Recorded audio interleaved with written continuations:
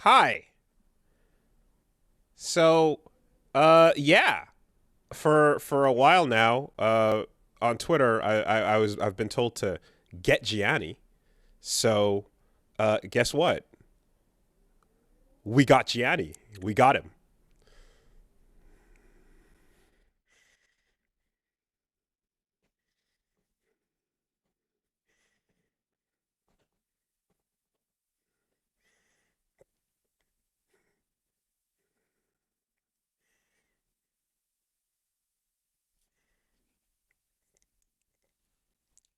Oh my God. Oh God. Oh Jesus. Oh Lord of mercy. Ah. Ah. Did I fuck it up? No, Okay, no, thank you God. didn't All right. fuck it up at all. Why? Why now? Uh, fuck! Could you just for once in your fucking life? Why? But what? No, what? Like literally why? Oh my god. Yeah. Oh Jesus Christ.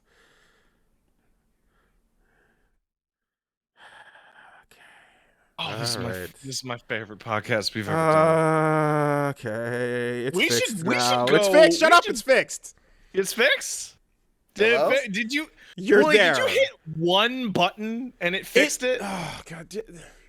The technical doesn't matter. Yes, it's the device keeps changing every time. It's fine. It's fine. Oh, All I right. know exactly what that is. Did you upgrade your video card No, drivers no, and then? no. It's the headphones that connect, and then each time it's because Oh, I yeah, and then yeah. Okay. All right. Hey, Gianni, what's up? Hey, Hi. Pat stares at and Wooly versus. It's good to be here. Yes, I was saying how Wooly did in fact get Gianni, and they've put me into this padded cell that they promised me I will be released from at the end of this stream. So thanks everyone for There you for go. showing up and wish Yeah, me there we go. luck. The best part is that This is my favorite part. well, yeah, fuck all these live people. The MP3 will hear everybody just fine. Yeah, as and it's they'll hear that opening twice. So yeah, we're all good. Did you? Oh, did you build show that up to padded listen to the cell for live? yourself, Gianni? Did you? You know, it's funny. Fuck but you, live calling it listeners. building Eat shit. is pretty generous because it's like half built and they send you the pieces and then you just put it together like Legos. But Crazy. yes, You built it. You're a big man. that's right. Such a big strong man. The real funny thing was when I didn't level the fucking floor and had to build it twice. But we don't need to talk about that. Dude. Oh. Mm. Well, Can you bounce off of them like a crazy person? Like just completely. Yeah, there I mean, you go. I probably shouldn't do that too hard. Yeah, But don't do that. They're acoustic absorbers, so you could do a lot with them, really. Even Uh, even stuff that I guess we won't talk about on the podcast. But yeah, you can do anything with them, really. yeah. Are you standing? Yeah, I'm standing. I could like get a little chair in here. Actually, I did get one, and then I just returned it because I found that I really preferred this as a standing setup. Is that A better lot of- for throwing your voice? Don't you? Yeah. a Don't lot you have of, to be like- standing for proper projection? For voice acting, most voice actors prefer to stand and usually do stand. I feel better doing VO standing. And so yeah, the setup for VO is standing, but I also use this setup for gaming and streaming and stuff on PC. Like this is just an all-in-one for me now. Uh-huh. I mean, except for I have like the consoles in the living room with the couch and the big TV and all that. Mhm. But it just works as a standing setup anyway, because yeah, with voiceover you usually are standing. Yeah. Yeah. All right. Well, hey, welcome officially to the podcast, Gianni Matragrano, Thank you. voice It's, actor, an the honor to be here. voice of first and foremost in my brain at the very least, Gabriel in Ultra Kill. So let's Yes. fucking go. Yes. But more importantly to me, a wide variety of dumb ass shit posts that you can find at his Twitter. This is true. They're very, very stupid. It's real. It's calling it the bottom of the barrel is too generous. It's beneath the barrel and far dug in. But yes, I do a lot of shit posts too. And All of sometimes which shit posts with Gabriel. all of which tend to show up on the slop streaming that I do sometimes, where it'll be like something will start and just like, okay, it's a screenshot of Columbo or Master Chief or and then the voice says like, okay, it's a Gianni tweet. Oh, it's like Gianni. that's what's going Gianni's on. doing Yeah, it. all right. What's yeah. Yeah, that was my philosophy with the shitpost. Was I always called my philosophy like throwing a Lego set into the ceiling fan. So what it is they just fucking scatter all over the internet, and so anybody walking around for long enough is gonna step on one and be like, ah, fuck, it's another one of these fucking things. That's my shitpost. It's litter. It's just pure litter. Yes. Good strategy, like caltrops. Just toss them behind you. Caltrops, but for stupidity. Yes. Yeah. All right. Out of my fucking foot. Oh, why is Master Chief talking about deep nut hard R wheelchair miracle? My source is that I made it the fuck up. Oh yeah, and the armor chunks up with Max Sword, yeah. I did. Don't worry, everybody. So Pat has played Act 2. Wooly hasn't played Act 2 yet, but don't worry, I caught them both up to speed that Ultra Kill is gay. So that is taken care of. Don't worry, we're all on the same page and we're ready to podcast. Right. Hell yeah. And then they were kissing. Yeah. Also of second channel trailer notoriety as well on the Wooly versus the algorithm voice drop, which I very much appreciate. Yeah, I hope you're okay with it. I put it into the little voice visual reel that I uploaded. Yeah, of course. It's like, it's another thing to throw into the reel because the reels are for, possibly some clients or whatever. So it's like, hey, I do this kind of work that you could hire me for and so on. So do you want good work or do you want bad work? You might want the bad work. It's possible. And if they do want the bad work, they just go to my website and here I am. Do you have to? Does everyone have to like agree to a clause that says like if you voiced our character, you will also shit post about said character? I am very. It's a fine line that I walk with the shit posting. New Blood is super chill. New Blood's a whole fucking New Blood's like operation. They are just shit posters, right? Dave, like when I first turned in my first lines for Gabrielle, he was like. He immediately said, like, you got to do shit posting with him, right? Like he just said that to me. But different studios, different clients, some companies, it can be a little bit different. Not every actor with every role has like full freedom to just mess around. I like to subscribe to what I call opt-in. So if the dev or the studio expresses to me that they think that stuff is great, then I'll start to mess around with it a little bit more.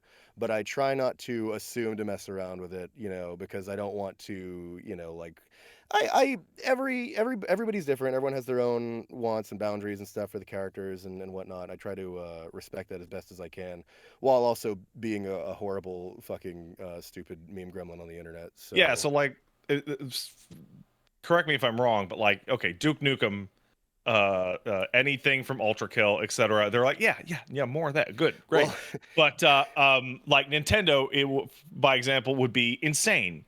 Just don't do it.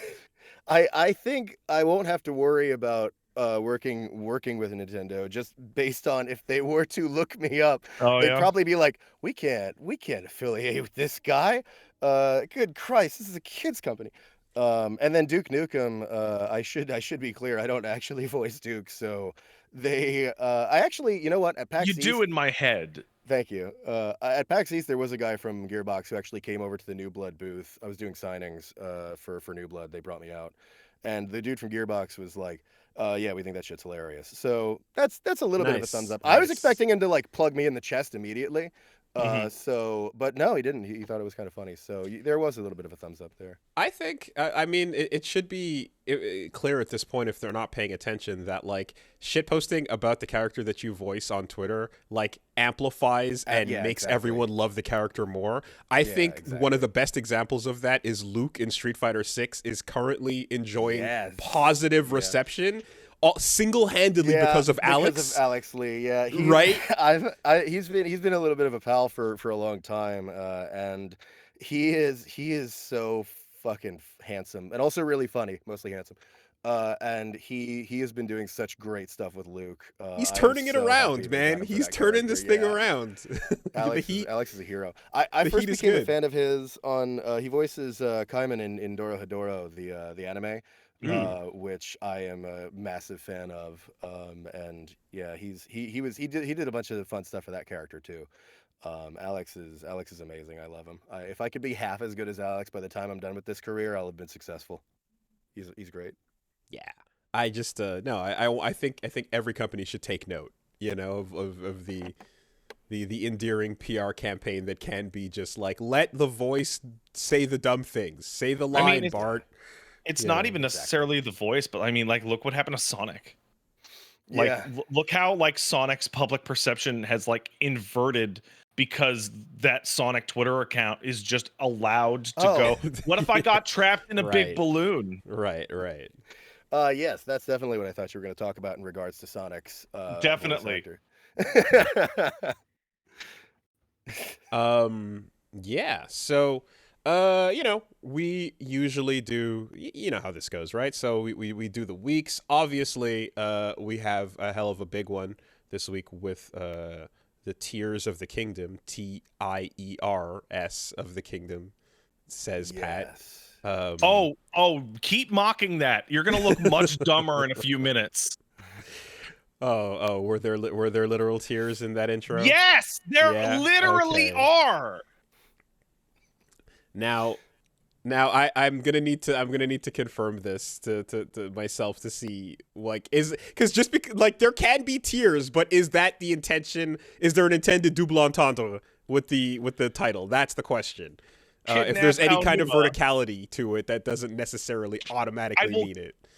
To bother him about this specific question.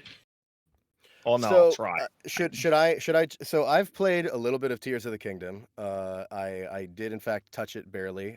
Like I'm still super in the early opening part. Is it fine if I dive into my? Yeah, do it. Go for it. Okay. Still in the super early part. And I, probably like I haven't gotten to the third introductory shrine or whatever yet. And anyway, I cannot yet vouch for whatever Pat is talking about. The only thing that I know is that this game is so brave. This game dares to have it take an hour for you to get a shirt.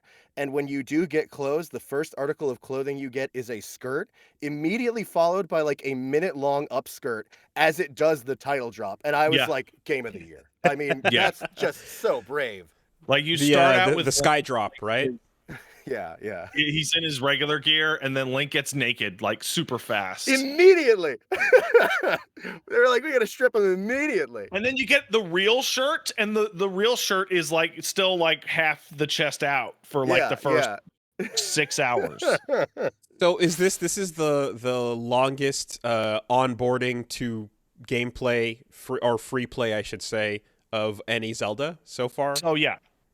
Okay. Definitely. Because what happens is that you remember the Great Plateau from Breath of the Wild? I know you don't, Gianni, but Gianni, in Breath of the Wild, you hit on this area called the Great Plateau, and it was incredibly similar. It was you got to go to the 3 or 4 shrines, and each shrine will give you the power. You'll use the power to solve one puzzle, and then you'll need to use that to get to the next part of the island. Then they'll give you the ability to leave the island. Blah blah blah blah blah.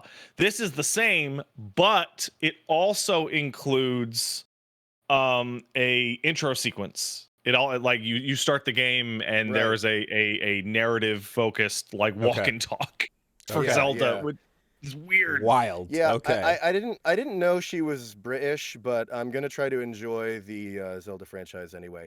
So this is for this is my first time touching a Zelda game ever in my life. I never even played Breath of the Wild.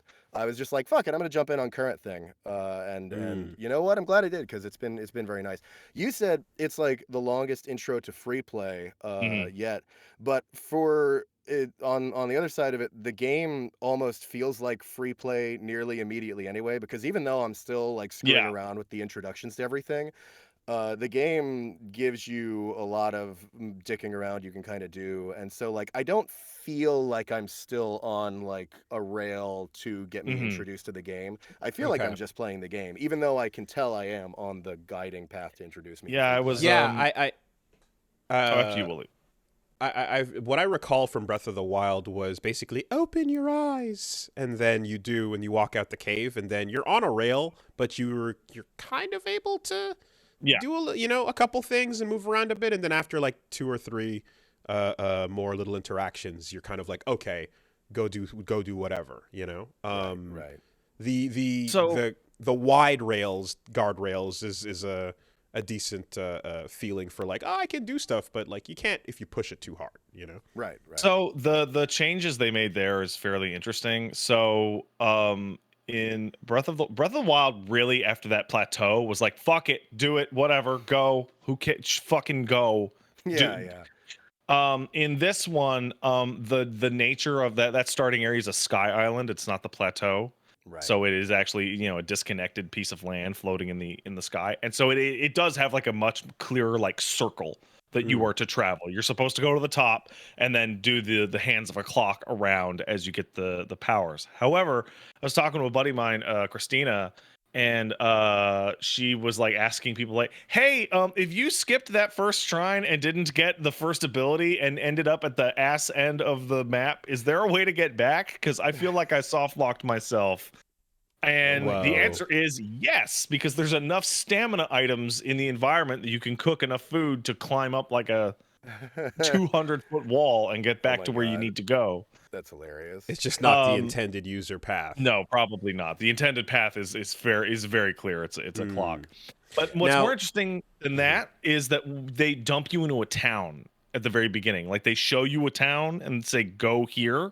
Interesting. And when you get to that town, every single NPC starts to tell you, hey man, maybe you should go over here and do that good shit over here, which they don't force you. They don't like railroad you, but they go, hey, maybe you should go to the northwest. I hear there's cool stuff over by the bird town. And to me, this means a lot because I don't know how you played Breath of the Wild, Wooly. I did 120 shrines and scraped the entire map and then did the 4 legendary beasts. And that was the wrong way to play that game. I forget at this point. That was because then I got to one of the legendary beasts and they give you a double jump. And I'm like, I played this game for 95 hours without this fucking double. Oh, this sucks.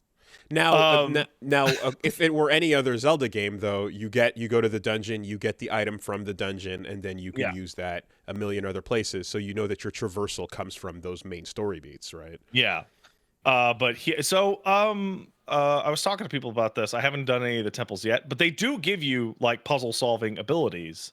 But you're mainly working with the 4 that you get in that little tutorial island. And you can brute force any other solution if you just fucking shove that triangle peg outside into of those the round temples hole that give you that new one. Or more importantly, you can brute force some cosmic fucking justice on some little bastards. So it's really funny to see you like retweeting all the nightmare Korok abuse because you don't have the context, Gianni, of why people are so fucked about these little guys.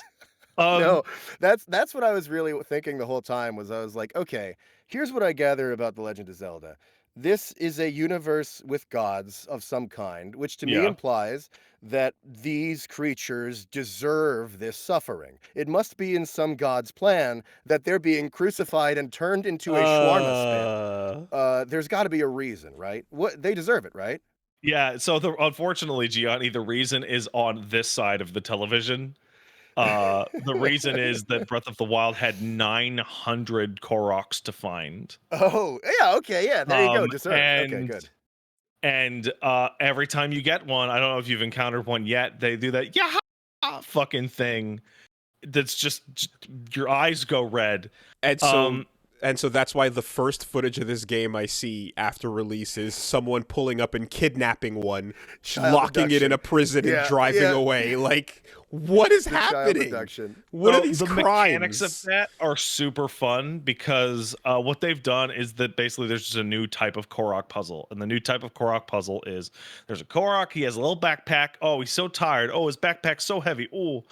And he wants to get to his friend, and his friend's over there with the green smoke signal. See you in the camera points you over there, and the friend Korok is 100 feet away, maybe, but across a river or across a pit or whatever. So how will you get the little Korok guy over there? And then sometimes they're like miles away and you can like barely see the fucking smoke. And you're like, how am I going to transmit this Korok to that location? Don't know. So what they want you to do, is they want you to use the fuse ability to stick some sticks and boards together so you can pick up the Korok and move the Korok.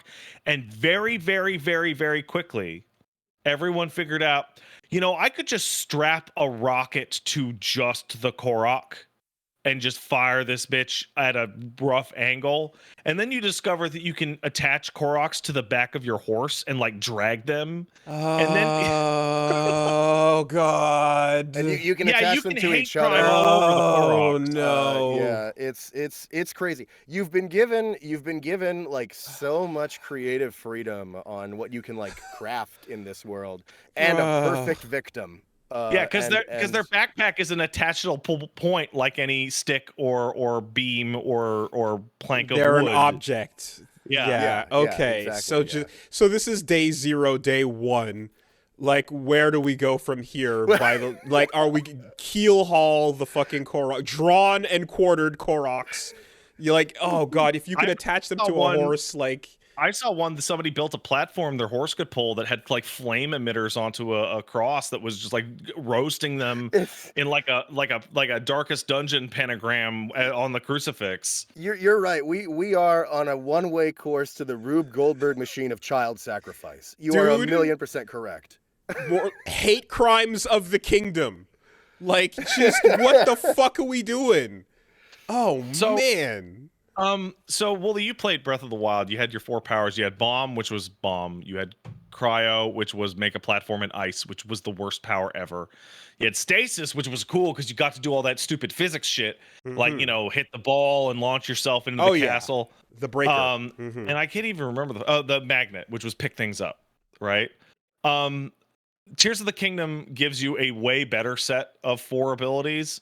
You have Ultra Hand, which allows you to pick up and move any physics object and staple them together to create a bridge, to create a ladder, to create a car, to create whatever.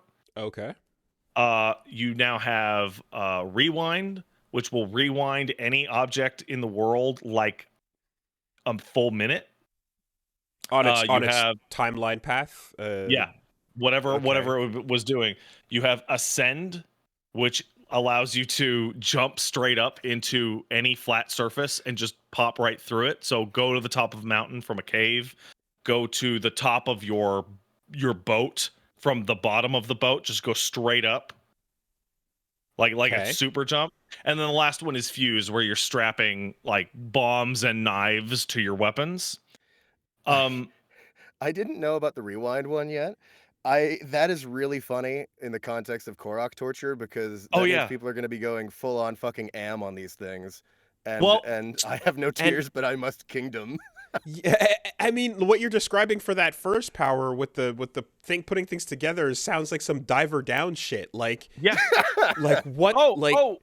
Wooly. When Rewind kicks in, it makes a world sound effect. And when Link turns it off, he snaps his fingers. Yeah, okay. All right. Okay. They know exactly what they're doing. Here's where it gets like zany because all like in Breath of the Wild, your powers didn't really interact all that significantly. Here, every conceivable weird interaction that can occur. You can like say you have a glider that you can't get off. You can't run and jump on it while throwing it off the side correctly, right? I don't know how to do it. It's awkward. So what you do is you pick up Ultra Hand and you put the glider 10 feet in the air, as high as it'll go, and you just hold it there for 5 seconds. Then you drop it. Then you jump on it and rewind it, and it will go back up to its original spot. Private and then elevator. You turn it off, and then you glide away. Nice. Okay? Okay. But more. Say that was a, I don't know, wooden board that you put up there. You can now ascend into the now frozen in air wooden board and jump 30 feet straight up. and use that to platform. Or Okay. the one that I saw earlier today, right before starting, what if you made a giant cock and balls out of boulders and logs? Of course. Okay? Yes, And naturally. what you did is you pick it up and then you start to spin it because you rotate it as fast as you can with the Ultra Hand, right? And then you drop it. Then you hit a Hinox with an arrow, those big, gigantic goblin guys. Then you rewind the cock and balls. The cock and balls will now start whipping him in the face and hurting him and killing him.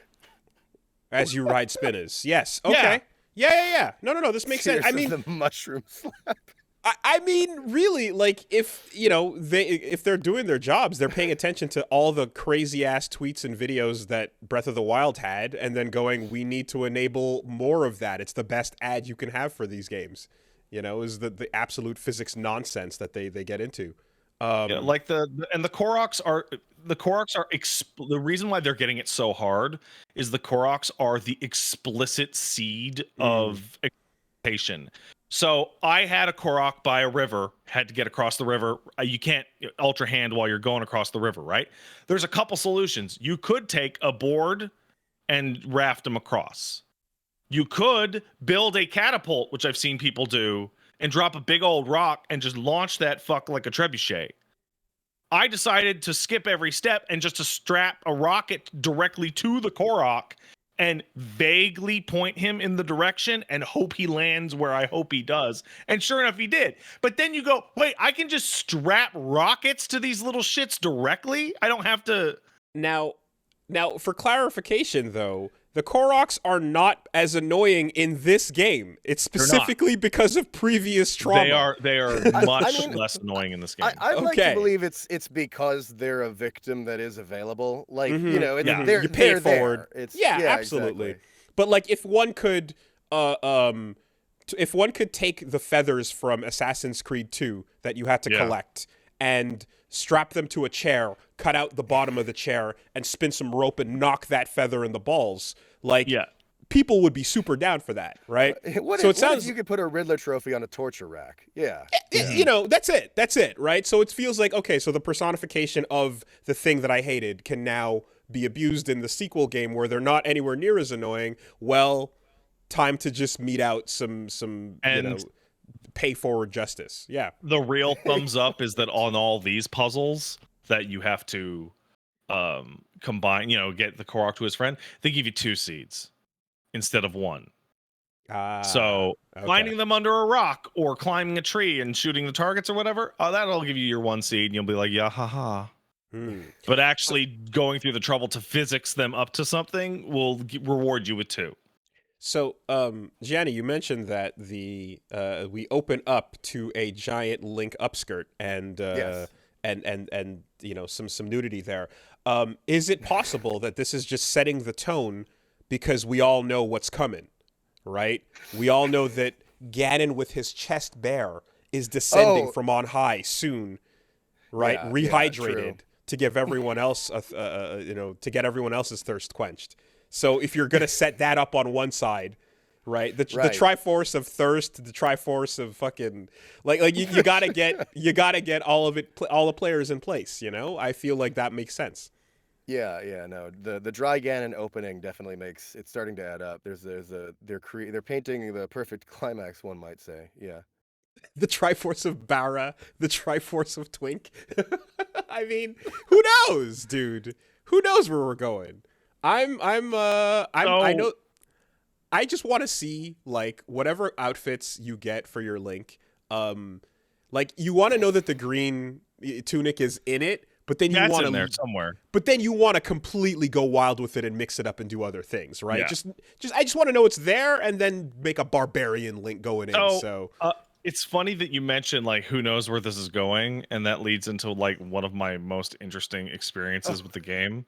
Yeah. So that's right.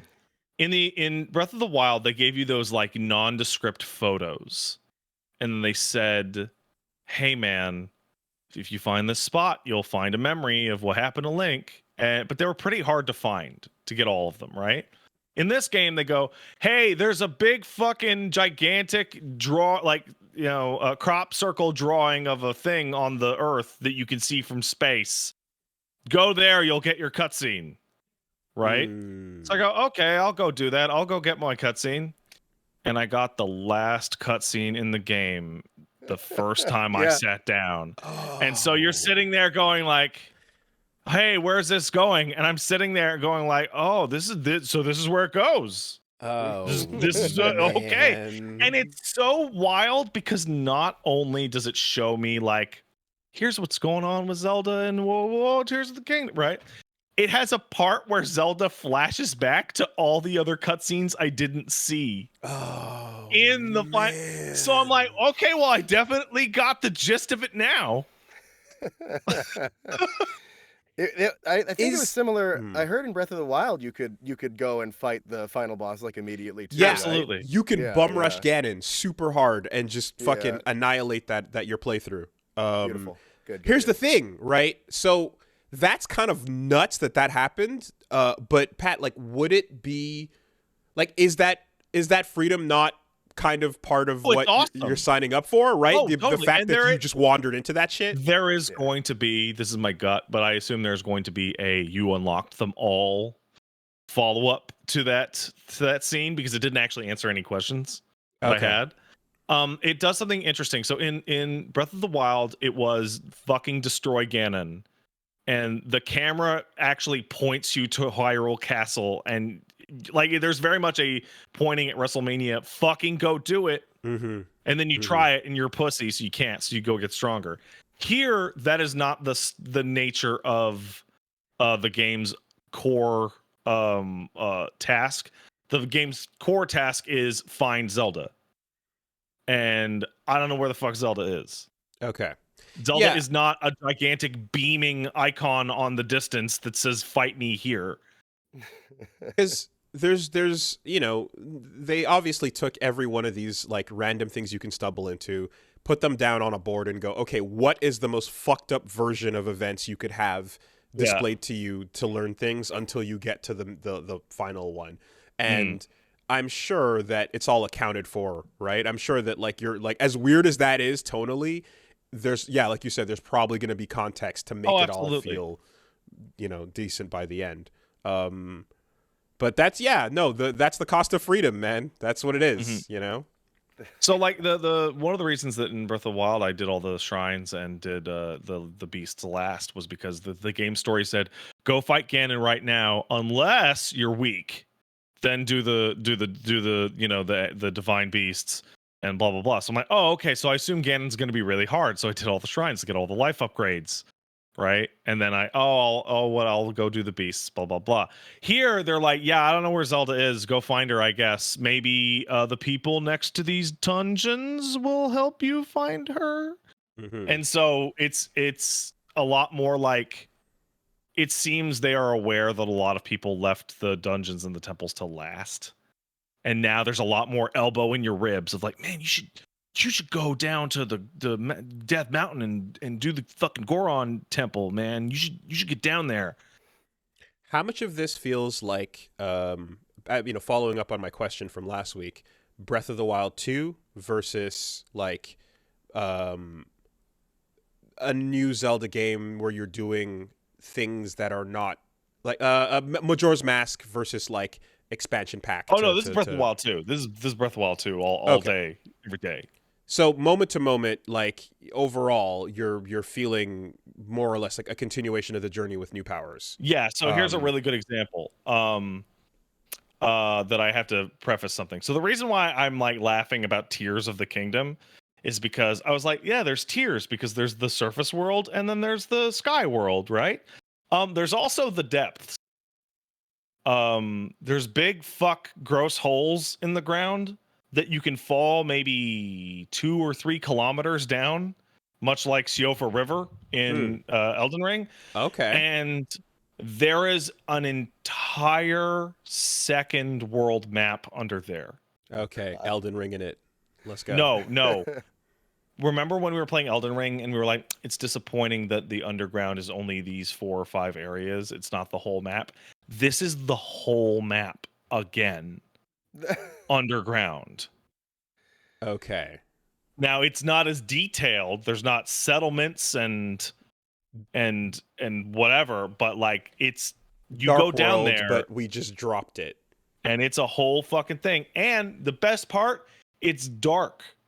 And by dark I mean it's pitch, and you have to self-light Oh. the whole way. It is Dark World, just physically Yeah. like dropped. Yeah, okay. So that's cool. But you remember the cube mazes? God, Like in it's the been so northwest of the long. map, there's a maze that's just a gigantic, like, yes, the 1,000 by humongous 1,000 cube. foot Yes, cube. I do. So yeah, the cube is there. It's still there, right? So okay, that's Breath of the Wild, and it's like redo the cube, and the cube has now been iced up in such a way so that the layout is different. Oh, okay. So I redid the cube. I used the trick I did the first time where I climbed to the top of the cube and ignored the whole maze, right? Okay. And then I realized that didn't work because now the cube is so messed up that I have to actually do the maze properly. Like, okay, cool, you learned it. So I defeated the cube. Defeating the cube doesn't do anything. All it says is, now that you have defeated the cube maze, you can now go to the cube maze in the sky. And the cube maze in the sky is like 4 or 5 miles up. So I had to transfer to a different sky island and spend like 40 minutes building the shittiest flying machine known to man and strap it with a bunch of batteries and use my consumables to fly over there. Upon defeating the sky cube, I unlocked the cube of the depths. Okay. So I then had to dive deep underground and fight a gigantic super boss, which finally gave me an item. This is bullshit. When Super Mario Sunshine gave you a cube maze in the sky, everybody bitched. But when Zelda does it, oh, it's game of the year, man. So they but in the process, I assume in between these cubes, you are finding your way over to a whole new land and interacting with all the different things there and new enemies and whatever else is happening, and then getting your equipment to go to the next cube. Also, the main thing that they've done, so it is the same map as Breath of the Wild. It is the same geography. However, the Ganon juice, I don't know, the gloom, The miasma. the miasma, they call it gloom, has significantly altered the geography of the map. So this area used to be warm, now it's cold. This area used to be safe, it's now destroyed with ruins or what have you, and there's new enemies. This game is so brave. It introduces a musk mechanic unapologetically. Sorry, go on. Are you doing shrines? There's shrines going on? Yeah, I'm doing shrines. Yeah. Okay. Are shrines pretty much the same? Shrines are pretty much the same. There's now 153 instead of 120. The extra 33 are in the sky. And all the old shrines are gone, replaced with the new shrines.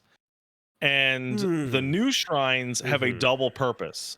So they're not just fast travel points and upgrade spots. In the depths, the shrines, the bottom of the shrine comes down and becomes a light route. And when you turn them on, it lights the area around the shrine. And eventually that's nice. You can make the entire underground properly lit. Utility. What's more interesting than that is that if you're in the underground and you find a light route, but it doesn't correspond to a shrine, that means there is a shrine directly above your head on the normal map. Okay. Now they're always 1-to-1. 100 and it's like 153. So, okay, that started to feel like busy work as we know in the last game. Do you get the feeling that we're gonna hit that again this time around, where you're like, okay, no, let's go fucking spend a couple hours banging these out? No, for 2 reasons. One is the addition of having the shrines be the light route for navigation of the underground is really nice. And the second thing is that, man, you need the health way more this time around. It was stream 4 before I got to the point where anything larger than a moblin wasn't insta-killing me with a single strike. Huh. Is that because of the path you chose, or is it? No, it's because shit is violent. Okay. Like, it is a significant step up in damage and difficulty and danger. It also, I guess, narratively makes sense too, right? Because in the very beginning, like the first thing as you're showing the intro of the game is basically you get bitch slapped so hard that you lose all your hearts and stuff. So it kind of like he gets like Classic. this. He gets unwell in the beginning. He Yeah, you acquires can a say that. rash. And so I guess it kind of makes sense where it's like, oh yeah, you've got to go like build that back up in that classic way. Yeah, no, the Samus tripping on a rock and dropping all her missiles. You Well, know, it's really funny because everyone complained about the durability, right? Particularly the Master Sword. Master Sword. How come the Master Sword isn't that durable?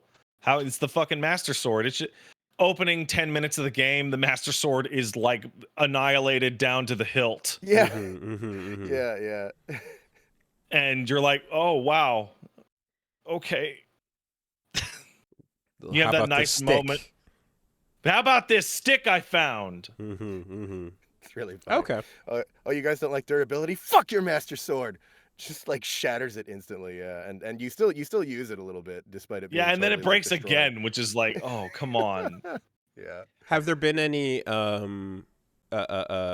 like changes to basic combat? Maybe since like the updates of last time. Flurry still works the same. Throwing things works the same. The main big difference is the fuse mechanic lets you do all sorts of stupid zany shit. So I have, let's say, a halberd, right? And there is a those red barrels. Mhm. You fuse the halberd and the red barrel together. Suddenly you have a explosive harpoon, right? Ah, okay. Gotcha. Monsters all have horns on their heads that will pop off, that you can fuse to all of your gear to make it more durable, and have various Nice. effects. Bombs are rare now. Like they're very rare. Because you have to make bombs out of other things in the world. Usually use bomb flowers, but they're very few and far between. You never usually end up having like 4 or 5 or 6 on you at any given time. The most interesting thing is just the fuse mechanic of being able to add properties onto whatever your weapon is causes all sorts of zany shit. So in Breath of the Wild, when you wanted to break rocks or you wanted to break open like some rocks, that either some ore or like a passage, hope you had a hammer on you because otherwise you can't do it. Here, you just go, now I'll take any random ass stick and combine it with boulder. Now I have a hammer and I can now Okay. just pop through the wall. I put a boulder on my shield and then the parry will like smash rocks apart. Oh, That's cool. nice. Interesting. Huh. Early on, you find a mine with mine carts everywhere. Mm-hmm. If you fuse the mine cart to your shield and then do a shield hop, you can now skateboard on your mine cart. Nice. That's great. Okay. I gotta try that. You can do bomb jumping, you can do a springboard Fusions. jumping off of that. Do you choose where the thing fuses to it? Do you position it, or is it No, kind of like a set? it's for the weapon, it always goes on the end of the weapon, and Okay. for the shield, it always goes right up on top of the On shield. top. Okay. For arrows, it's the most interesting because like now you hit arrow, you hold down arrow to shoot, and you just hit up on the D-pad to get your items. And every single consumable in your inventory just goes in a line. It's like, do you want to throw an eyeball on it to make a homing arrow? Do you want to make it a fire arrow? Do you want to make it a bomb arrow? Do you want to make it a dazzle arrow? Do you want to make it a light arrow? Do you want to make Fuck. and so on and so fucking so forth? Instead of You just do- having them in the preset types. Or, Yeah. You do control position for like objects in the world that you fuse, which is how you get a lot of the Korok torture racks. Because it's crazy how much freedom they give you with it. Where like you can rotate shit and spin it around and like get it at really any angle you want. Mhm. Things like attach only at like certain points for the most part, I think, from what I've seen. Yeah, it But you seems to be still have whatever their internal vertice is. yeah, but you still have like a lot of selection in how you spin the item around, and there's still a lot of different points where you can attach stuff usually. So there's just a lot of creativity. There's Okay. It's been crazy. I have a there's buddy so who says much. the game is just Blender to me. Mhm. Right. You're just in a physics toy box. Yeah, exactly. So like there's a lot of different ways you can solve any particular problem, and there's also the dumb way. So I got to some goddamn tower I didn't know how to climb, and I could tell they wanted me to make some kind of contraption. Instead, I just made a laughably, obnoxiously large bridge. that I just tilted against the side of the fucking thing and just climbed up that way. It works. It A fucking proud works. Sam Porter Bridges fades in the sky as you're crossing it. It's very much like it's a game based on like, yeah, no, that's a win's a win. And you had Win's enough a win. magic. You had enough magic to like keep it there for the entire duration of that. Oh no, that shit's forever. Oh, it's not like time and then it anything- breaks apart. Okay. Anything you fuse together, like a raft or a boat or a fucking bridge, that is until the next blood moon where the game flushes its memory. Okay. Huh. Are you, so then I guess I'm wondering, like, are you gonna or when you're most fights when you're getting into you know, running across like a moblin group or whatever, like you can just run in and sword and board it, right? Totally, you just wail on them. But like, are you like fucking around with the interactions and because they make the interaction, they give you a lot more reasons to do it. So last night I had 2 interactions that sum it up really well. I ran into an armored moblin. My weapons didn't do shit until I pulled out a hammer item so that I could knock the armor off. Now, if I didn't have a hammer item on me at the time, I could have picked up a stick and a nearby barrel or boulder, and that would have knocked it off as well. Something, yeah. Later on, I fought like a camp of moblins that they threw a gigantic spiked ball at me, which I then just fused to my longsword, and the properties of the ball's knockdown retained on the weapon. So I was like knocking down like a Hinox, like after 2 strikes. Because I later spoke to people and they're like, you could have just rewound the ball, and then the ball would have anti-crushed them. Cool. Okay. Because I found in Breath of the Wild that like I would start fucking around with the like physics and stuff in fights when I got like bored or just kind of felt like it. But it was just kind of let's have fun with this fight now. But for the most part, you know, just otherwise can go about it straight, and there wasn't like a ton of pushing for you to think outside the box for a ton of encounters. Right now there's like you know, the Talos, the big golem guys. A lot of them have like wooden platforms on them, so the guys can moblins can hang out on top of them and shoot you with arrows while you're trying to fight the Talos. And there's a lot of things that you can do. When they throw rocks at you, you can rewind the rocks back into them, and then they get staggered a little bit, and then you run in underneath their platforms and you use ascend to teleport to the top of the monster, and then beat on all the guys on top. It like there's a lot. Nice. And I'm not even getting into the stupid mechanical monstrosities that I see people making. I saw somebody make a big wheel earlier today, which was a gigantic Ferris wheel monstrosity that like could go through deep water. I saw somebody build a fucking mecha a few days ago. That's in the trailer. There's a mecha moment I saw. No, the mecha that you're thinking of is a block of stone with an arm on it. I'm talking bipedal, 16-foot tall robot with bombs and lasers that can be piloted and walks like a man.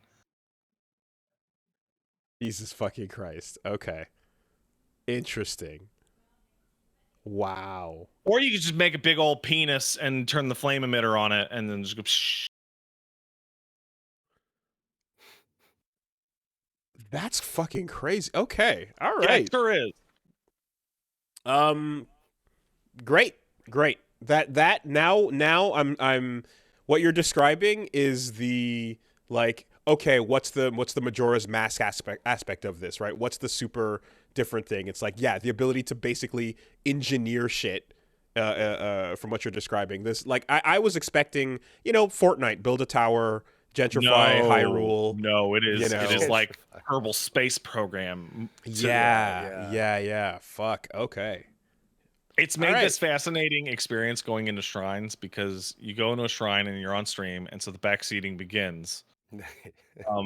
And you start putting together the pieces, and the backseating stops and is replaced with, what are you doing? What is the plan with this? And then, like, I made a really, really jank air balloon to solve one of the shrine puzzles. And it worked. It technically worked. I did defeat the shrine. That's great. It's the game. It sounds like it's dedicated to that bizarrely satisfying yet shameful feeling of any time like you're trying to fix anything and there's a guy over your shoulder going, uh, uh, "Yeah, I guess you could do it like that." Sure, Yeah. yeah. And Here, Wooly, I've sent you a that's tweet that has a robot.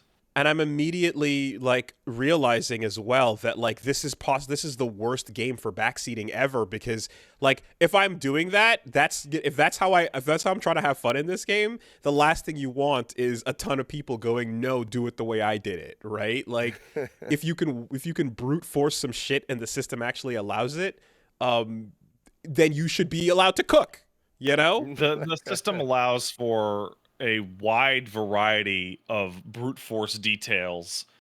Earlier today, I discovered that by looking at clips on Twitter that the angular momentum of items affected by rewind that aren't being rewound themselves maintains.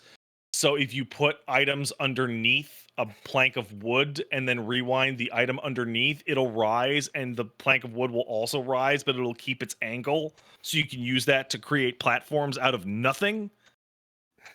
Jesus Christ. Okay. And as you're Bullshit, describing that, I'm looking at this like fucking mecha. Is this game even Zelda at this point? Seriously. Wow. Yeah.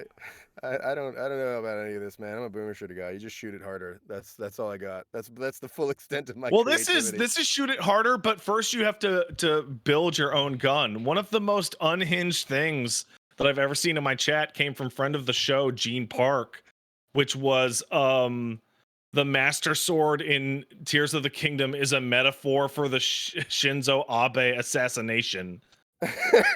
What? You gotta build the gun yourself if you want to get it done, man. And then it breaks. Ganon getting murdered by a goddamn gizmo, a motherfucking thingamabob. Unbelievable. Jesus Christ. Okay. All right. That's sure. Yeah. Okay. There is some tongue in cheek on this though, like that you actually talk to an NPC, like, "Hey, why are all the weapons garbage?" And like, it's crazy. When the Gloom came out, every weapon in the world became horribly degraded and will break in just a few hits. Durability. So you're gonna have to fuse items to your weapons so that they stay durable. I'm like, okay, I get it. Thank you. I understand. Have you been rewarded with like high durability, like yes? Okay, things. So, like, you can earn the ability to not have to deal with that. If you go down into the bowels of the earth, you will find pristine weapons. Nice. Okay. Cool. Yeah, I'm hearing a lot of Death Stranding, like, you know, like solving of problems. I'm absolutely. Just leaning into the weird ass physics and jank of it. Dope. I guess my only other thing is like, have you had any like one-on-one boss fight or one-on-one Lionel kind of encounters that are just like the thing that I love the most about those games? Oh, Lionels are there for sure. I have not encountered one. I saw now there is a enemy that supersedes the Lionel. It is called a Gleeok, and I saw one from far away. It is a Ghidorah. Okay. It is a King Ghidorah. Yeah. It is a massive 3-headed dragon. Okay. Also, and this normally I would talk about this. There is a new enemy that replaces the Guardians that has given me the strongest feeling of I don't want any of that. Get me out of here. I have ever had in a game since Dark Souls 1 Tomb of the Giants. Wow. It shows up and you go, I don't want none of that. Wow. I am out of here. Goodbye. Okay. Sounds good. Unpleasant.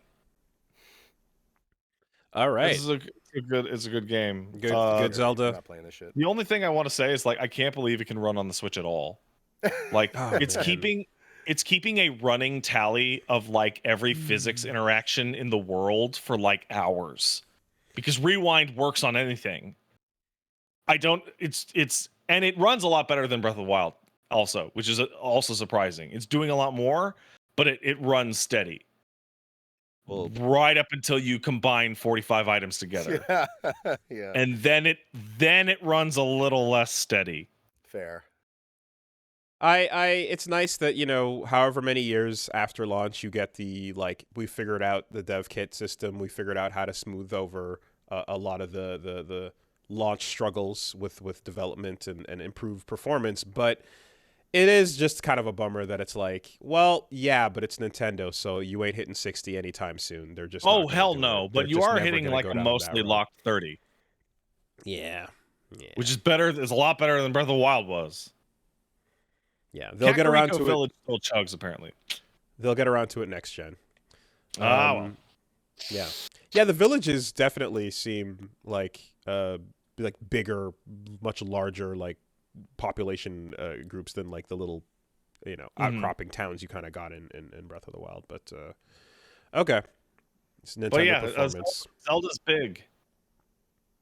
Cool. It's I've been trying to get to one village for 4 days, and I can't figure out. Every time I'm about to get there, I go, oh, shiny, and just wander away. Okay. I'm gonna play it for like 3 months and beat like 3% of it and be like, wow, that was a great Zelda. Yeah. I was gonna say, like, I hope you've got time like set aside if you're going. Like, it's just it's a commitment. It's a commitment. Yeah. Okay. I gotta use the bathroom, so Okay. quick break, and then we'll BRB.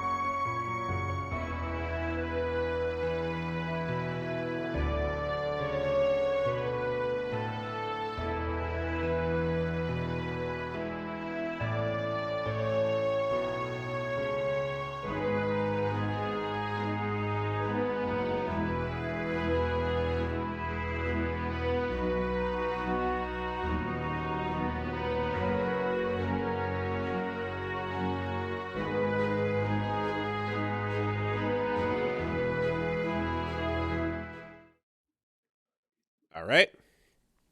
So, Zelda, that was what was up. Why won't they let Zelda talk? Because she said, "Open your eyes," and then that was it. No, don't worry. Is it because of the British? It's because of the British. That's why. No. It's okay.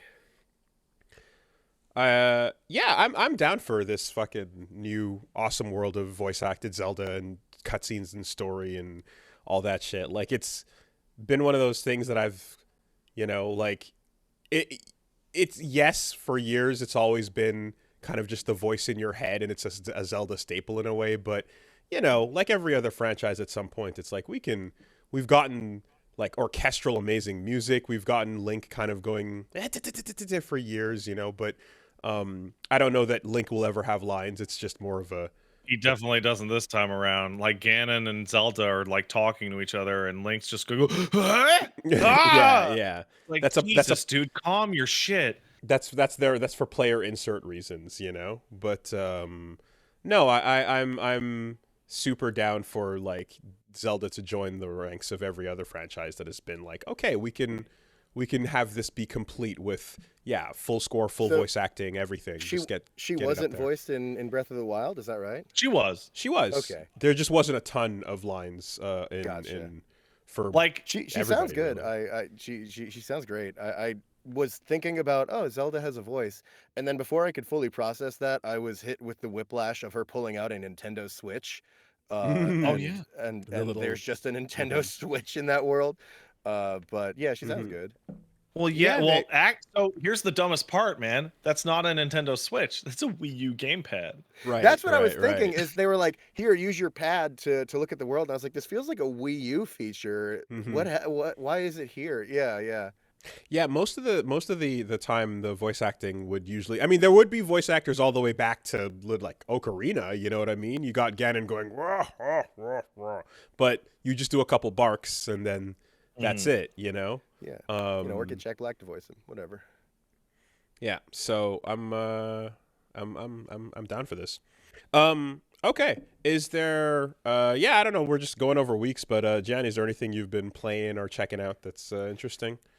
I hate to say it, but like everybody else, I jumped on the mainstream and I've been playing a lot of a certain open world adventure game. That's right, I beat Recore.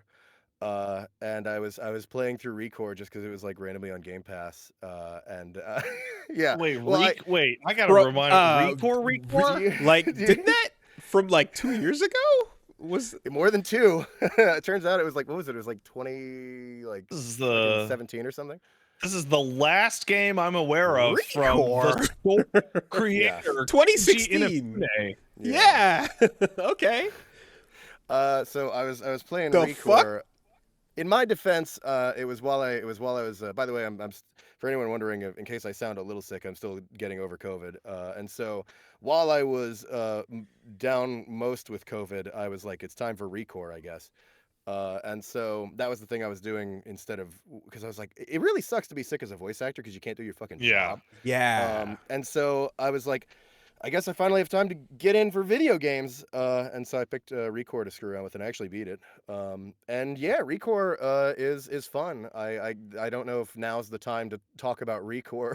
You know what? There will never be a better time. Reset the clock. Why so much noise about Recore now? And so I played through it, and it was a good time. I thought it was gonna be like a Uncharted, new Tomb Raider kind of adventure game, maybe with an open world, whatever. It's more like a Ratchet and Clank to me. It is a Scrimblow, which I did not know about Recore. It is a Scrimblow third-person shooter. 3D platformer, jump around while also being a third-person shooter. You're doing a lot of platforming and stuff. And it's honestly, it's pretty fun. It's not perfect, you'll encounter some jank, and there's definitely some stuff that could be better or whatever, but I honestly really enjoyed it. It's a fun little 3D platformer third-person shooter game that does some cool stuff, and you've got all your little robot buddies. This was one of the most amusing things to me. Maybe you'll find this amusing. The robot buddies. So when they talk, I would receive a fully subtitled version of what they were saying, even though what they are saying is total gibberish. And so I would get a total fully subtitled version of it. I think maybe in the original it wasn't like that or something. Like this is like their definitive edition or something where you can see it, because every time one of the robot buddies talks, and mind you, all you have pretty much are robot buddies. It's like a narrative thing that you're kind of like all that's left for humanity or whatever. So it's your robot friends. That's about it. Every time, because I think they didn't originally convey what the robots were actually saying, or maybe if you didn't have subtitles on or something, every time Jewel, the main character, which is also funny because Jewel, but anyway, every time she has to repeat back to the robot what they said and so it'll be like Oh. Violet, who's like this little round guy I love. He's also your fast travel. I think he's based on like Napoleon or something. He'll go on like total gibberish and be like, and he sounds like that. And you can make out, there might even be a language that he's speaking, because sometimes you can make out names. So to be like, Victor, and like, oh, that was a word. I understood that. Yeah. He'll be like, hey, the cult has the thing. If you go over there, and Jewel will have to be like, the thing over there, huh? All right, I'll go deal with that cult. And it's like every line, mind you, it's not all the time because there aren't a lot of these conversations with the robot buddies, but it is something like almost kind of endearing that you start to notice. But That what's is fucking really bizarre. You're That not is so supposed to strange. translate R2D2. Like, right. But what's really great about R2D2 is not only do you have a couple of cutscenes where you have to talk to him, it's not a lot that you're having these conversations with him, but the game has, like a lot of games, an audio log system that you go out into the world and you collect. The audio logs, unfortunately, aren't subtitled, but it's no big deal because you can go into the menu and read them if you really want to, I guess, whatever. Right. But Violet, who is the robot who speaks total gibberish, has fully voiced audio logs, and they are like paragraphs. So you'll walk over one of these little pickups out in the world, and for like the next minute, you're just listening to him go off like This seems I'm like, it's great. It's hilarious. this Honestly. seems bad to do. okay. It probably is, but I don't know. I found it somewhat charming. He's depicted well in that he's like a charming character to me. So it's like I have like perhaps a tolerance for it. Okay. But yeah, that was something endearing about Recore. That this is not my main takeaway from Recore. It's not the majority of your experience or anything. It's a 3D platformer, open world, third person shooter kind of game. I think but just a little thing I love. I think so that exists. I remember when it was announced, and I remember when I saw the footage of it. And it's like run around the world, post-apocalyptic. You got your buddies, robot buddies. I think Horizon Zero Dawn kind of replaced its existence in my brain when that came later. Right. Like, yeah. It just kind of overwrote taking up that same Yeah. space for some reason, and until you said it again, and I was like, "What the fuck? Oh my god, that thing!" Right? Yeah. Yeah. Yeah. It's For great. most people, Recore was replaced with Mighty Number 9 coming out and going, "Yo, we got ripped the fuck off, KG Inafune. So What the hell, man?" There's that part of it, but more so with the Robo Buddies.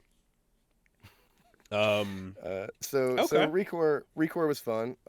And then other than that, I was able to play, like I said, a little bit of yeah, sure, I guess this little thing called Tears of the Kingdom. And then besides that, honestly, there isn't too much to say about it, but I've been doing just Gears, playing through that with the wife through the campaigns. We're going through we're up to 3 now. So we're just going through the Gears games, and always a good time. I feel like Go ahead. I feel like the Gears games are like weirdly underrated. I know what you. Okay, so my wife is like she's in the chat, by the way. It's a perennial astronaut. In case you see her talking mad shit about me. Hello, Hello. That's her. But she loves to. She's like a total snob. If thing is popular, then she's like fuck popular thing, right? She's all about like niche indie horror, based stuff that know. And so, but now she's like, okay, I am willing to like Gears now because it used to feel like the video game, And now it's taken this weird, almost more backseat over time. And so now, because it's less in the limelight and less everything is about Gears or whatever, she's like she just says this openly, like willing to enjoy it now that it's not the popular thing anymore. And so Yeah.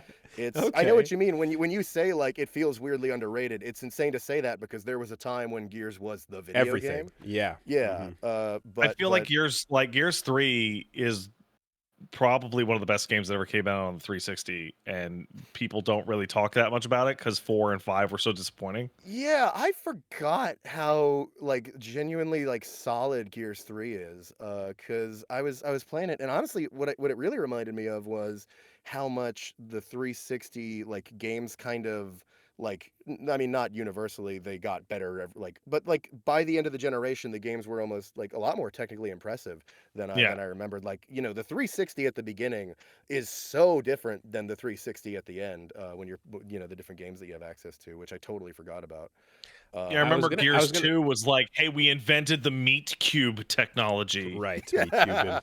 How did so yeah, how do they hold up, I guess? Because I don't think I've revisited them since, or I mean, so one rather is what I played, and yeah, I didn't get around to like I don't think three, but um, how do they hold up? How does it It's Gears, how does baby. it go? Honestly, like you play it and you're like, I'm doing a Gears of War. And it's a solid time. There isn't like I I feel like it holds up exactly as well as I remember. It's I guess like I would almost describe it as like timeless in a way. I mean, it Mhm. is not timeless.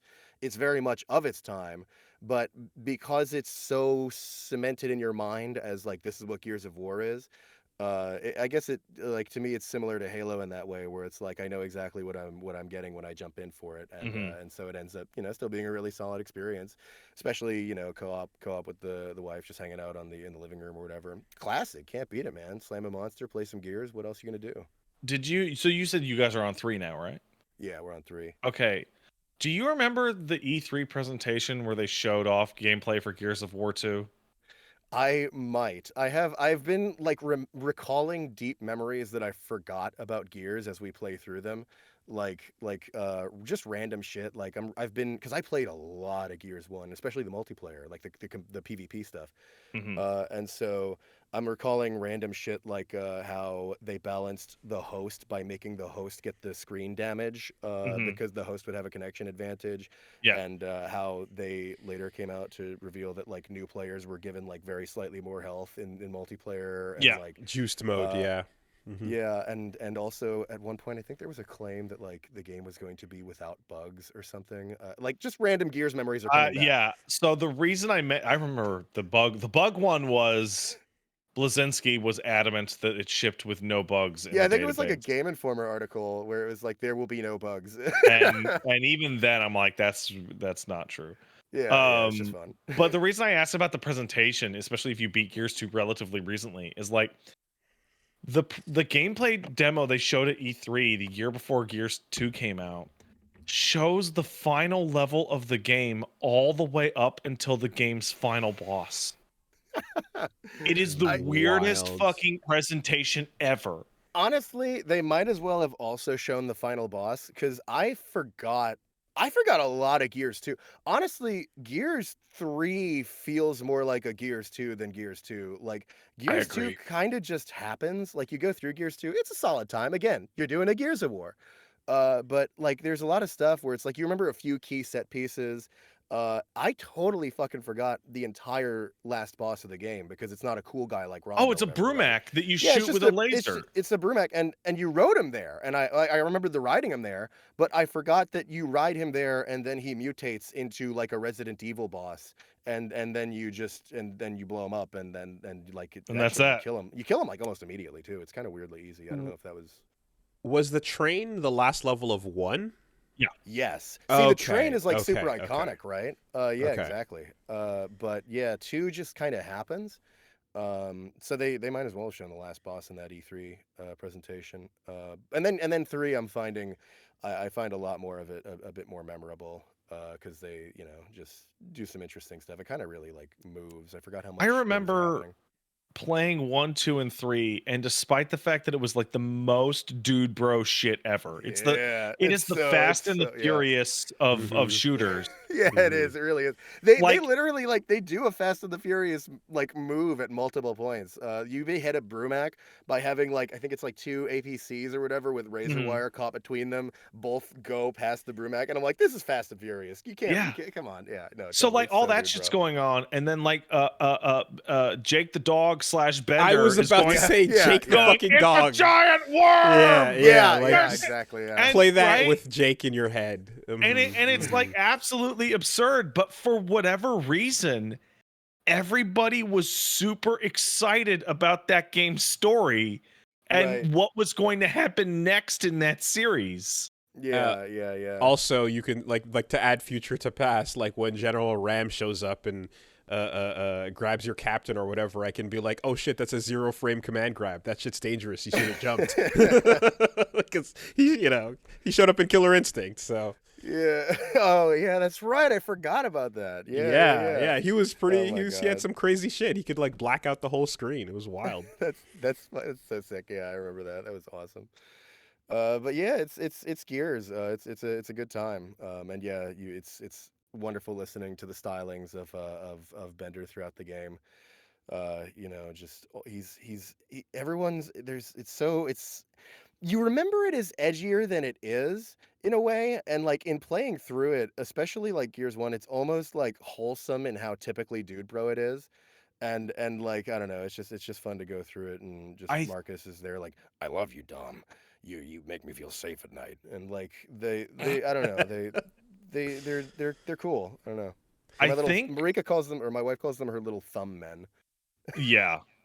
I think it's not as edgy as we remember. I think the world got edgier around it. That, you know what? Yeah, that checks And out. Yeah. the tone was set by the Mad World commercial. Yeah. The Mad World Yeah. commercial is just Marcus being afraid with Tears for Fears over it, and it's like that's a soft mood to introduce these characters to you, you know?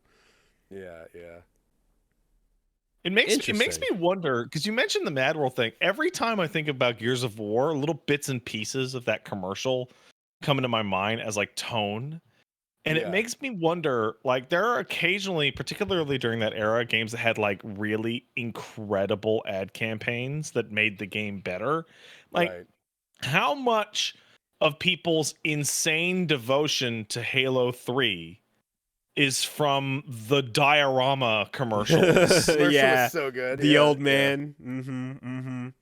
I mean, Microsoft was onto something when they got that going with Mad World, and they're like, okay, we have a couple other things to follow it up with, and then Lost Odyssey got its own version with White Rabbit. You know, that was fucking sick with the double head sword dodge and shit. Like, I was like, okay, those are really good music video commercials for their games that I found pretty hype. So those ads definitely cemented my mind for a bunch of these things. Absolutely.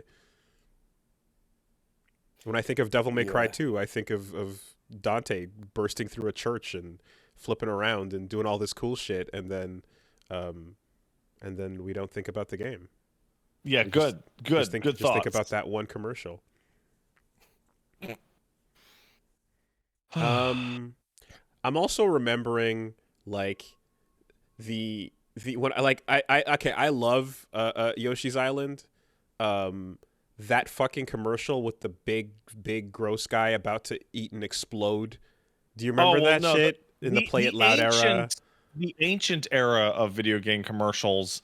There was a tweet blowing up about this the other day. It was like, it'd be like one screenshot of the game in the corner the size of a postage stamp with giant text that goes, "Are you fucking stupid?" Yeah, exactly. Play Crash Bandicoot. Ransom letter font, and it's like, "Are you fucking stupid?" Yeah, I love those ads are just so funny. It's like, your favorite video game means you're a bitch. Can you beat this one? Like, there was a period where Sega was like, I can't remember the specific wording, but like Sega was putting out ads that were like, cool people play Sega. If you play Nintendo games, you are a homosexual. Yeah, no, obviously Sega does what Nintendo don't, and then you had the putt the van with Mario Kart strapped to the back of it with a trombone going borp borp borp borp borp, and then an F1 racer flies by it to show you blast processing, which means nothing at the end of the day. But hey, we got blast processing though, you know. Yeah, They went hard, man. And you know what? We saw those commercials and went to elementary school and started fist fights over the fucking console wars. Yeah. You know, someone came up and everyone started. that likes Phantasy Star is a pussy. Pass it along, says Joe Nintendo. Holy shit. Well, Joe Nintendo knows what he's talking about. He's Nintendo. All right, time to start kicking some ass. Yeah, go play your Street Fighter and have to press select to get your kicks, asshole. I think the final nail in that coffin, and it will never be again. And I can't believe I remember it because I think it happened once. Was watching Thursday Night SmackDown, and Michael Cole is sitting there listening to Taz explain to him the plot of Final Fantasy X-2, now available for sale. And he's like, Yuna, she was a summoner, and it's just, it is the absolute most fucking weird discussion ever. Yeah. Man, I think we've touched on this a bit before, but like we all grew up and grew out of that and then just, went about our way playing the games. Maybe you did. I'm still playing Gears. So I mean, but I'm saying the console warrior, ride or die for my side type of thing, right? Yeah. I held on to that N64 era because I was and like I had a drought of fighting games because I was desperate for anything that I could get my hands on, but obviously all the cool things were getting released on discs by Capcom elsewhere. But by the time I remember when we were in college, and we brought him up before, but PlayStation Sam, right? Oh, the dude, fucking PlayStation Sam. We met PlayStation Sam in college, and this dude was as dedicated as we would have been back in grade 2 about Nintendo versus Sega. We were 20, man, and his nickname was PlayStation Sam. And literally he spoke in press releases, and just and it was like, when I forgot what game it was that got ported over later to PlayStation, and he was shitting on it before when it was exclusive, and when it got ported I was like, so you're gonna play it now? And he's like, well, yeah, now that it has the power of the PlayStation behind it, I think the richness of the experience is gonna be much more in depth and in tune, so I'll absolutely be getting that game. And and that was when we saw like what happens if you don't mentally get out of this and realize video games, please, wherever they are. Like, if you stick in that fucking mode, you become this guy. And it was like, oh, dear God, that's a potential future that could have been horrifying. Yeah. Man. Anyway. Brand is my friend. But that was the era. I guess I should wrap up so it's clear for I don't ramble on, but that was more or less my week, so to speak. That and finally just catching up on work, which I can never talk about because every voice actor lives in NDA hell. I do have a question for you. So you got, how long were you sick? Like 10 days? Well, it's weird because I don't even know, because maybe I'm even still technically sick. It was like the first few days that I actually felt sick, where I was like, oh, I'm gonna lay in bed all day and sleep and whatever. And then since then, it's kind of just been like waiting for inflammation and congestion to clear out, and it hasn't really been that bad. So maybe it's been like, if you think I'm still sick, then it's been about 2 weeks. But does that mean you're like, okay, I can start voice acting again, and you look at your notepad and go, okay, here's 2 weeks of shit to catch up in 4 days? Yeah, more or less. I mean, voice acting, it depends. And I work with a lot of indies who will move the schedule around, and be able to reschedule for when I'm no longer sick. A lot of projects, when you become sick and you can't do it, a lot of times you are just going to miss the bus on some things, or you do what you can, you try to schedule what you can. A lot of VO stuff is pretty quick turnaround, but for me right now, yeah, it more or less has boiled down to there's like 2 weeks of stuff to catch up on. But you know, it's doable. It just has to be scheduled smartly. You know, I just don't get sick. You know, hot take, but COVID's bad, and people should try to not catch it. Yeah. How about that? Okay. So there won't be any like I'm playing like we're playing through Mass Effect, and it's like there's the Mass Effect 1 codex readings, and then there's the Mass Effect 2 codex readings, which clearly happened at a different time in a different sound booth, and then maybe this one was read when the guy had a cold. You Right. know? Yeah. Well, that's what I'm really afraid of is I don't want to voice anything when I'm sick because I don't want to live the fear of the Virgil actor and have to spend the rest of my life avoiding people trying to cough into my mouth to make me sick again so that I'll sound exactly the same way as they remember from that one line. Oh, leave Dan alone! God damn it! Oh no. I don't actually know if anything like that has happened. I'm just making that up. But yeah, it's like it's about consistency, right? You don't want to do it when you sound sick because you want to be able to consistently do the same voice again in the future, right? Yeah, I remember David Hayter got into the fucking bad habit of like swishing a lot of whiskey on some snake cakes. Yes. Yeah. That's what and by the I end remember. of MGS3, he was like, I need to stop doing that. Mm-hmm. That's working out really bad because I'm sitting in a chair doing hours of voice acting and I'm drunk. Yeah. And I believe in that. Probably shouldn't.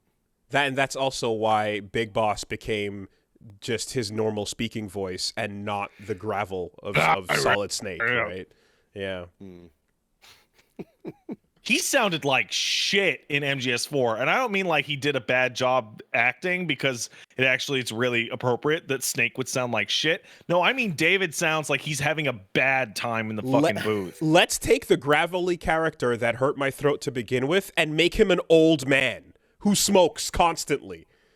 Now make that your voice. Go. Like, you know, he took a reprieve for Big Boss, and then we returned to the hardest possible, most throat-damaging role ever. It's brutal. Right. So I, just had to schedule out to avoid anything like that. But yeah, it's been fine. It's been really more or less okay. And again, I got to play Recourse, so hey, that's something. Cool. It is. Well, ultimately, it is. Glad that you're feeling better and such, because obviously anything that affects your voice is kind of scary for microphone-related work, you know? I was losing it because also with voiceover, they say if you ever want to book a lot of work, go on vacation. Because it's like that with getting sick, where I got sick and I had more stuff coming through the door than like any other average week. And for anyone who doesn't know, I'm a huge fan of these guys in this podcast for like over a decade. It's insane. And so it's no idea like, why, but here we are. It was like, the idea of ever going on this podcast was like an insane thing that I used to, okay, it's kind of cringe, but daydream about, where I'd be like, oh, that'd be so cool if I could do that ever. That'll never happen. Just don't get sick and you're right on, man. And then I got sick and Wooly DM'd me and was like, hey, you want to set that up? And I was like, motherfucker. But it was, it's I mean, I guess I kind of, it's not like you totally surprised me because I'd messaged you about possibly doing it forever ago.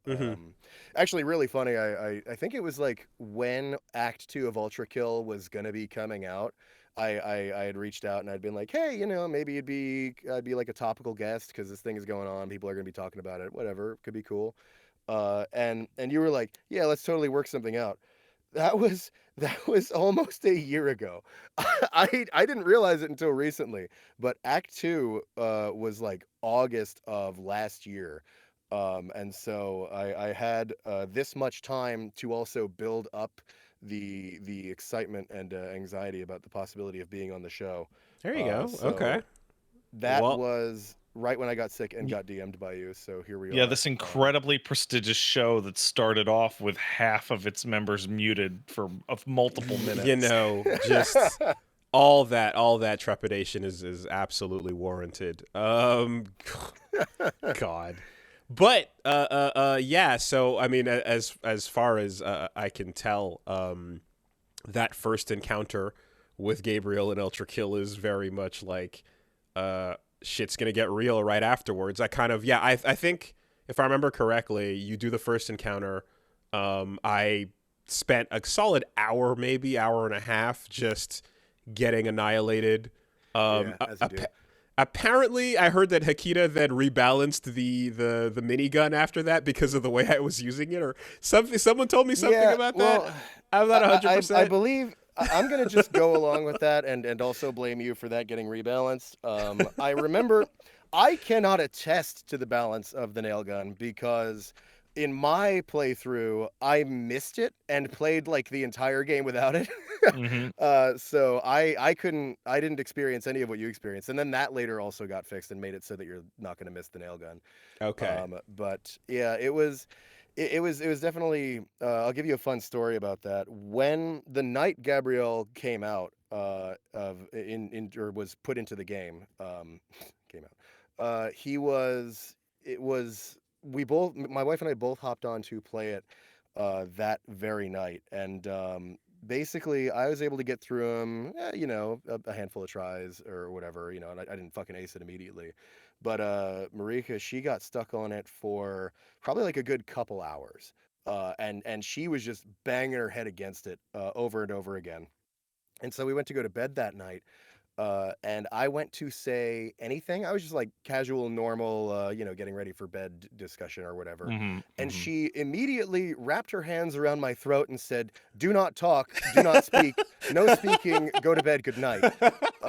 So these are the ways that this job takes a toll on my that's life good. and marriage. Oh yeah, I like that. yeah. Solid. Yep. Absolute torment. Nice. Yeah, I don't want to hear that fucking Right. voice. I was fin. You know what? I for once in my life, I shut up. That's great. Man, I also like one of the things I do recall though is that like the ending of Act 1 is about Gabriel and not you, the player. Yeah. Like that's oh, okay. Huh. Yeah, that's Hikita has a few twists with Ultra Kill, and yeah, Gabriel's definitely one of them where it's like it's not quite what you expect as you're jumping in, and even him being voiced is its own little surprise in the game because up until that you don't hear voices or anything. I actually didn't announce him for like a week until after it came out because I wanted to give like the hardcore like Ultra Kill community enough time to like catch up and experience it or whatever. Because it was like its own little surprise that you were even getting spoken to. And yeah, he's definitely a lot more of a focal point than you might think with Ultra Kill. He's there. He's very present. I won't Okay. spoil Okay. anything for you, but you'll be getting more of him. That's for sure. Cool. He was. All right. I guess here's another slight tangent that people might find entertaining. Especially you, Pat, because I know you love what a himbo Dave Oshry is. Yeah. So the way I came into working on that role actually was this is why I always tell people because people ask like how do I get into voiceover or whatever, and I always tell them just jump into doing thing related to thing that you like in way you like doing thing. And for me it was retro FPS. I loved retro FPS. I threw myself at it where I was like I want to voice as much stuff as I can in this because voice acting was what I'd always done. And so I did. And one of the things that I got thrown into was this mod project called QCDE, which is Quake Champions Doom Edition. And it's really amazing. It's like this. It takes basically Quake Champions and puts it through the Doom 2 engine.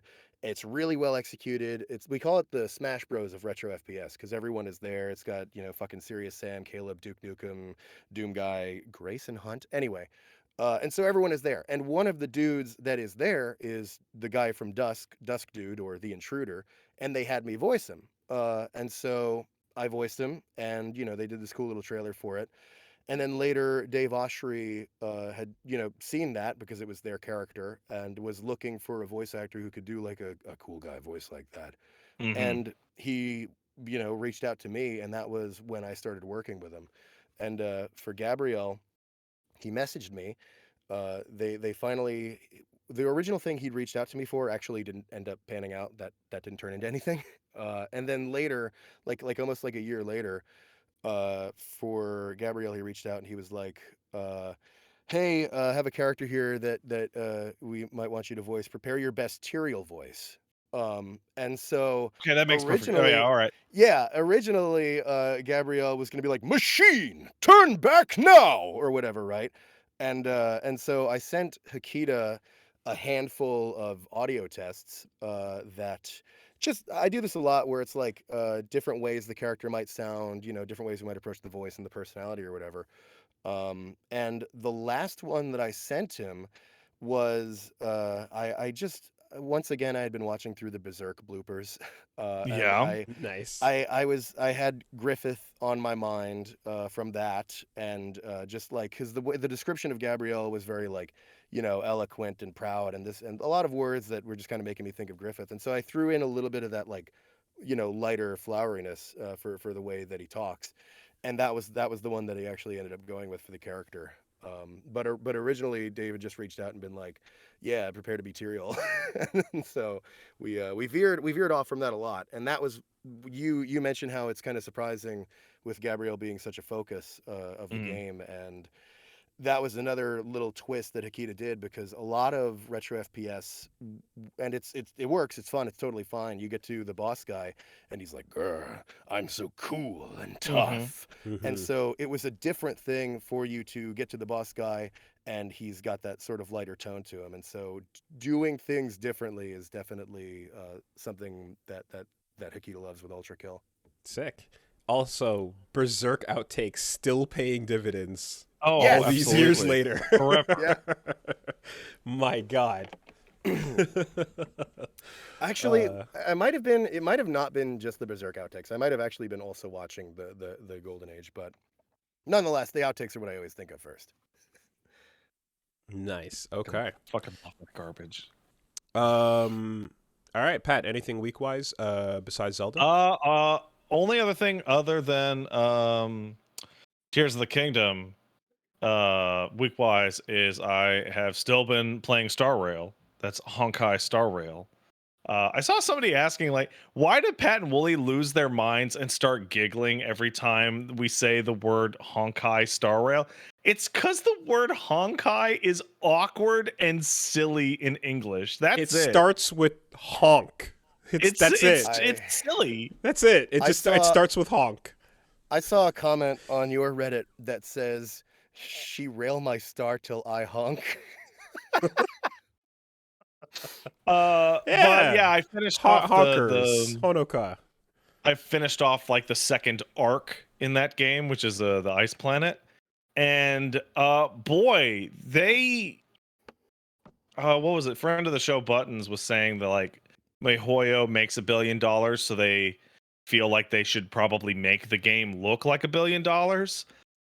And it absolutely does. That whole finale goes through this enormous set piece and action sequence with like genuinely like Metal Gear Rising like levels of boss music.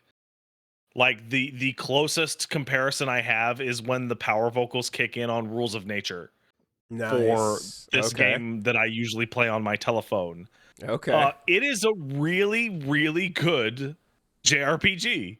That's all I could say about it. It is absolutely a high quality modern JRPG that looks and plays great. The only issue I had with it at all, and it's not even one that I personally encountered, is that before you fight this boss, they go all the way up the mountain, and then they go, "Hey, are you level 24 on your account to fight this boss?" And I went, "Yes, I am." "Okay, go fight the boss. Go ahead." Some people can hit that dramatic moment and go, "Oh, I guess I gotta bang out one more week of dailies in order Oh, to go fight the boss because I've been Jesus. mainlining it so hard." Okay. Okay. Um. Yeah. Also, did Jenny, did you have a little thing in Genshin Impact? Yeah, I voice oh shit, I think it's 6 characters in Genshin. They're all minor NPC roles. The most like knowable is a character named Boyoung who's in he's in the cutscene with Bostacius where they're in the cave, and if that rings a bell with anybody. But it's a bunch Oh, of he's got minor a stuff. little mustache. Hmm. Yeah, he does have a little mustache. Yeah, that's fun. And they those folks, I guess it's kind of seems like a sort of like, oh, of course he's going to say this on air or whatever, but they're honestly really chill to work with. Every time I've worked with Genshin, it's been like a really chill experience, and they're very down to earth and also like passionate about the world they're creating and stuff. They're very like whenever we get on the line, and it's pretty common for VO, but you'll get on the line and there'll be a voice director who's going through the scene with you and how you say the line or whatever, and then they'll also have a guy who's there to reference the story and the lore.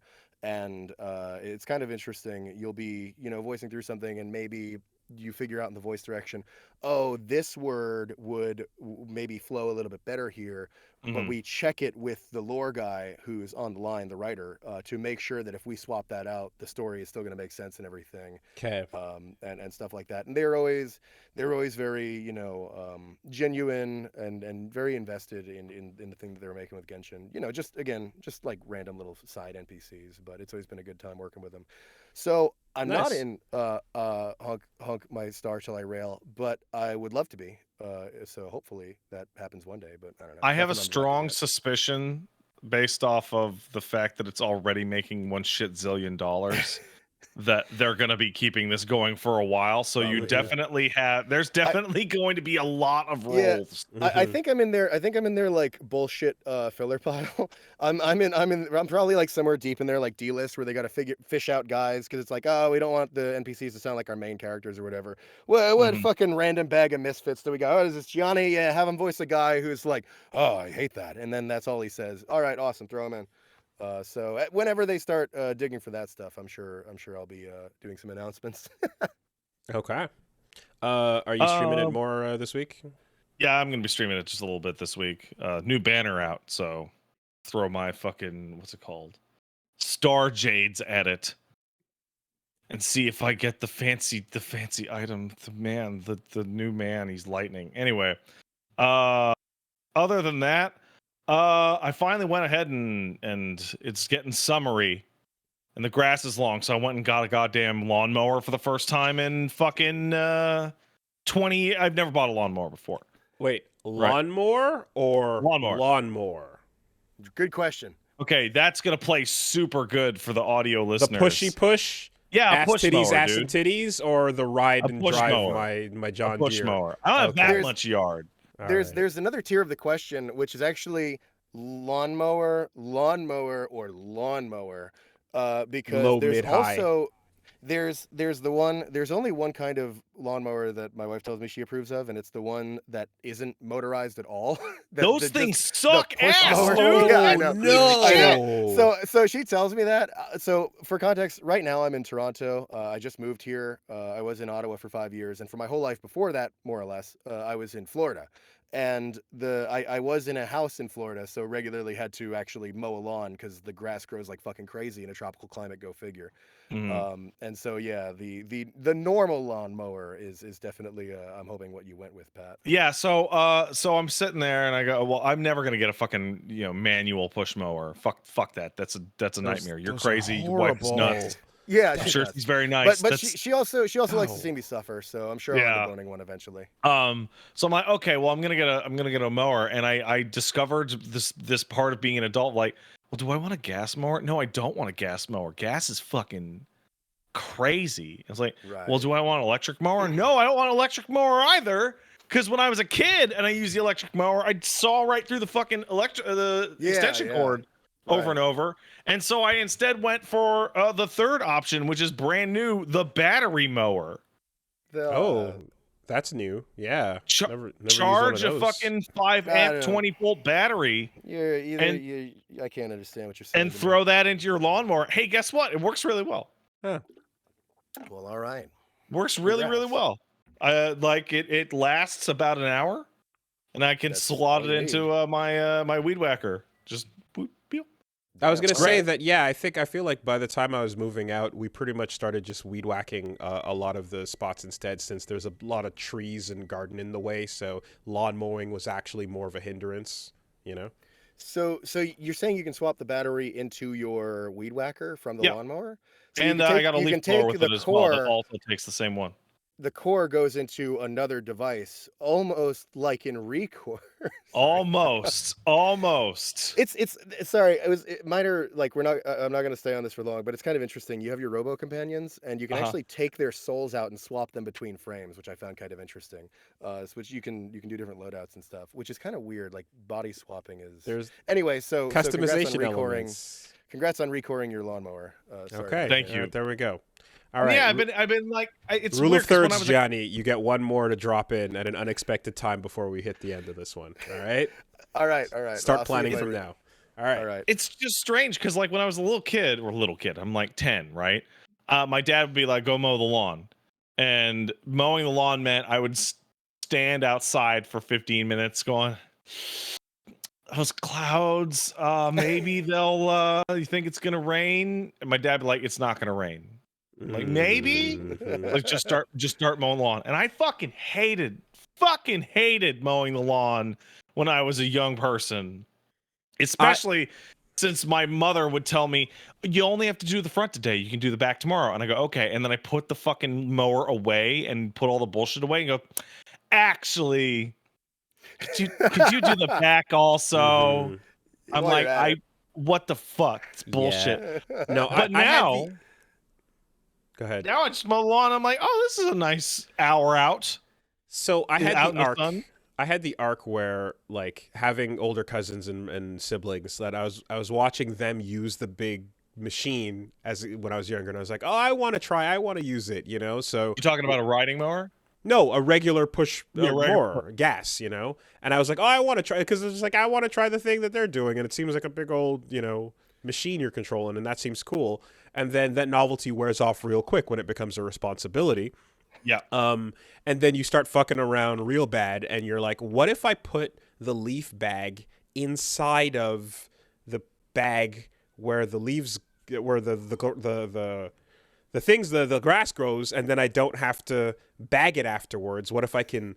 And then you start doing that, and then it's like, oh, that doesn't work at all. Actually, it's a horrible idea. Don't do it.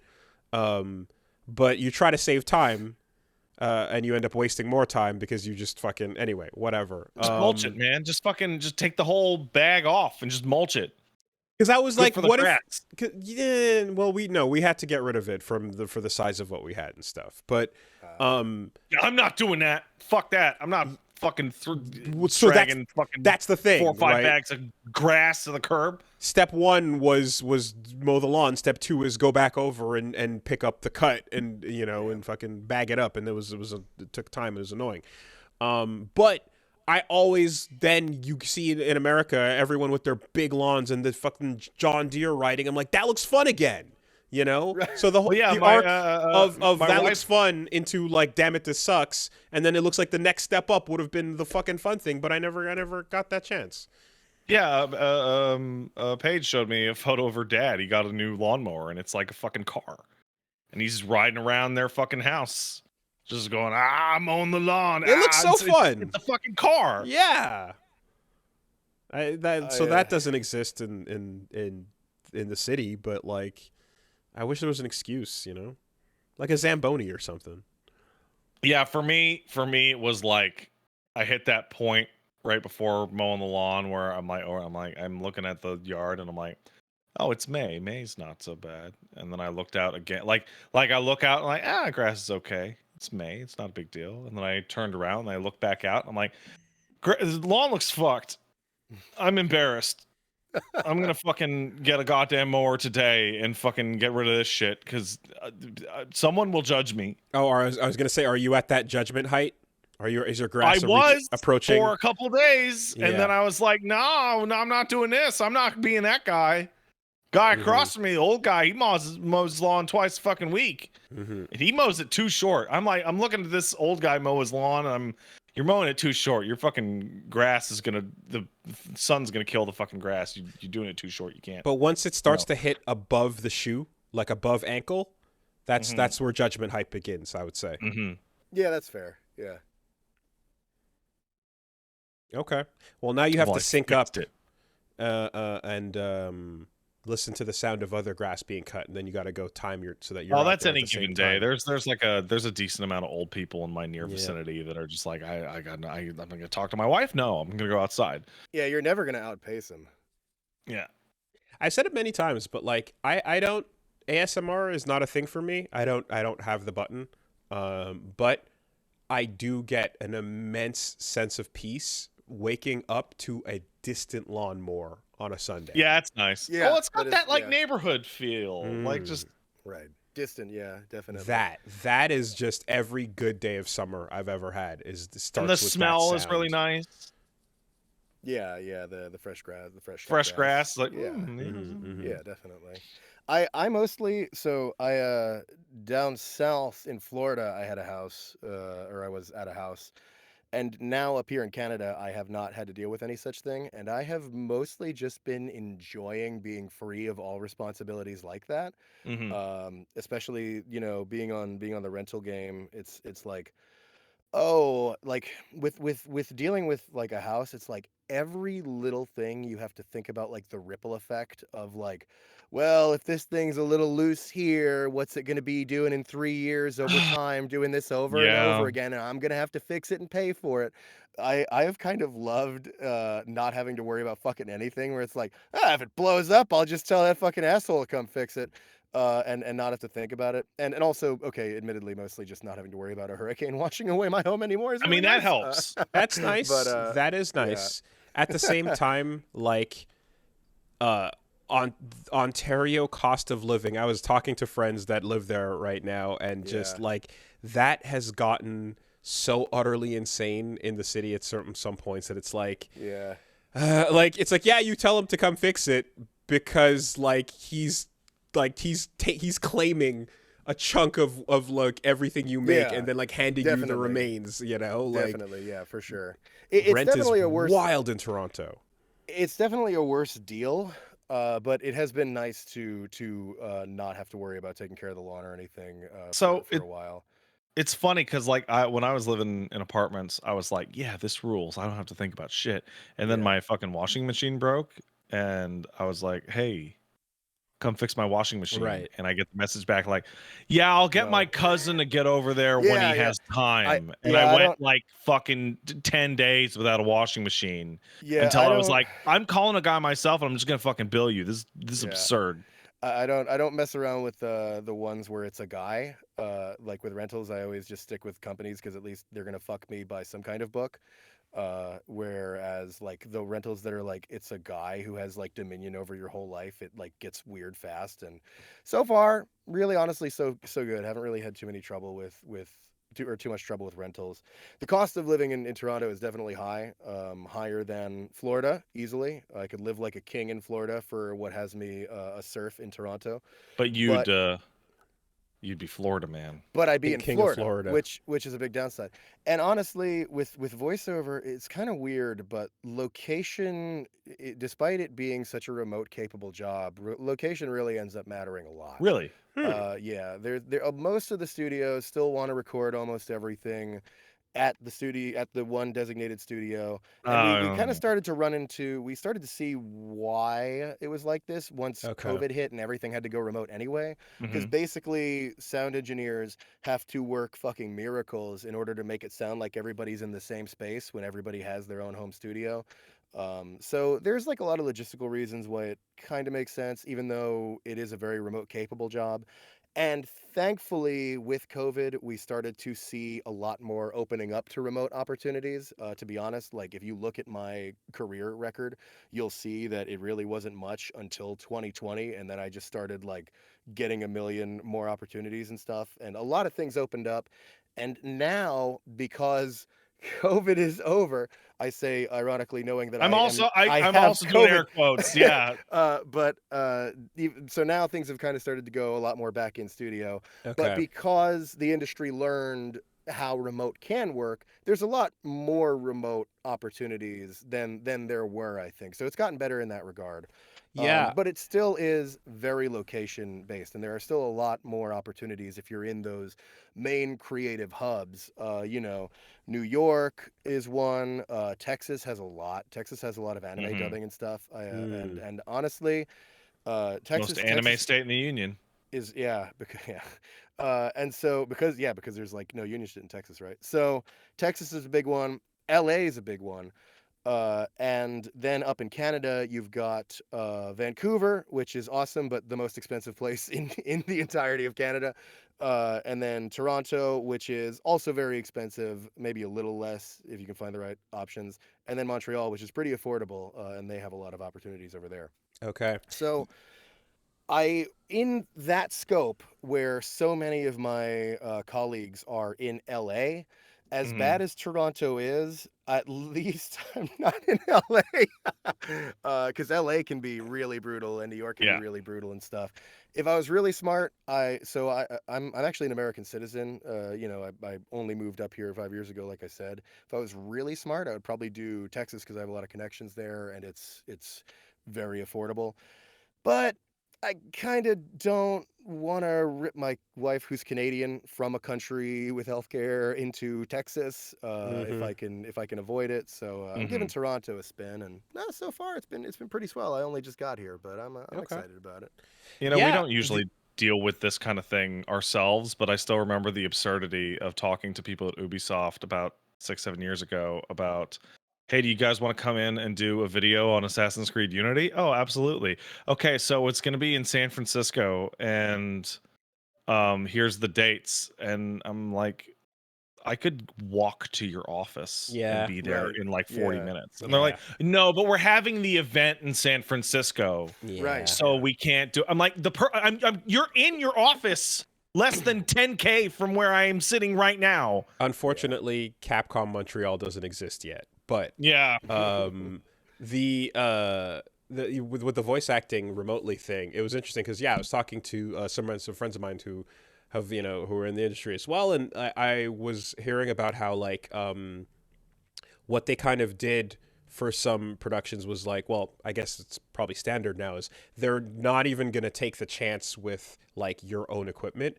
We're sending you a briefcase Yeah. kit, right? Oh, a kit. Holy shit. Bougie. All And right. it's like in this briefcase kit is everything you need to record exactly this sound, exactly this configuration, and then take it to a location where you're as enclosed as possible, and then they get on live with you together and then like direct you with like again the full on like we are sending you all the hardware. We don't want to leave it up to That's chance at all for remote.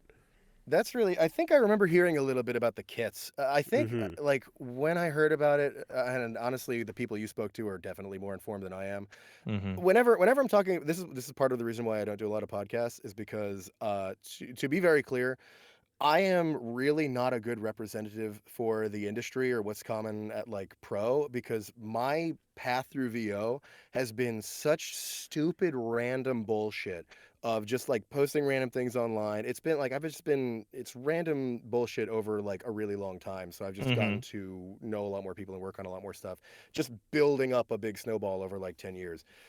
So I don't have like as much like pro like wisdom as maybe some of the folks you spoke to. But the kits sound familiar because I remember when COVID hit, what happened was a lot of the actors in these creative hubs where the jobs actually weren't really that prepared to have to do a lot of stuff at their home studio when everything went remote, which I think is part of why they started calling in guys like me who were in random fuck off places because home studio was all we knew.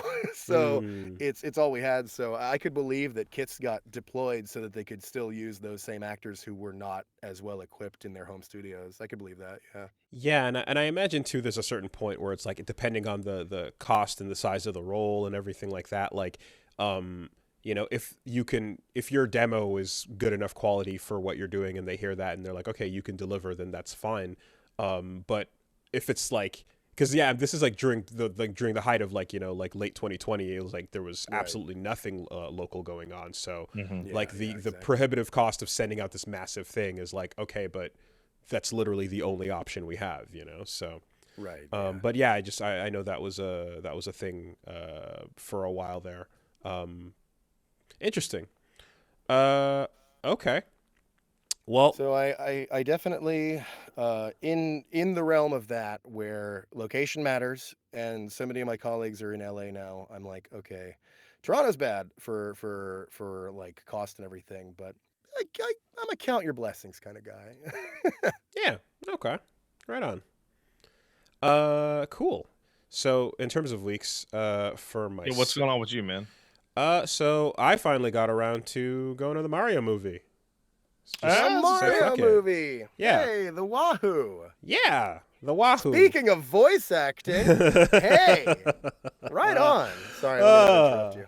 So, I sat there and I was just like literally, it's the movie starts and I'm like in my brain, I'm like, all right, start the clock. How long until we get Charles in there, right? Where is it going to be? What's it going to be? And it's like, yeah, it's like maybe 3 minutes, Yeah. It's that almost fast. immediately like, and there he is. There he goes, Oh, bye, Mario. and it's like it's pretty much it's actually less than I thought it would be, but it's still the idea of like, no, we nodded to you, here he is, and you're like, all right. But hey, the movie's great, and it was it was a lot of fun. It delivered on what it set out to do. If you're, it's funny because it's just like everyone's been talking about how like the difference between the critical reception versus like fan reception, but I feel like there's almost like a third metric that can be there, which is just like kid reception. And if you're a kid, like this would be a religious experience, like it's and it's also kind of a testament to the fact that Nintendo's kept Mario relevant and popular with kids from the time we were kids all the way till kids now. Like they've kept that going strong really good. I think it basically sets out and does I would say it does a better job at what it's there to do than Sonic even. Like I think and maybe it's just the part that like Sonic went for the live action buddy up, which is it ends up working, but there's still that awkwardness to it, which you have to kind of lean into, and they do, and then they have it like get super goofy with their dance numbers and all that shit.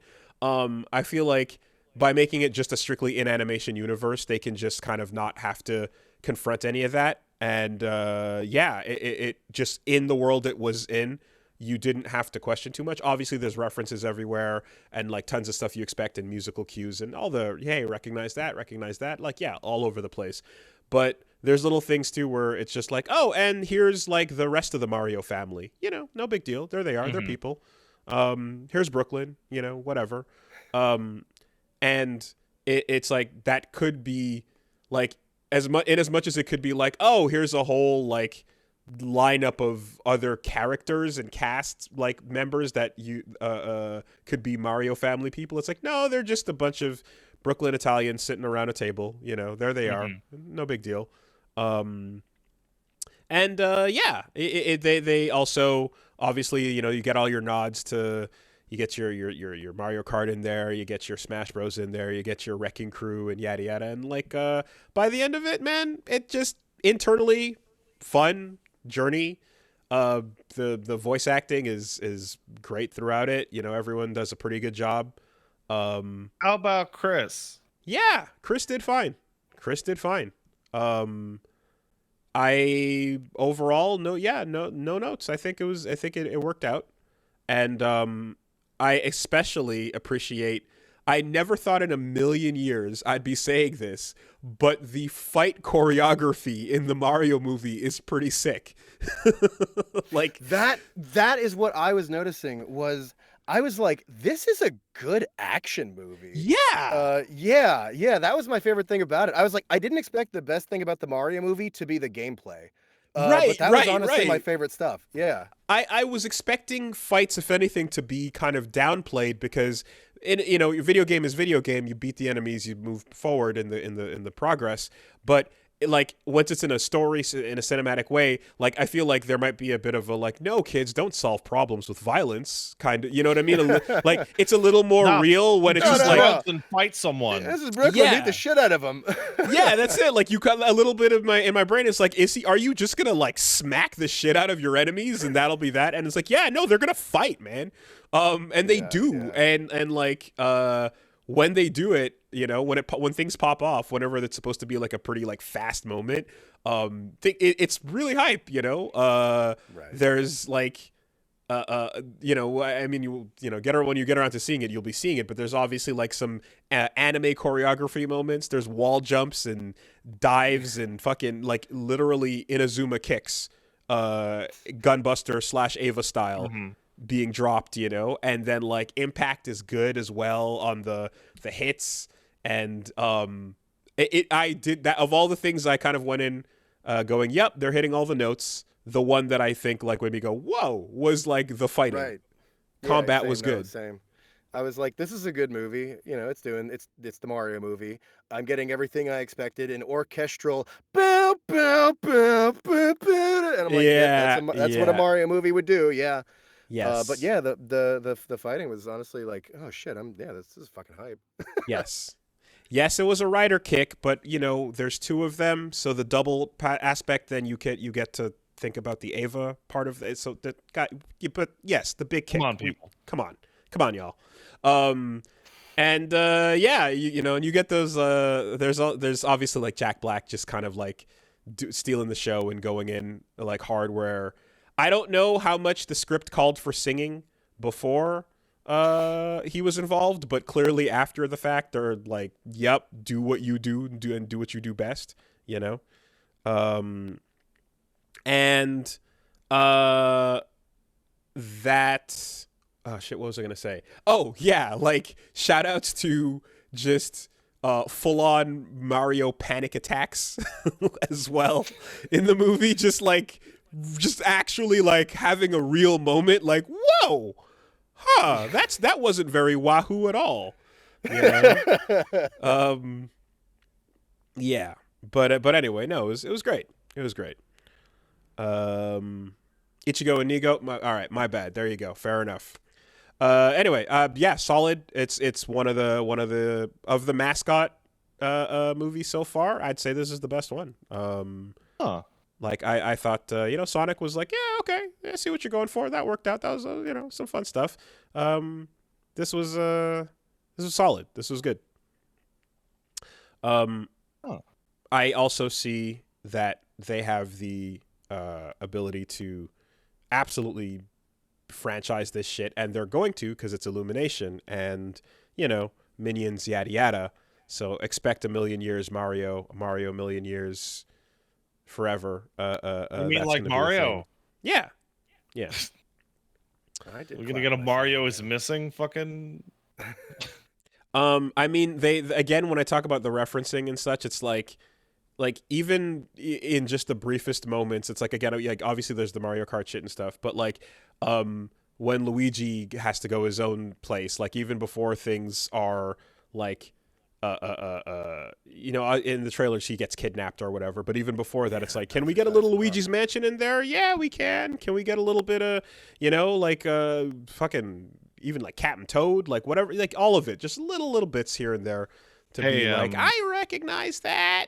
When you saw the scene where Bowser like touches Luigi's mustache, did they edit Bowser's hand any to make it look less like a fat dong scraping on Luigi's mustache? They actually replaced it with his penis. Oh. It was a surprising change, but honestly for the better.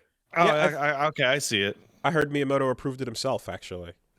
Demanded it even. Yes. Yeah. So, you know, nothing dynamic to add to the chorus, but it was I liked it. It was good, man. And I guess that underlines it almost. And then I remember when I first heard the announcement for it, and I was like, fully animated. They waited this long after the John Leguizamo era.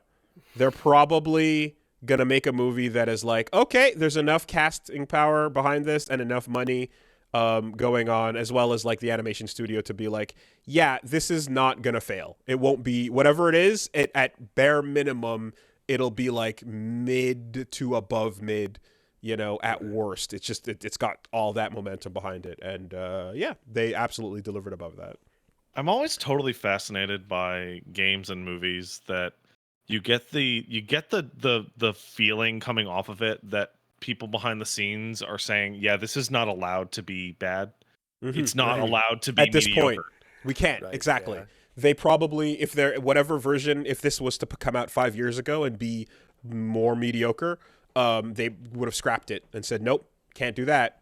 Got to make it good. Go back to the drawing board.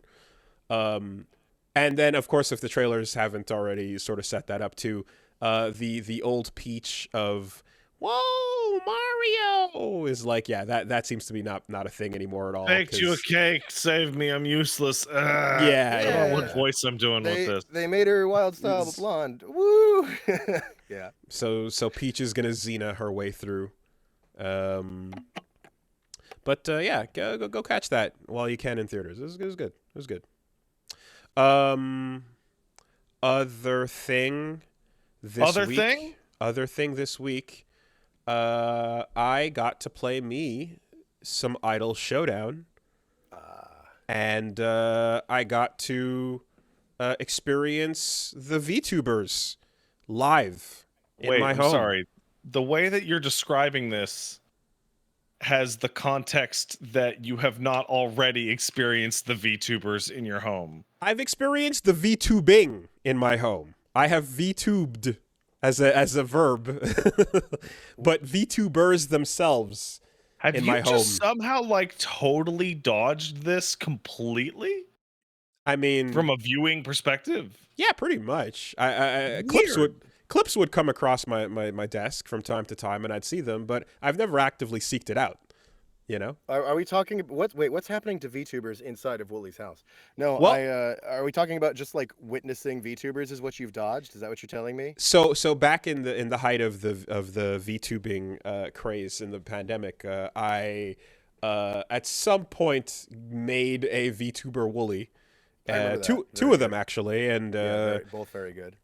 Yeah, and we did some skits and some shenanigans with that, which involved I believe the program was Willow Live, watching and trying for Reggie forcing me to learn how to be an appealing VTuber properly, and how to have everyone pick me as their Oshi.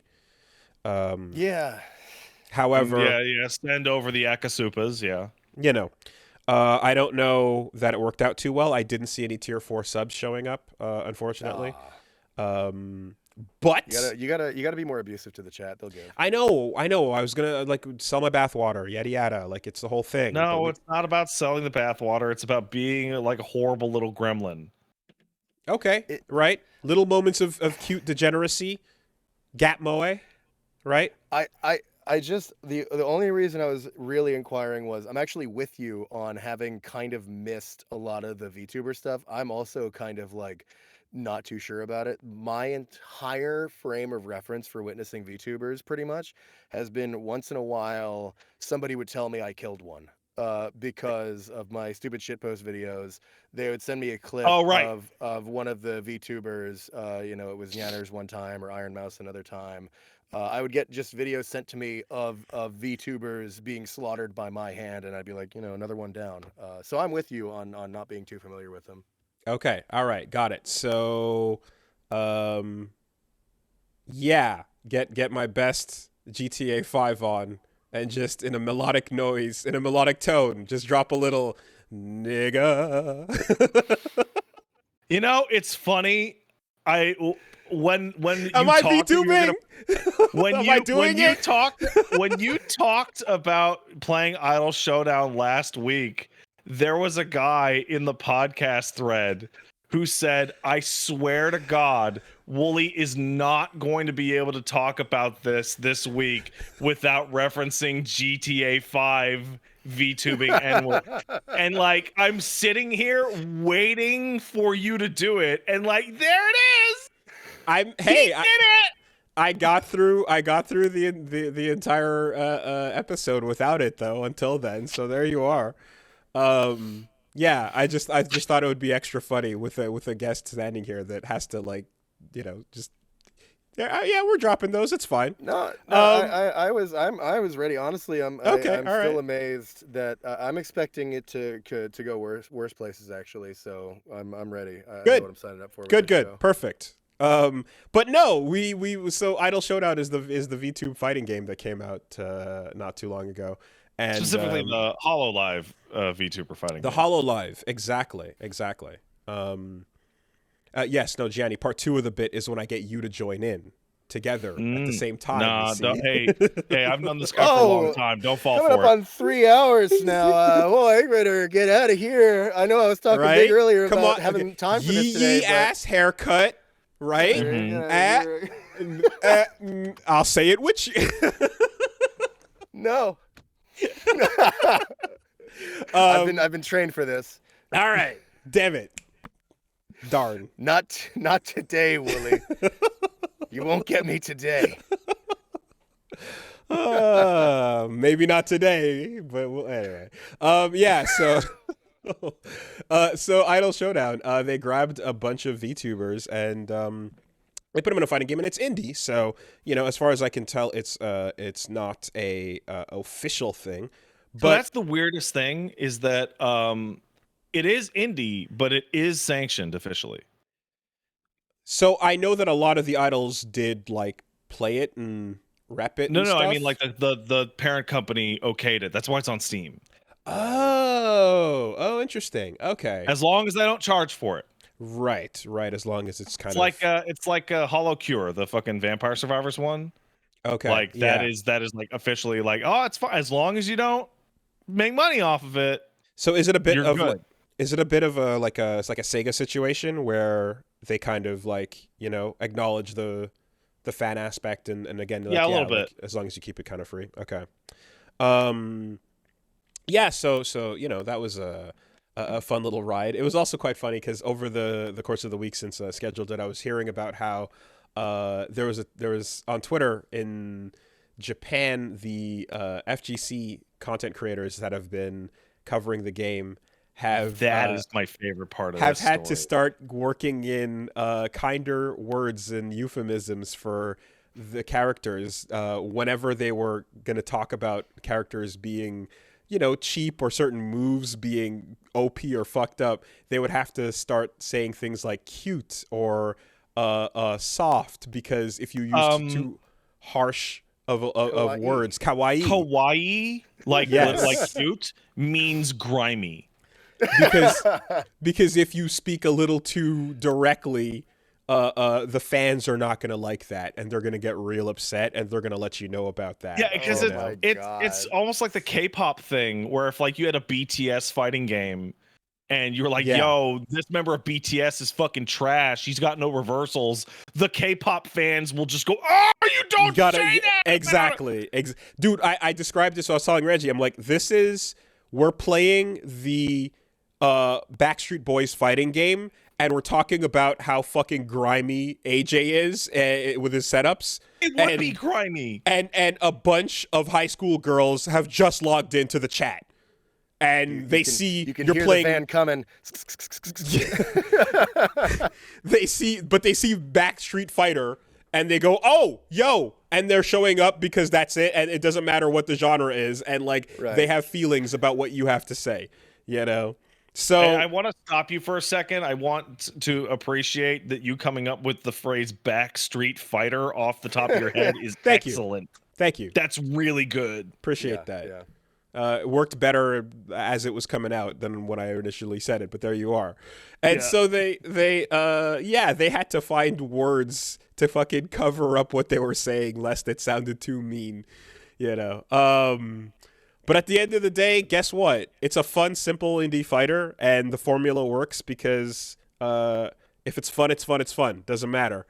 And regardless of what's going on or what the lore is, man, that grappler is going to grapple. That zoner is going to zone, Korone shows up. She does her little wan dog stuff and turns into a little Mario jump sprite for her uppercut, and it was cute. She It a was funny. Shoto? She is a Shoto. Of course she is.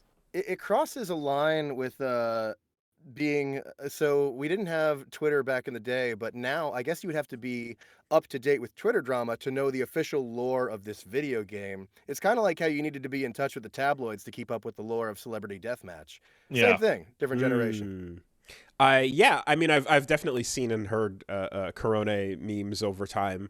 I think I saw the Coco, the big dragon lady. Yeah. I think I seen her. I didn't super recognize the others. She's huge in Yakuza. Mm-hmm. Yeah. Kiryu clan was on her title there.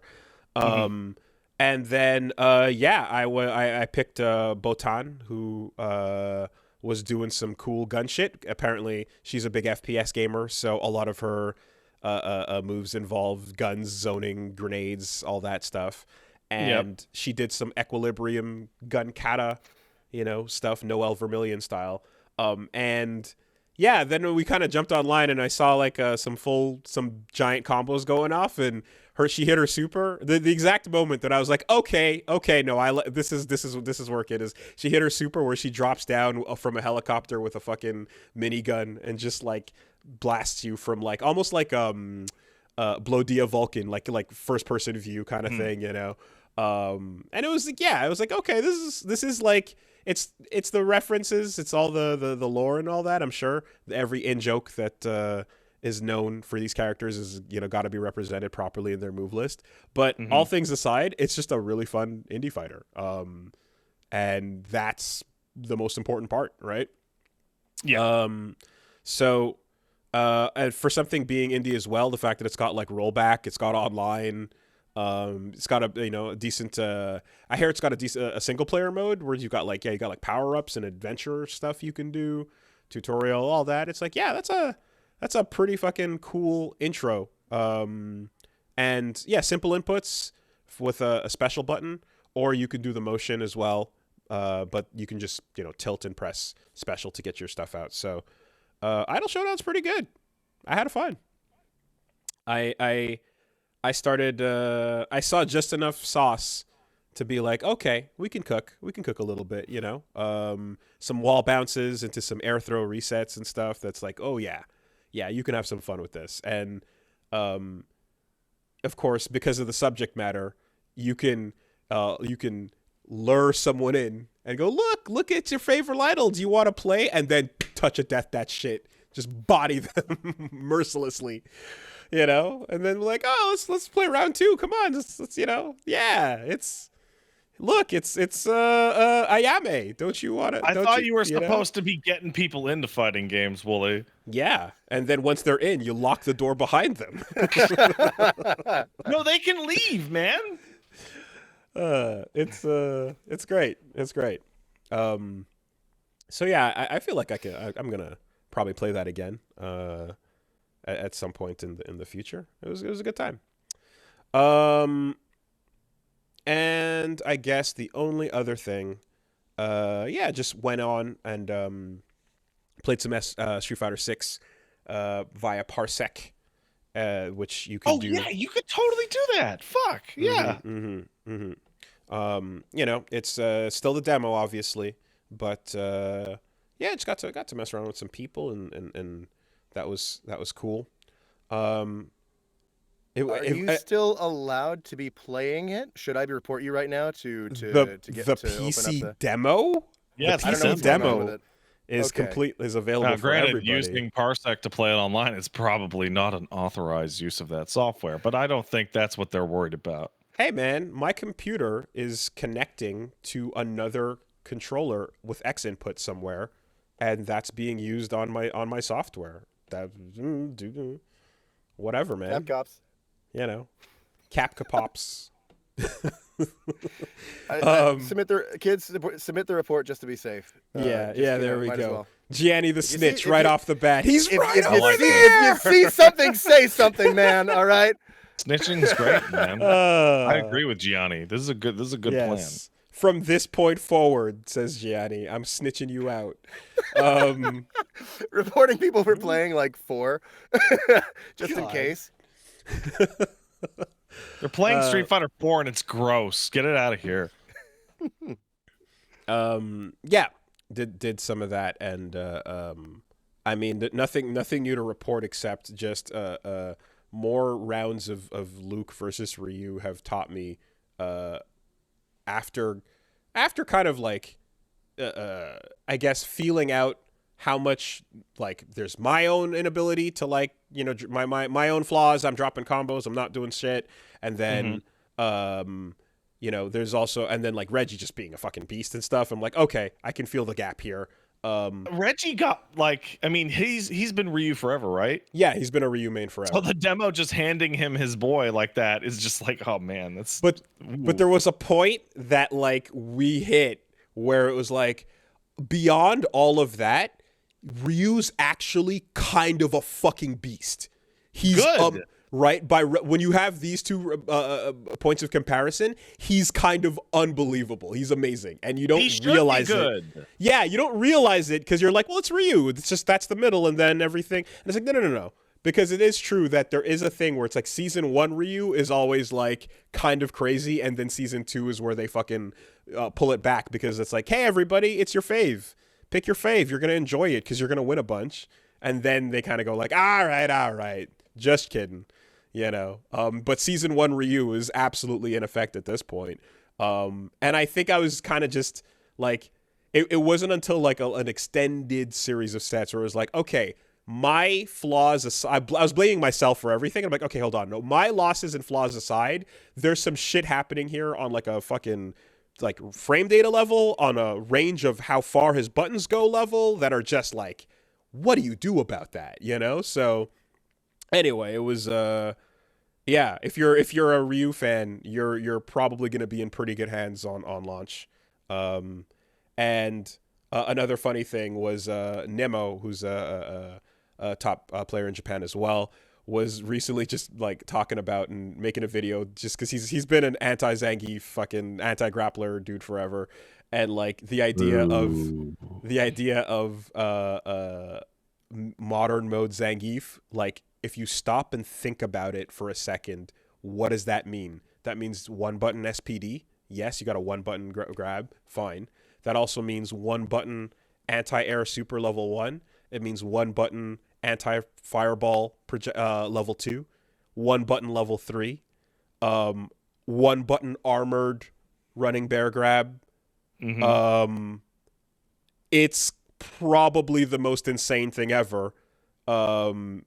Yeah, and different archetypes are going to get different strengths out of this kind of thing. Yeah, he was kind of saying, he's like, I think the damage scaling should be extra high for this, because if you think about it, like, anytime anyone does any sort of drive flash anything, you just grab what you see, and that's the end of that, right? And especially in modern mode where there's no churning this butter involved, you just kind of hit the button.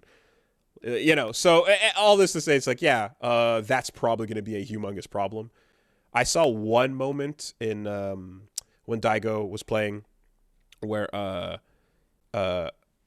think he was fighting John Takeuchi, another player, who did like a drive rush forward, and then Daigo did a level 3 from Ryu in response to absorb whatever was going to happen, and then John interrupted that run with a level 1 and stopped himself, and then beat out the level 3 from over here, which is like a crazy fucking... So there's tech. People are fucking digging right now, and they got some cool shit going on. But modern mode Zangief will be a horrifying problem. I'm going to churn butter. Yeah, but you don't even have to. But I will. And it's funny because Nemo's kind of closing point was like, if the whole thing is to use modern mode to appeal to new players to get them in, isn't modern mode Zangief also going to be the ultimate newbie killer, and like in the hands of someone who knows what's going on, like no one will ever have a chance, you know? And every control tutorializing thing they ever add to a fighting game to bring new people in, existing players go, hey, this thing's really powerful. Now I'm going to use it to get even further in. Like every time. Like, yeah. There's no solution. You've made it easier for me to like. You've created a larger gap for the distance between us because I'll use the easier skill thing to like do things you absolutely still can't do. Anyways, that was a lot of fun. So yeah, this week, gonna have less streams, unfortunately, because a lot of house reno work to do. Gotta fucking patch up some drywall and investigate some stuff going on. Like I'm housework is going on. So, gonna continue. Started Citadel. And FF9 continues, of course, but I'll let you guys know. I'm gonna have to plan out exactly what I'm gonna do this week, but it's not gonna be a full one. Either way, Wooly Versus, come tune in, stream and on Twitch and on YouTube, and then Wooly Versus the Algorithm. I don't think it's out yet, but we got a fucking awesome clip. Reggie will never escape homewrecker Manon is coming soon, so yeah. Check out the side channel as well. Let's see. This week, hey, surprise! I'm going to be playing Honkai Star Rail and fucking Zelda, and I'll touch the Street Fighter 6 beta this weekend as well. Go down to twitch.tv/PatStaresAt for that. Okay. Usually around 4 p.m. Pacific. Gianni, anything to plug? I do also stream on Twitch, I suppose. Twitch.tv/GetGianni. In case you are a Twitch viewer who wants to watch a worse channel. But sometimes you just feel like Dominoes, man. There isn't really my channel is not nearly as concrete in what I'm doing with it as you guys at this point. I'm like all over the place. But generally what I try to do is every Friday I hop onto an arena FPS, an old school style arena FPS game like a Quake or something like that. And play that because I promise myself right now that I won't make this a really, really long tangent. But there's a lot of like when I listen to you guys talk about fighting games, there are so many parallels with arena FPS, like multiplayer old school style arena FPS, like Quake or Open Fortress is one we just played, or Diabolical, or Splitgate counts too. Sure, there's all these old school arena FPS style games where there's this classic problem of not many players left, so new player wants to hop in, gets online, gets destroyed by 20+ year vets, uninstalls the game, and the genre, people want to play it, but it's like completely inaccessible due to this like death loop, right? Damn, that sounds so familiar. Right. And so what I try to do with the Fridays is with the stream, I go, hey everybody, I'm an idiot. Most of you are idiots. Let's hop on and be idiots on this game together. And don't get me wrong, some of the heavy hitters still show up and like destroy us, but there's enough of us on at the same time that it will, still be like, hey, we're playing a classic arena FPS, and having a good time together and getting some matches in. And so I try to do that about every Friday at 4 p.m. Eastern. I've been missing some weeks lately because I was doing PAX East and then moving and then COVID and stuff, but hopefully it'll be a little bit more reliable going forward. Well, you did the right thing. You opened the plug by saying if you like, you called yourself a worse channel, which is exactly what these people want to hear. You might steal all of them. They want the trash. They need it. So there you go. It's bad. It's funny, Gianni, you mentioned like we were just talking about modern controls in Street Fighter, making it like easier for existing players versus the new people. I remember a short period of time back in the day, like the aughts, where like, hey, you know how we're gonna make people aim down the scope with these sniper rifles? We're gonna take the cursor off the screen, and that's gonna show them right up until somebody takes a little piece of paper and puts it on the center of their screen. And now the difference between people who can shoot with that and without is a fucking chasm. Unlike what it was. So in Arena FPS, there's this mode called Instagib or Instagib, depending on how you like to pronounce it. I won't get into that debate right now. But it's where it's everyone has a railgun, everyone is killed instantly. So it's just point and click instant killing, right? Diabolical is one that came out and had this novel idea. It's really fun to play. where they have what's called Weibo Instagib, where it's basically it's a crossbow with an arc and a projectile. And the idea was, hey, new players will hop in, and now there's, instead of getting instant clicked by pros who know what they're doing, there's a little bit more leeway, so people are more likely to fuck up. That's a ridiculous idea. And what instead, that wasn't the entire plan behind Weibo Instagib, and I'm kind of talking out of my ass. I'm not on the dev team or anything like that. But I saw some of that floating around. What actually happened was the pros learned the arc immediately, and now new players can't hit a single shot, so you got even more destroyed. But so yeah, that kind of thing is definitely prevalent. Every time. I wanted to mention, I'm one of those idiots that's really looking forward to modern controls, because I keep hearing more and more about it. So I am like fighting game. You guys have fucked me up because I've listened to you guys talk about fighting games for years, so I've learned so much about them without actually playing them. Oh, that's a weird situation. Interesting. I'm like, yeah, and so I used to once in a while I would dick around with like a story mode on like Injustice or something, just play through, have a little romp, whatever. I'm that weird asshole who just plays the fighting game for story mode a little bit. I'm really interested in. I'm probably going to give Street Fighter 6 a shot. I'm not going to become a competitive player or anything like that. Once again, I'll probably do story mode and maybe a few matches with friends. But I'm really interested in it because the one that actually was getting me in was Rising Thunder. And Rising Thunder, I was hype about. Yeah. And I looked on their Twitter account. I was like one of the last things they retweeted before they got bought by Riot to make Rising League of Fighters. But the thing about Project L is it's still not like they're taking a lot of that Rising Thunder wisdom, but from how it looks like it's coming along, I'm already getting scared because it feels like it's gonna be more of a normal fighting game, which I am stupid and lazy, and so I will probably, it might sail right over my head again because I don't want to deal with like command strings and like inputs and stuff. So when I see what Street Fighter 6 is doing, my stupid casual ass is like, a button? I can hit a button. I'm kind of interested on Street Fighter 6. Yeah, modern mode is for everyone. So it's for people that like you have the idea of what you want to do, but you don't know how to do it. So modern mode will ease that. But it's also like for me, like, hey, you know who I don't know how to play? Dalsim ever. I've never, ever known how to play Dalsim. Right? I don't need to play a good Dalsim. I just need to have a match with Dalsim in which I can understand what I'm doing with his tools because I don't have to think about doing them and go, okay, this is what the game plan is, and then go from there. You've hit Dalsim a couple times and you know where he stands and what he's kind of doing, so you can just kind of vaguely emulate that with modern mode.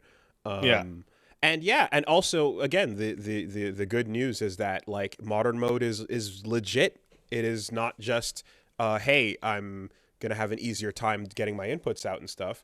You can absolutely, like, get good enough at that and, like, fight against people who are using Classic and absolutely win. You can improve. And the smartest thing about it is the fact that if you're still not used to doing a Hadoken, you can use the Hadoken button. But if you feel like going for it just once, you can practice and just try to do a real one. And if it works, it'll come out, Right. There's a path here. But if you're like, fuck, I can't, and it didn't work out, you can go right back to the button and you can get as comfortable as you want to using either or within modern mode. You can still do the old input if you want to try it out and get comfortable. So, and then the reward is more damage. Right. Like I could definitely see that path where it's like, okay, as I get more comfortable with the fundamentals and the footsies and that kind of thing, and I'm like, oh, I can handle playing a fighting game at a absolute basic core level. Like having that sort of, well, maybe I could learn one or two of these moves and like start to get through it like that. The thing with fighting games that, which is why I'm kind of interested in Street Fighter 6, which is like, oh, there's all this really cool stuff, but like in those, I would play through the story of like Injustice or Mortal Kombat or something like that, and I'm pretty much just like spamming jabs through the whole story, and I'm like, this is fun and I'm having a good time. I'm kind of an idiot. I'm very easy to please. But there was like so much more like like I want to see the cool animation thing of like this like move doing a really cool thing that I wished I could explore and just didn't really feel like taking the time or effort to actually learn it. And so in getting to actually experience that a little bit, you know, I could definitely see the path where it's like I'm staying in fighting games. This is probably not going to happen, by the way, because when I say I'm going to play a game, it means I'm going to play it for like 20 minutes every week if I'm lucky, because my work schedule is fucking flooded. But it's I could see myself staying in a little bit, you know, enough to have that time to be like, okay, maybe I want to play around, you know, a little bit more advanced style. So a lot of that stuff that Street Fighter 6 is trying, I'm really interested in giving a spin. But don't hold me to this because I don't know how much I'm actually going to play. and well, I mean, and you know, I think an important part of that too is like, besides just having that fun, is other fighting games have had regular and easy mode like choices as well, like all the way going back. I mean, Marvel versus Capcom 1 asked you if you want easy inputs or not for special moves, where you just double tap a button. But I think a lot of people ended up kind of feeling like, oh, this is a inferior mode that is not real, and so they kind of were like, I don't want to feel that way about it, right? A lot of the perception is a big part of what discourages people, you know, from using one of those types of systems. So in this case, because it's integrated and balanced in a way that is going to hopefully compensate, you know, for what you get for it, people won't feel any sort of stigma about trying it out, you know? Yeah. It's funny too. Funny. Sorry, go ahead. No, go. No, you.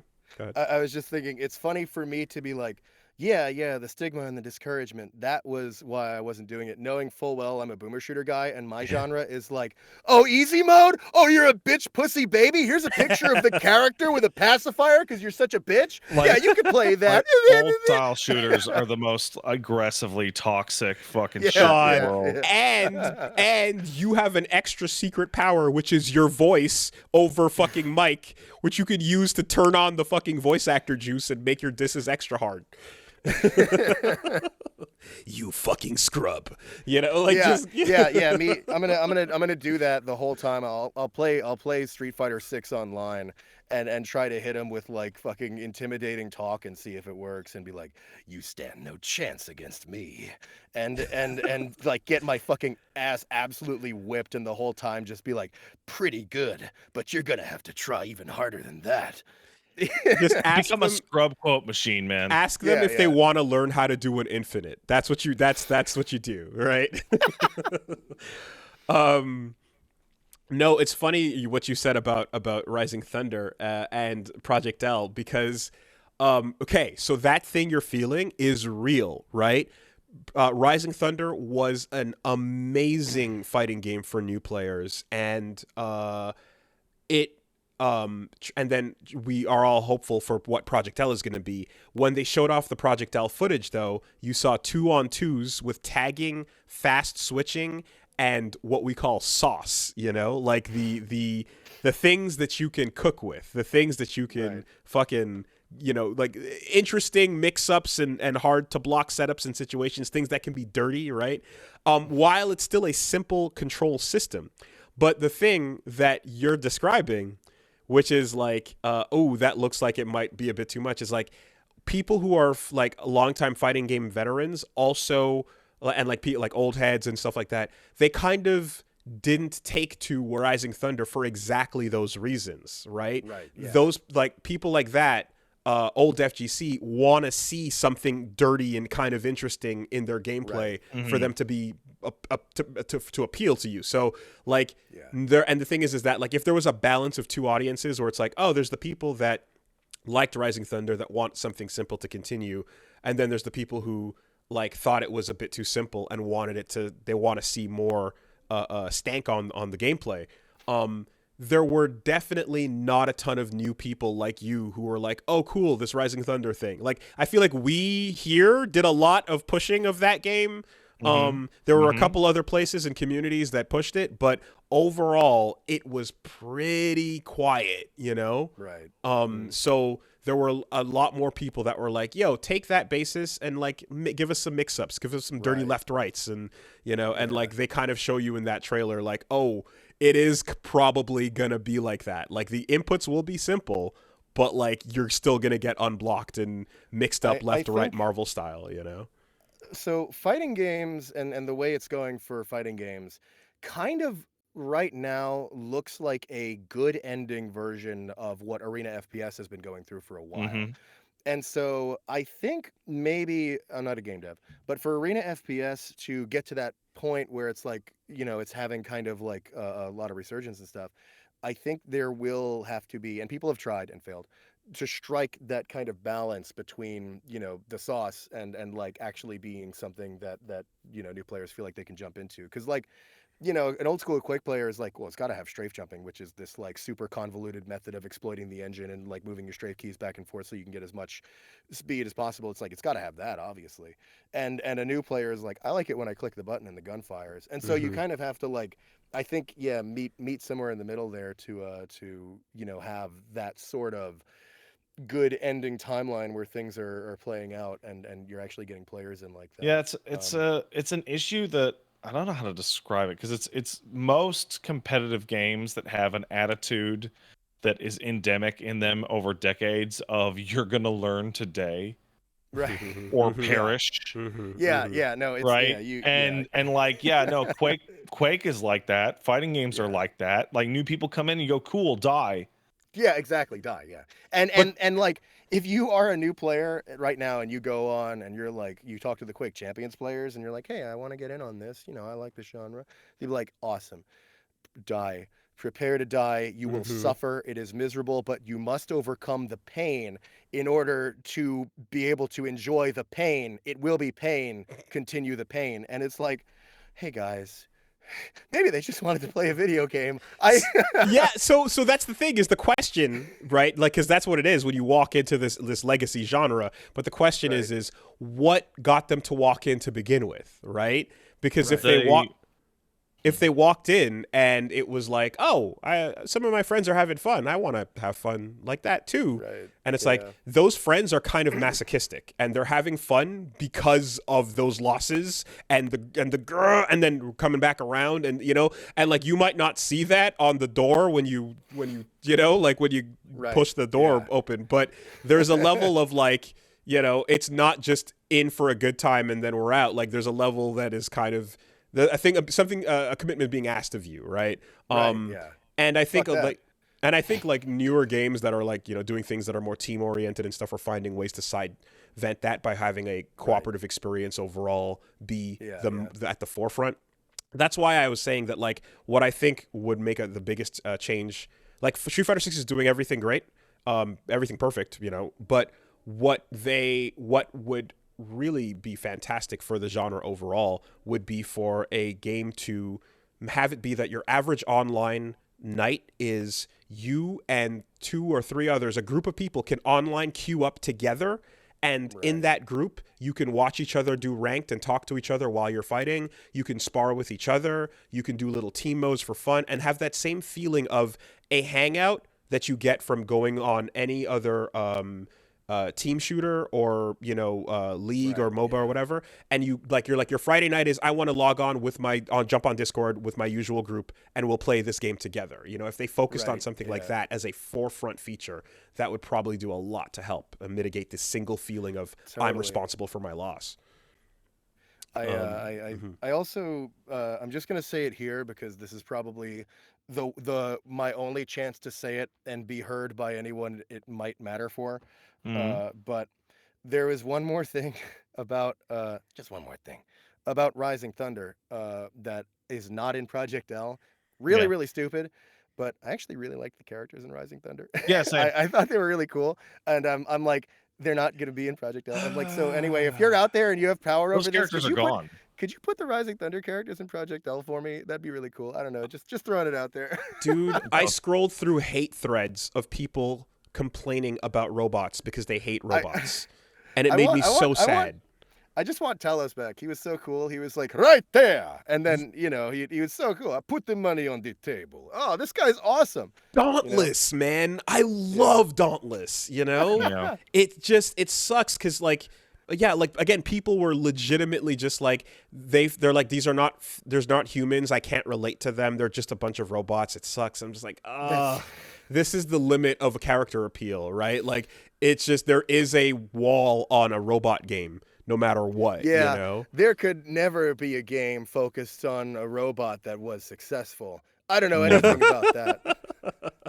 I mean, You know, and it's funny too because it's like if you put a human inside a robot armor and they never see the human face, but there's still a human in there, you can bypass that weird thing, you know?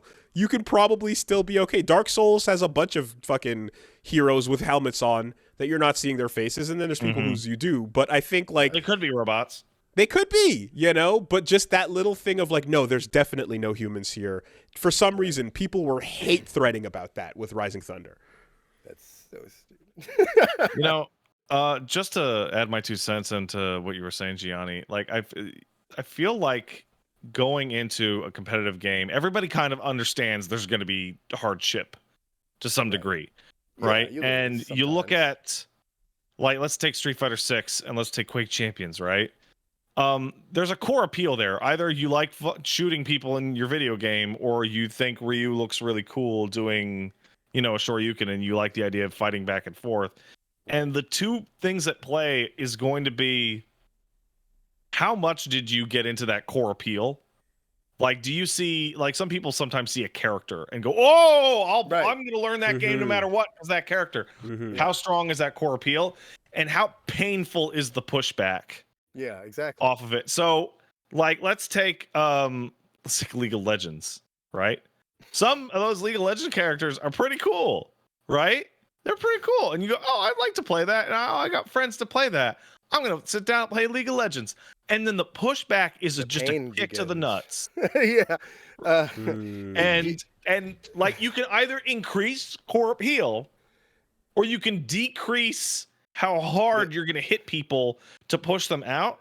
And I feel like the best thing that could possibly happen with that, and Street Fighter's trying and Guilty Gear tried, is make the game as popular as possible, so the people who beat you barely beat you. Right, yeah, exactly. It just, because the problem we always describe with fighting games, and I know it's the same with shooters, is I'd like to play. I started. I'm dead. Yeah, exactly. And you don't just feel like, you feel like emasculated. Like oh, I couldn't even throw the ball before someone tackled me. And it's like, oh, I wanted to play a video game today and I'm not playing. No, totally. Sorry about League of Legends. This is kind of a tangent, but you might find it funny. I probably will. I was at the Ottawa Comic-Con. I wasn't there as like a guest or as like a VA or anything. I was just dumb muscle for my wife, helping her with her art table. She was in Nicholas Valley. But we were there, and I was looking through the pamphlet, and I swear to God, I might be slightly misremembering the title, but I swear there was a panel that was called something like, "So you watched Arcane, now what?" And I was like, oh no, they're trying so hard to bridge that gap to make it like, hey, wait. Hey! No, there's a game there. Yeah. Hey! I did. That's me. Yeah, Hi. that's me. Yeah. I thought you might find that amusing. Oh, that's What's fantastic. really funny is that, like, I saw a bunch of articles that came out along that time, and a lot of people talking on Twitter like, "Wow, Arcane was great. Don't play League of Legends." Yeah. It was like, yeah, great show. Stop there. Yeah, no, I saw that too. Where like there was like an active like cultural pushback to like it was like a don't smoke campaign, but word of mouth, where it was like, hey man, look, you know, you're a friend. I really care about you. I know you got into that Arcane show. Just don't boot the game, okay? And it was so genuine. I feel like I feel like Riot understands that they've probably hit the carrying capacity of the planet with how many people are aware of and are ever likely to play League of Legends. Right, yeah. And that every time they do something, and the only path for the average person is, hey, should I start League of Legends? And then someone either tells them no, or they do it, and then they just go, I'm done with that shit. Yeah. Right? And that's all of a sudden there's tons of games coming out that aren't League of Legends. There's that Ruined King RPG, there's Project L on the way, there's Yeah. I definitely like, I don't let me trash League of Legends or any MOBA too much though, because I like have not gotten into any of them. I'm a pretty stupid shoot gun guy, so like they would put text on the screen and be like, figure out these numbers, and I'd be like, peace. So, you know, I'm from like a very outsider perspective, just to give that fair disclaimer.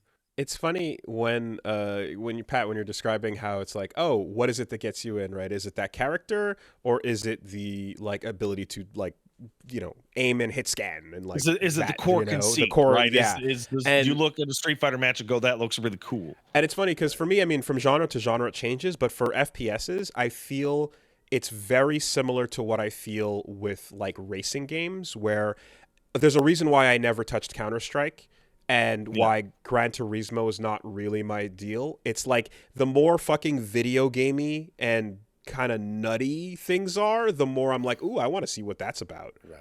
Yeah, so if Like, there was a new Unreal Tournament announced today, you might go, oh, yeah, Unreal Tournament. Yeah, that's whatever, fair. Doom Eternal type shit going off, that's... Sorry, Pat. Best I can do is taking down the servers and delisting even the single player games. Sorry, best I can do for Unreal Oh, Tournament. that's the best you can do? Yeah, Oh, sorry, cool. that's all I got. Sorry. Yeah, Okay. That's great. Well, that's not the same, but okay. You know what the worst thing is like we're talking about boomer shooters, and this is not a boomer shooter, though it is old. I'm like, oh man, I wonder if there's some good games that people could get into to get into FPS. Like, oh, you know what helps when you're playing FPS? Having a really large team, so that your personal failures don't necessarily impact the thing. Oh, are there any good Battlefield games now? No. Oh, well, Yeah. well, you could just go back and play Battlefield 19. You could go back and play Bad Company 2, right? Oh, no. It's being delisted. Like, oh, cool. God. And then get ready for, fast forward a couple years from now, within the immediate distance of delisted games, and also you must be connected to, you can't go offline in any situation or have any kind of like LAN type. I remember the old LAN type setup where you could still find a way to play a game in a closed environment. It was always like a fallback to keep any game alive, and I kind of hate that we live in a world where that's gone. Now, I should mention the delisting of the games and the pulling of the official servers happen. But in case there is anybody out there who's like, damn, I really would like to play some Unreal Tournament online, just to give a quick shout out to it, there are still people who are like running their own servers and get-togethers on Unreal Tournament games and stuff. So there is like a path in through the community. It's just that it's been officially shunned, but just to not totally shut it out for anybody who might be interested. I'd hate to be like, don't even try. If you really want to, you could probably make it work. Is this the part where I call the fucking epic cops on you? Is there whatever the equivalent there is? Yeah. Man, I wish I could just go back and play fucking Unreal Tournament 2K4, man. That's fucking 2K4s. That's my favorite too. That's actually, so I don't know, like what they're doing with Unreal, I guess I'll mention is they did that. And then with that came the announcement that they were going to be doing Unreal Tournament 3X, which is going to be Unreal Tournament 3 going free to play. They've promised no microtransactions. It's going to get some new update that I assume makes it work nicer on modern hardware. That's all really cool. So weird though, because most people feel so meh about Unreal Tournament 3. It's like it's the wrong game. Most people feel like it's like their least favorite Unreal Tournament. Yep. And I'm with you. I would rather have UTK4 or Unreal Tournament. I'd rather play 2K4. fucking Unreal Championship, man. But I'll still like I say this though, if they do whenever that comes around with Unreal Tournament 3X, I'll probably still play it. Like I'll still hop on because any Arena FPS release has like a day, maybe even a week where there are players. So I'll at least hop on in that golden time frame and get some matches in and shit. I mean, if for whatever reason people were to flock to it in fucking droves, which I don't see happening for Unreal Tournament 3, especially because everyone's so bitter about the fucking games being delisted and shit. But hey, if it were to happen and it became a happening spot for Arena FPS, I'll play it. I mean, it's still a fun game, so whatever. Can we label that length of time the lawbreakers time? Or even the shittiest, most unliked game will at least get enough people to start a match. I mean, Lawbreakers. The Lawbreakers period. There it is. If we can call the death of fighting games the Deadly Alliance era, then we can. You can that do was a whatever you bad want. era. You can do whatever you want, man. Okay, let's take a quick word from our sponsors and then another break, if that's cool. Yeah. All right. Cool with it. This week, podcast is sponsored by DoorDash. And I love you, DoorDash. Can I have a food? Yeah. Let's see. Are you missing the syrup for your pancakes? Ran out of Yeah. coffee creamer? Oh no. That's rough. Those are particularly bad ones. If you go ahead and you have your pancakes gonna made or your waffles, and then you realize you don't have throw syrup, them in the trash. Dude. What else can you do? What, put them in the fridge and come back to them late? Like that's crazy. It's a fail state. There's just I should have checked before I started. Yeah, mid screen flip becomes red. mid flip, you just put the hot pan and then right into the garbage you go. 'Cause you just, what the fuck are we doing here? Anyways, well, no, you can get stuff like that fixed. Wait, it's not a fail state because you can get yourself some DoorDashed syrup right to you, or whatever else you're missing. You can get them covering you with the grocery delivery, convenience store delivery. If you're out of toothpaste, toilet paper, whatever little cravings you got, they can get it to you. I crave toothpaste. I mean, you should use it as opposed to not. Yeah. Also, I just switched to an electric toothbrush. I didn't know how fucking sick those things were. God damn, they're amazing. I don't trust it. I know. I get you. I get you. But then you try it, and it's like a game changer. It's kind of nuts. They're fucking incredible.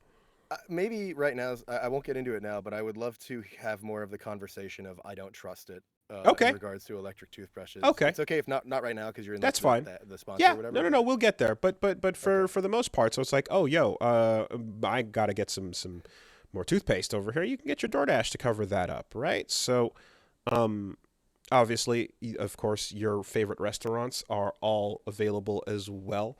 With over 300,000 partners, you can get whatever. Dude, I love my favorite restaurants. Whatever local places and chains and mom and pops are in the area are going to be on that list as well. DoorDash has you all covered. And, of course, there's the Dash Pass as well. You can get in with savings of 0 delivery fees on all eligible orders with your Dash Pass membership. So yeah, you can get 50% off your first DoorDash order up to a $10 value when you use the code BEAST at checkout. Limited time offer, terms apply. That's 50% off up to a $10 value on a $15 minimum subtotal, and 0 delivery fees with your first order when you download the DoorDash app in the App Store and you enter the code BEAST. Don't forget code BEAST for 50% off your first order with DoorDash. Thanks, DoorDash. Thanks, DoorDash. I love you. Okay. Hold that thought. BRB. Time for piss.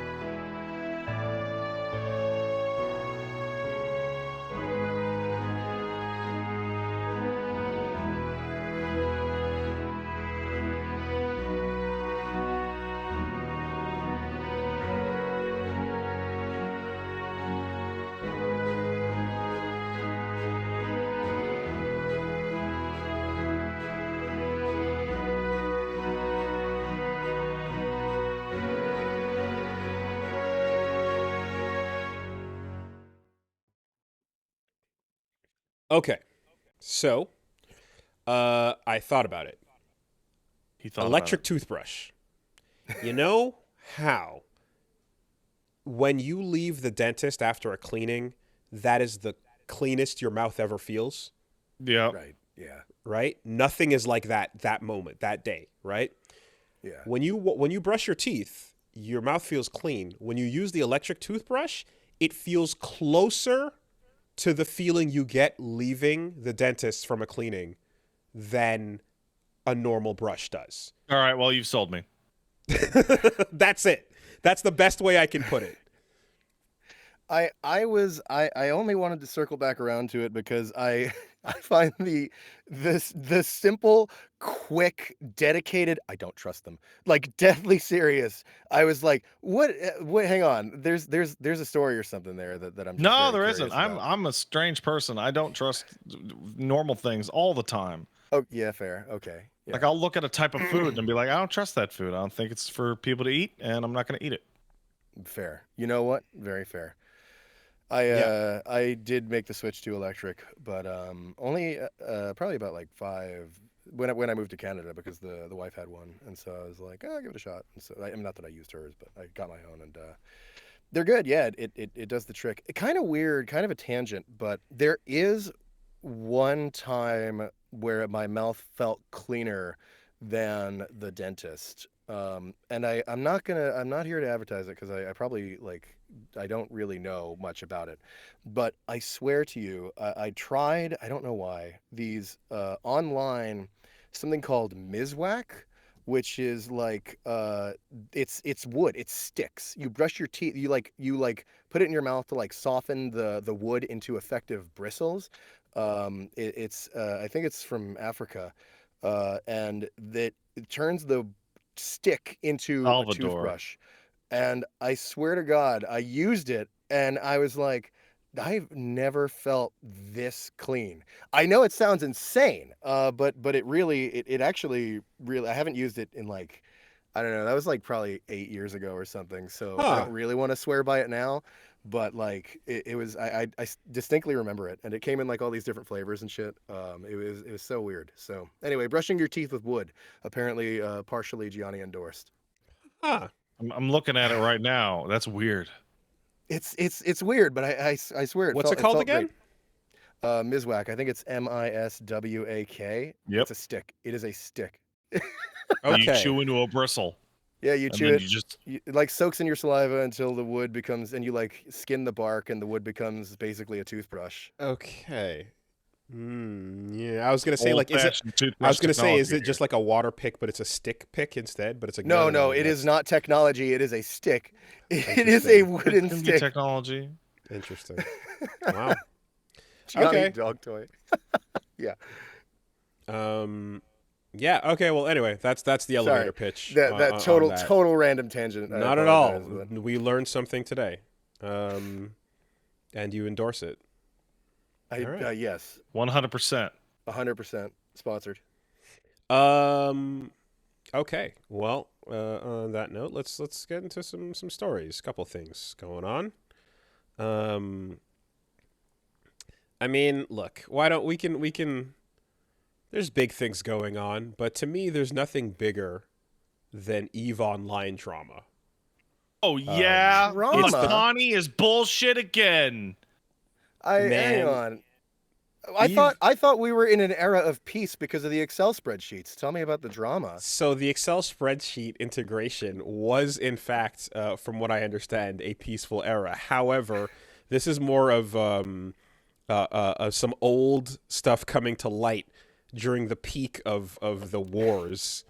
Basically, a story came out. Wait, has it been deleted? Oh my god. Wow, okay, there was a tweet here. It's gone now. Ah, they want to cover it up. Okay, well, I copied some of the text, and yeah, I think that you just said Mittani. Like, that's exactly it. There was Long-standing known character. an officer in the guild of a Big Eve Online faction, instructed forum posters to infiltrate someone named Remedial's house, at the time the leader of a guild, and install a keylogger on his PC. And then they used the information gained from said keylogging to hack the account, and then also other compromising information and shit. And it's like the EVE Online hijinks has always been kind of insane under the like soft rule of like, well, this is all happening within game world, but now actual crimes like were happening that involved like, yeah, some dude getting his computer key logged and completely fucking doxxed. And there was a whole thing going on about how they kind of like just kind of played it off and pretended like, oh, someone just guessed your password, whatever. And then they were just monitoring this dude's like life activity because like they sent someone over who pretended to not have a place to sleep or something, so they crashed and then started installing shit and monitoring. Like it was this. It's crazy. It's fucking crazy. It checks out that when you say to me EVE Online drama, what you proceed to describe is corporate espionage. Yeah. Like, I guess that's what I would imagine if something is going down with EVE Online. Yeah, okay. It makes sense. If I remember correctly, the player known as Mittani was eventually banned from EVE Online personally by the devs for encouraging a crowd to harass someone into killing themselves. Jesus Christ. So I'm not surprised that somebody who would do that at a public forum would get people to break into your house and install espionage shit on your computer. Yeah, so the when looking the story up to see if I can find the quotes that were from this initial story, the last thing that comes up is EVE's Online's most notorious player, Mittani, has quit the game. And I guess, my God, okay, yeah, it's fucking crazy. This espionage shit dates back to 2007, right? Yeah, it's the tweet got deleted. But anyway, I remember I have a friend in person who was describing like playing some dude against another person who he was pretending to be. So he was acting as a middleman for like a deal, and then he would jump on a voice call and then put on a voice and pretend to be the second person, and he was doing both calls at the same time, and like pulled that off somehow and heisted this person into suckering over money or items or whatever was happening in the game world with the trade that they were doing, and shit like that, where it's like, that's insane, that's OPSEC, that's all of that. But like you're like, it's in the game, I guess, right? As long as the crimes remain within the game world. That's where it gets complex, right? Because, like, I mean, we have the level of crimes in which there's the espionage thing that we're hearing now I would not be surprised to hear that it would be, relatively common. There was one of those big battles that lost people millions of dollars about 10 years ago. Part of that involved doxing the leader of the clan, sending people to his house, tearing up the power lines in his yard and cutting them before the attack, so that his internet and all his service would go out because his house lost power. Okay, so we're already describing the same level of fucking that's what we're hitting. Okay. I'm going to burn your house down so that you can't fight back in my video game. Because like if deception is, I don't know if deception is encouraged in the game, but it certainly is like supported, like, yeah, I get that's the encouraged thing in the game of life, man. But it's like when your address is out there and people can come fucking visit you and keylog your PC, that's jail, dude. What the fuck is happening? Castle Super Beast viewers be like, I burned your house down, hustle or scam. I mean, yeah. I like, from a distance. I'm gonna go with hustle. All right. Okay. I can see it. Yeah. No one gets hurt. Yeah. Okay. Cool. They were gone. They were out to dinner. No one got hurt. Everything's fine. We just had to destroy your actual hardware. I'm like, from a distance, I will always admire the idea of all of that shit. And again, it started for me with that 10 years ago, the war, right? The fake bank that just went, nah, your funds are ours, actually. And the whole galaxy has to go fight, like, everyone at this, like, if you're a part of this bank, they're going to fight everybody in the game. Like, that's so insane. But, like, from a, like, emergent story perspective, it's the most fascinating, interesting thing, you know, in a video game economy world. Like, it's so cool. But if all of that is predicated on people's real property and lives being destroyed, doxxed, and fucking infiltrated, then I guess we can't have I don't know. The whole thing is ethically and legally dubious. World of Warcraft also has this problem. Okay, let's take EVE Online. You have ISK, which is in-game currency. You also have Plex, which is the currency that you buy with ISK or real dollars to turn into game time. However, you can mix and match these currencies in such a way that Plex has value. Therefore, ISK has value. And you can steal ISK. You can steal the money that turns into real money, which means it is real money. And you stole it. So, I don't know. Right? If you request to switch player 1 and player 2 seats in grand finals, that is that is allowed within the rules of the tournament.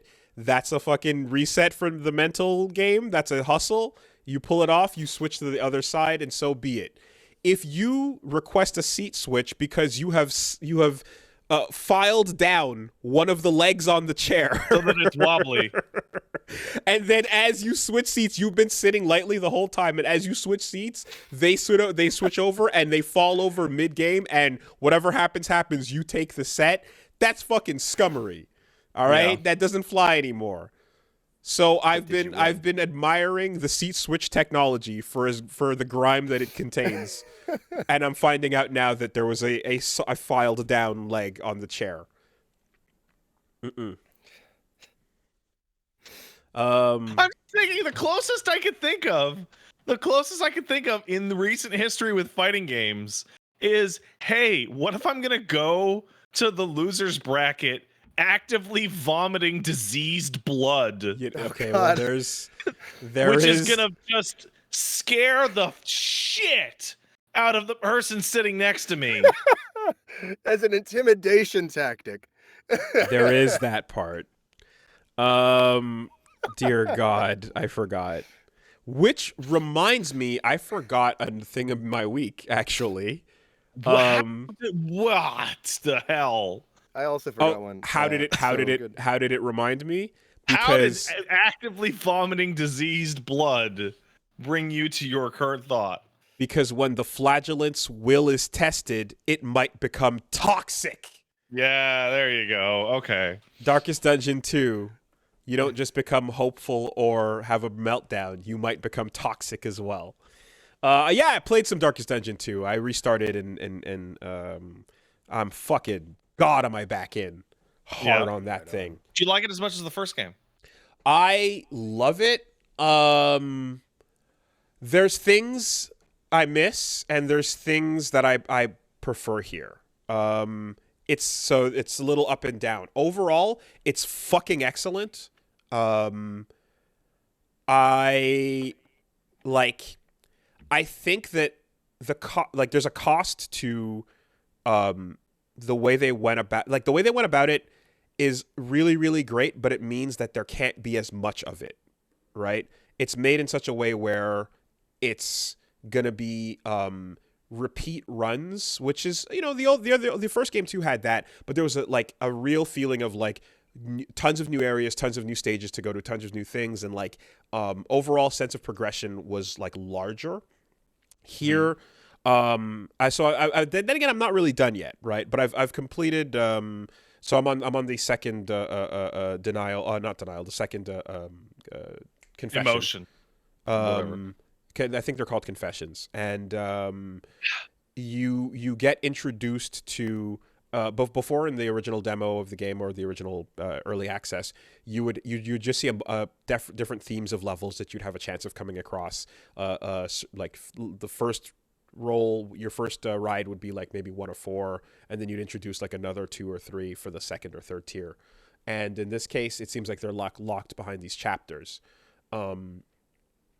I have to go back through and kind of see like how much fresh stuff comes in with the repeat runs, but it seems like you kind of have more retreading of old material than you did beforehand, but the other one still had a lot of retreading as well. So it's a minor thing.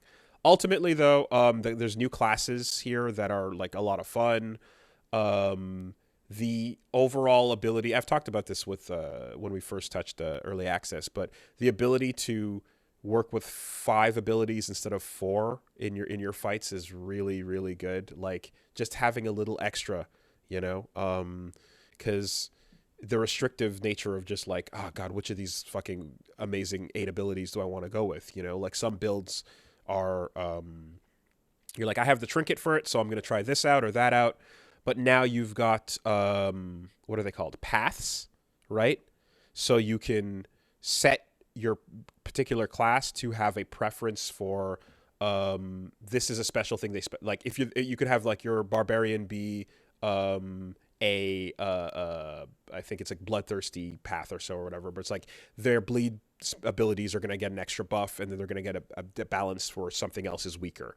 Or the highwayman in rank 1 gets a bonus of 25% damage, but in rank 3 it's minus 25 and minus 50 if they're in rank 4. So then you kind of their positioning starts becoming the most important part of their gameplay. It's grooves, you know?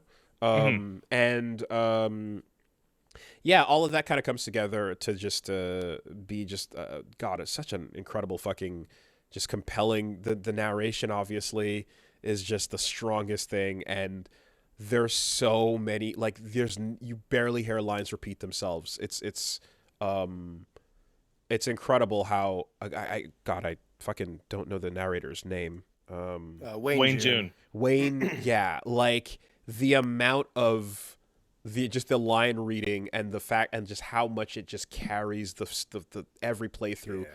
It's such a fucking amazing tone setter, you know. I appreciate some of the updates as well in now the way you unlock stuff. I didn't play when they added the new unlock screen kind of thing, which is the altar of hope. After you die, you go spend your candles to get stuff. When I was playing it in early access, you would just get things as you progressed, and that was that, you know. But yeah, man, the 1.0 of this has been just super duper good. The combo system where you kind of like have targets that it essentially takes a system from the first game, which is marking targets, and then they take more damage or have extra effects. It was used a couple places here and there for like, you know, you can use a marksman to like, you know, point out something on a character, and then some classes would have 1 or 2 abilities where it's like, oh, if this opponent is marked, you do extra things to them. Now that is working across the entire cast. Everyone has stuff that works with marked opponents, and it creates a really fun synergistic thing. You have more synergy options as well. You can have a character who's entirely about marking and moving around people, and then you have your healer, you know, and then you have your 2 like versatility or damage up front and stuff. And you know, you could do things like that before, but like now it just gives you a ton more options as well.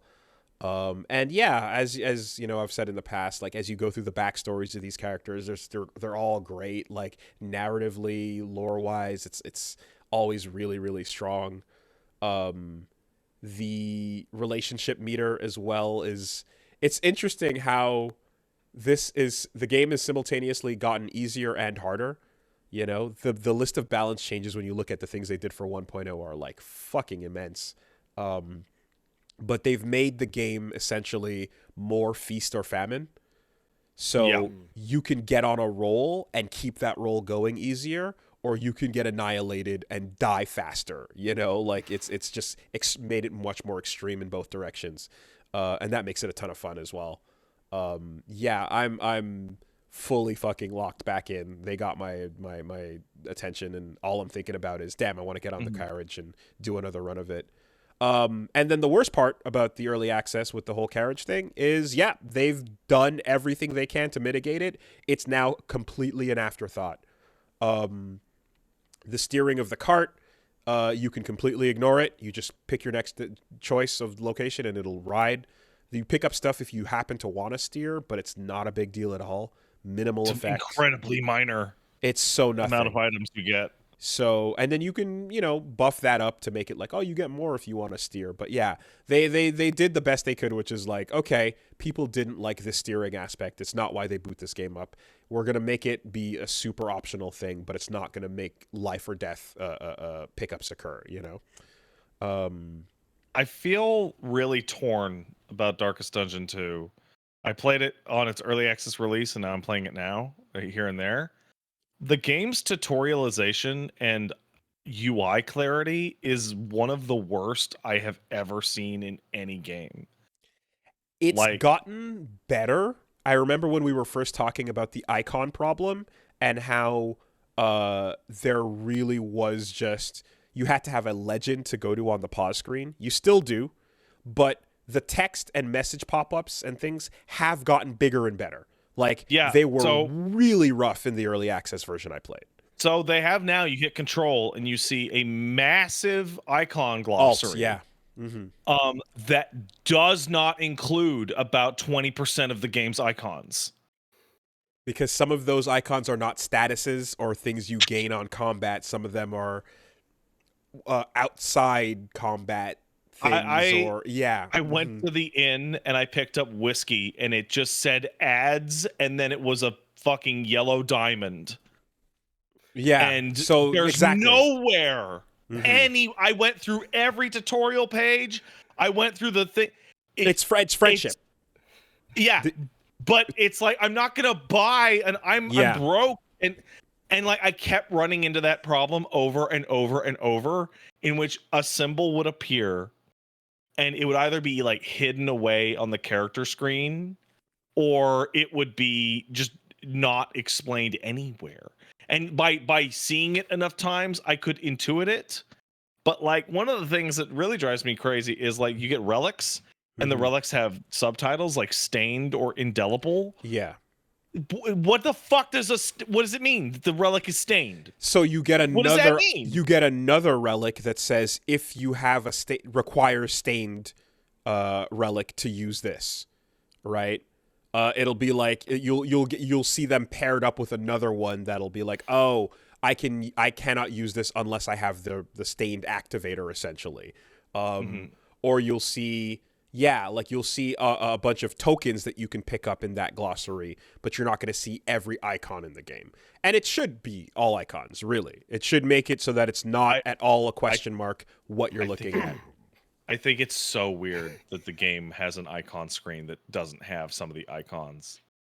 Like, one of the things that was Sorry, after you. No, it's because they distinguish it as a token glossary, and it should be a legend. It should simply be a legend for all visual icons in the game. The one that got me really bad was like I had a token, not a token. I had an item that said it was like a blue diamond with etches on it, and it said plus 10%, and I'm like, the fuck is that? So I go to the token thing and it's not there at all, and it's like the only place you can see where that is on the character select screen. There's at the bottom, it's debuff.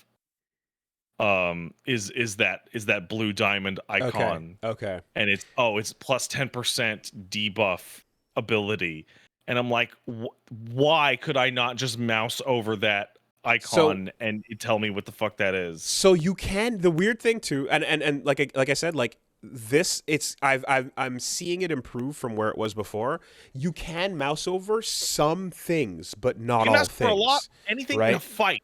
Yeah, on a character. So like if you're highlighting your moves, right, and you're like, oh, what does that icon do? You can click on the move before you actually like target somebody, and then it'll stay at the bottom of the screen, and then you mouse over the icons in the description of the move, and they'll all pop up and tell you what they are. But And similarly, if you pull up a character sheet, you can mouse over anything on the character sheet, and they'll tell you what those things are there too. But yeah, there's time to time where like the tooltip itself that pops up has something you don't recognize in it, and you're like, I want to take a second mouse and mouse over the tooltip that popped up. You know? Yeah, exactly. So totally, that is real. The other problem I used to have in the early access was some of the icons were just not distinct enough from each other. There was like 3 slashes, 2 slashes, the shield, the hollow shield, the shield with the outline, and a number of other things that were just like, those are way too close to each other. They've redesigned some of them to be more distinct, so those have gotten better. Like there's still some stuff where I'm like, I'm squinting to see which kind of shield that is, but with the icons getting bigger, it's not as much of an issue as it used to be. So overall, quality of life changes, but yes, the overall glossary not containing everything is still an issue. That is true. The other issue that I have is I think Death's Door applying to enemies has situations that become completely fucking absurd. Like I got into fights where I had an enemy at 0 and I hit it like 6 times and it didn't die, and it's like, that's too much. Well, so this is where the feast or famine aspect comes into play. You can focus on moves that have more death's blow resistance, piercing, essentially. Now hear me out. What if they just made it so like the 4th time you try it, the narrator just chimes in and is like, "Lol, Lamau," and just laughs at you? You got a point. You got a point. Yeah, that'd be great. That'd be great. As it stands, though, you know, I mean, he does so through like fancier words, but you get moves that'll be more effective for death blow.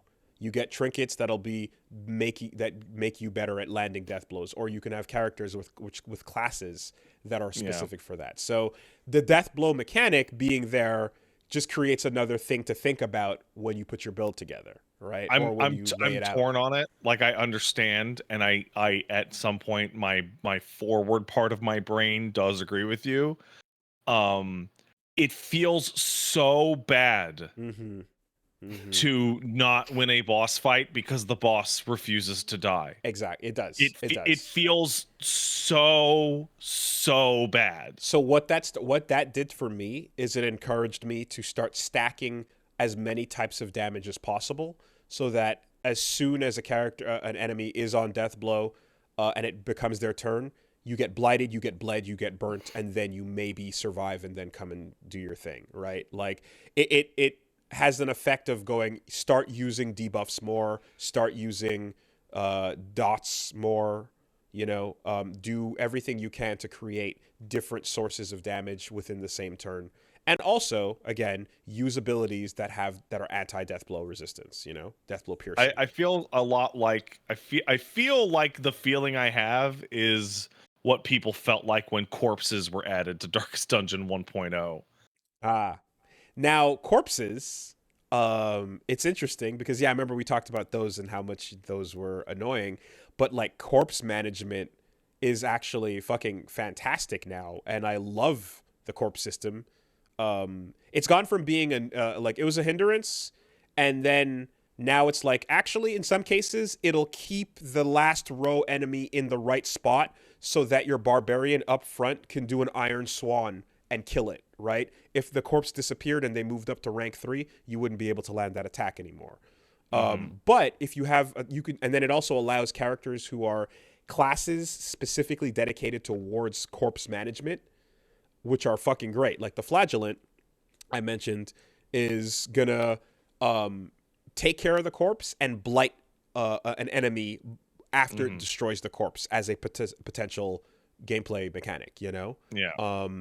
So you can use corpses to your benefit in some cases, but there are also enemies who can eat a corpse and heal, or destroy it, light it on fire, so like it just finds another way to work in to the system.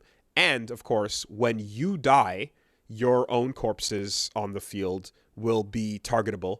So, like, if you have someone dead in that round, you might be spared some damage because the enemies attack the corpse instead, you know? So again, feast or famine increased. You lose harder, you win harder, you know? But you have to use all the mechanics and now think about more of the new ones as well. So these are things I'm torn on. What I'm not torn on is that I think it's fucking absurd the game doesn't have cloud saves. Absurd. It really should. I wish it wasn't a one-way transfer. It's like I said last time. It's a single thing from EGS over to Steam, single serving, and then of course you can run into the problem like I did, where you have the progress update and lose. Simply play the game again. What's it matter that you lost your progress? What's the big deal? Huh? I mean, I did get back to where I was faster, obviously, this time around. But we saw Hades solve this problem instantly, easily. No reason why not. Fucking Dragon's Crown back in the day was like, hey, upload your save and download it on your Vita or whatever. I don't know. Like, absolutely. I agree. By the way, don't take trash talk from me about Darkest Dungeon. The reason I've been quiet in this conversation is because there's really only I really want to try Darkest Dungeon 2. Haven't played it yet. The reason I'm looking forward to it is I hear some of those changes that Pat you were describing. A lot of people like preferred it like the old way, and the changes, were kind They're of totally dumbing different this games. down. And you found that those changes, made it more catered towards yourself. I'm kind of looking forward to trying it because my story with Darkest Dungeon 1 is really funny and sad and pathetic. Total skill issue. But around launch for Darkest Dungeon 1, I put like about 30 hours into it, which for me is a lot. And so I put all this time into it. I was hard stuck. It was bad. It was really bad. And so I was like, I don't remember exactly what I couldn't overcome, if it was like a single dungeon or a chapter. Like, I didn't get hard stuck in the middle of the game. I didn't get past the beginning of the game. And I tried, I got like so desperate that a lot of my gameplay time was like, okay, I have one infinite resource, and it's that fresh bodies are always coming in. So if I just keep throwing bodies at it at poor quality, I'll be able to farm enough to yield myself some hope. And that didn't work. And then I tried setting the game to easy, and that also didn't work. So I was like stuck. I got genuinely stuck. I enjoyed the game. I wasn't frustrated with it. I still was like, this game is really cool, and like the moment to moment action felt really good, even though I was losing by the end of it. But like most of my gameplay time was I was doing it and I was doing okay. And then, I would get like towards like the end of a dungeon or whatever, and all my guys would get executed, and I sucked at it. And so the changes that I've been hearing about Darkest Dungeon 2, I'm excited to give a shot, because it sounds like it's kind of been maneuvered in such a way that that's a little less likely to happen to me the way I play. Well, you'll just fucking die, and then you'll start a new run. Right, yeah, exactly. But whereas I was like totally fucking, I could not figure out my way out of that cardboard box. It was sad. so one of the most forgiving things about this now as well is so far you're kind of just expected to always take out new adventurers on each run. Right. The feeling of going like progressing a character up to max level and then having them even survive the darkest dungeon and make it out and have like that extra little buff and like and slash debuff and like you have a maxed out character, they're one of the most reliable people on your party, and then like you do a bad run at some point and you're doing a run trying to get a level 3 character up to 4 or something, and then it all goes wrong and you wipe and you lose these characters that you've been building for so long. That fucking gut-wrenching pain is kind of mostly mitigated and gone. But it still can exist in one form if you choose to, which is the memory system, right? Before, you would have to experience this because anyone who, once your characters are on a roll, hey, they survived, awesome, yay, keep them going. Now when the run is over, you do a new run, you start out with a new cast, and if you want to bring an old memory back, you can, and if that memory dies, then they're gone forever. But it's not expected of you to keep that same thing going and then lose all that progress, you know? Right. So it is very different in that regard as well. It's still fucking hard, you know? Right. It still Yeah, kicks your yeah, it seems ass. That's not going to be different. But I would say that, like, they've changed enough that it feels as if there's basically a lot of what you're describing, Pat, is like there's new hindrances and the answers are the new systems. Do you know? And it's like, hey, start using this to deal with this new problem in a way. And then yeah, in terms of just like at the end of the day, like so far at the very least, because I haven't used the memory system for anything really. So far, it's kind of like you can do these upgrades to make your permanent progress on your wagon be like upgrading your Hamlet. And so every time someone comes in, they'll have more abilities, and your overall you won't be starting out completely fucking fresh like early game grinding required. But your chances increase over time, like any roguelike and whatever. That is much more forgiving in this game, and so the overall frustration of the consequences of dying has been lessened. You know. Yeah, and with like the whole like roguelike approach of like, you are expected to do another run. I think it kind of fits more into what ended up happening with me anyway, where like I basically turned the first one into a roguelike within its like opening act. So I think this structure might give me a little bit more hope. Again, I don't even know when I'm going to get around to it, but I'm looking forward to it. The stuff you guys are describing Let about me it ask you, sounds interesting. Wooly, are you using the Radiant Flame? Oh yeah, absolutely. I'm torn because it feels like the Radiant Flame says that you won't get to have as many candles and that like it's the game's easy mode. So I look at that and I go, should I even be using it? It is an optional thing to put on, and yeah, you get it changes odds and makes things easier in exchange for your rewards. But I mean, considering I did it without it beforehand, and the reduction is worth the trade-off, I don't think it's that bad. I think I think you can have a ton of fun with it. You don't have to prove anything to anybody with it going like like it's absolutely like you're gonna get your rewards and it'll be not too bad.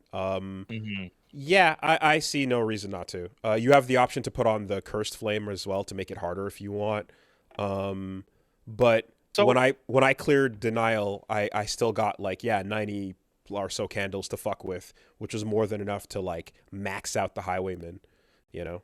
is it like slightly easier or like what?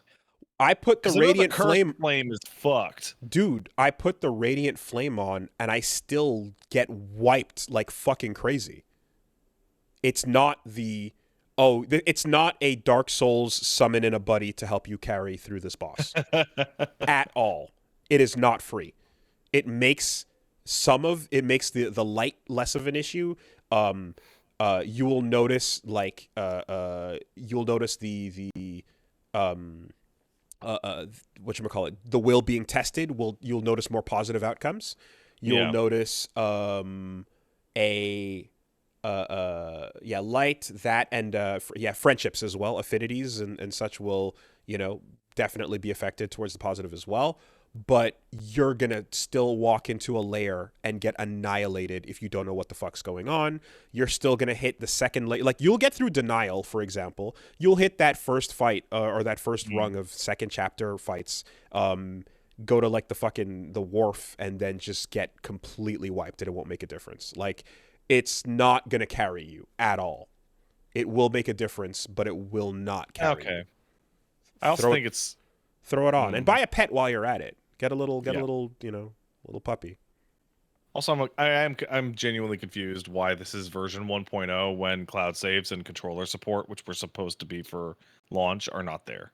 It feels like they pushed this version out the day it was 1 year after their Epic sale. Like the way it went on Epic Game Store, and that it's not actually 1.0. Yeah, I guess they got in mouse only controls, right? So now you completely don't need the keyboard. and I guess that was like, okay, good enough. But it's also like when you scroll down the patch list when you boot it up for like the 1.0 release, it is like one of the longest patch note things I've ever seen. There was enough dropped in. You don't play enough MMOs. I guess not. But I can't believe how fucking humongous it was. And it's like for all those changes, so they kind of just decided, yeah, fuck it, it's out. And I guess there's an ending, right? There's proper, like, everything's in there with the chapters. One more thing too about the flame. When you get past chapter 1, to walk up to, you can approach the mountain. To get into the mountain, you have to kill a boss. Right. And that on its own, the flame will not save you. It doesn't matter. To kill a boss is real. You know? Yeah. And if you do, you're gonna walk out of there, you're not gonna be in good shape either way. So it's asking daunting tasks of you regardless. Okay. Well, thank you for assuaging my trepidation. It's not a bitch flame. It's not. You're fine. We're 4 hours in. I think we did one news story. Oh, God damn it! All right, sorry. I know you were saying you try to be like careful of the guest time or whatever, but I still can't emphasize enough. I'm game for however long or whatever. He says his time has no value. Yeah, it doesn't. I cleared out today just for this. Again, I'm a fan of the podcast, so I knew when I got on the phone that anything could happen. So don't worry about me. We're moving, but I just needed to take a minute to let everybody know that Darkest Dungeon 2 is fucking great. The weirdest thing is about Darkest Dungeon 2, Paige has gotten way into it. It's so fun. Yeah, but that is not up that woman's alley. That is not her alley. That is really, really not. Like, I was streaming last night and I just get a text message being like, I beat Denial. I'm like, what? I can't even get to the mountain. Actually, but it's fitting into the role that I had Vampire Survivors in, and Into the Breach and other downtime games, because it's decision based, right? Make good decisions. It's not timing based. So I'm like, yeah, I kind of just want to. But I don't make good decisions. So that's fine. That's my problem. But I'm just saying, no. I can multitask. I can, and then like I can like take my time on a turn and like go do something or whatever, yada yada. Or like, yeah, if I'm whatever, listening to something, it's great for just that. And also, again, like, I can't stress how much I love the setting, the narration, the world, the feeling, the overall mood. It tickles every fucking little thing. Like, I just love that shit so much, Yeah, what they have there is so good. And I don't get that enough in other things I play. So I just, God, it hits. It scratches an itch that I don't often get to scratch, Right. Yeah, absolutely. That's dope.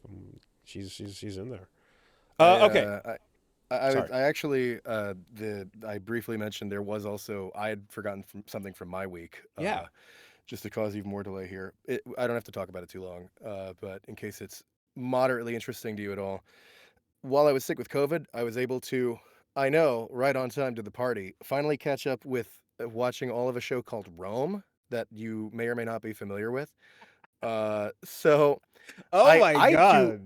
I really am trying to fix this about myself. Titus fucking Pullo. Let's go. Titus fucking Pullo. Yeah. So I do not watch like enough shows. I still need to watch through fucking Sopranos, Breaking Bad, Better Call Saul. Never watched Game of Thrones. I am like media fucking illiterate because I just play boomer shooters.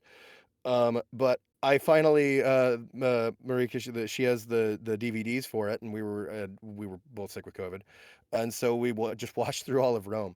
Yes. And it's honestly, I loved it. I loved it, and I looked. She tells me it got canceled because it was too expensive, and I looked it up, and sure enough, that's exactly what happened. The show was successful. People liked it, but it was still so expensive that it got canceled. In a pre-Game of Thrones world, right? And then the same producers and shit learned from this mistake and went and made Game of Thrones. The actor for Mark Antony was quoted as saying, they stole our fucking show, because Game of Thrones is basically like, they did Rome and they were like, okay, we've now learned how to not spend so much that it has to get canceled despite succeeding. And you So can it was see, like, and you can go see ahead. the exact same budgetary setup for when it comes to war scenes, where both Rome and Game of Thrones just pan away and pan back to the aftermath of the battle Yeah. because this is not a movie. We can't afford it. You know? I went and learned because the second season moves so fast, and yeah, it's because they knew they were getting canceled. Turns out, Mhm. like season 2, you may remember, a lot of shit happens. Spoilers for ancient history, but there's the whole thing with the demise of Brutus, and like the whole Brutus thing was supposed to take like another like 3 seasons, and like we were supposed to be in Egypt for a really long time, and it was really supposed to stretch out a lot. There was a question on the podcast recently about like things ending, having to get a rushed ending or whatever, and this was one of those where season 2 is like, Jesus Christ, it kind Yeah. of like feels lackluster, and the reason Yeah. was because they were getting axed, so they wanted to like put it in some kind of place. But I looked it up, and there actually was stuff. I'm gonna do this to give myself hope, even though I shouldn't.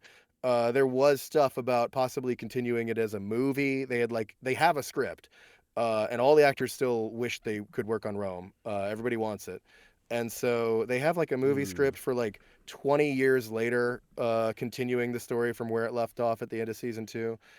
Probably like never gonna fucking happen, right? But it's still, it was something nice to learn where it's like, I can give myself this hopium. Yeah. No, But yeah, things Rome. things kind of go downhill after the death of Julius Caesar.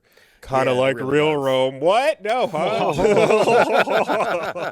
Yeah, for real. Yeah, Yeah, the dictators. Caesar stuff is Woo. Caesar stuff. Caesar was like really. I didn't expect to say this, but Caesar was a really interesting character. Right? I Oh, loved the stuff with Caesar. actually, so we're saying it wrong. It's actually Gaius Julius Caesar. Caesar. Yeah, yeah. Great True stuff. bread for true Romans. It's But such a good show, man. yeah, I really liked it. I definitely. So here's shout out for Rome, right on schedule. Fucking like 20 years late, but whatever. Nice. Yeah. Well, yo, I just remember like my friend I remember my friend recommended it cuz he's just like, "Yo, you got to check this show out.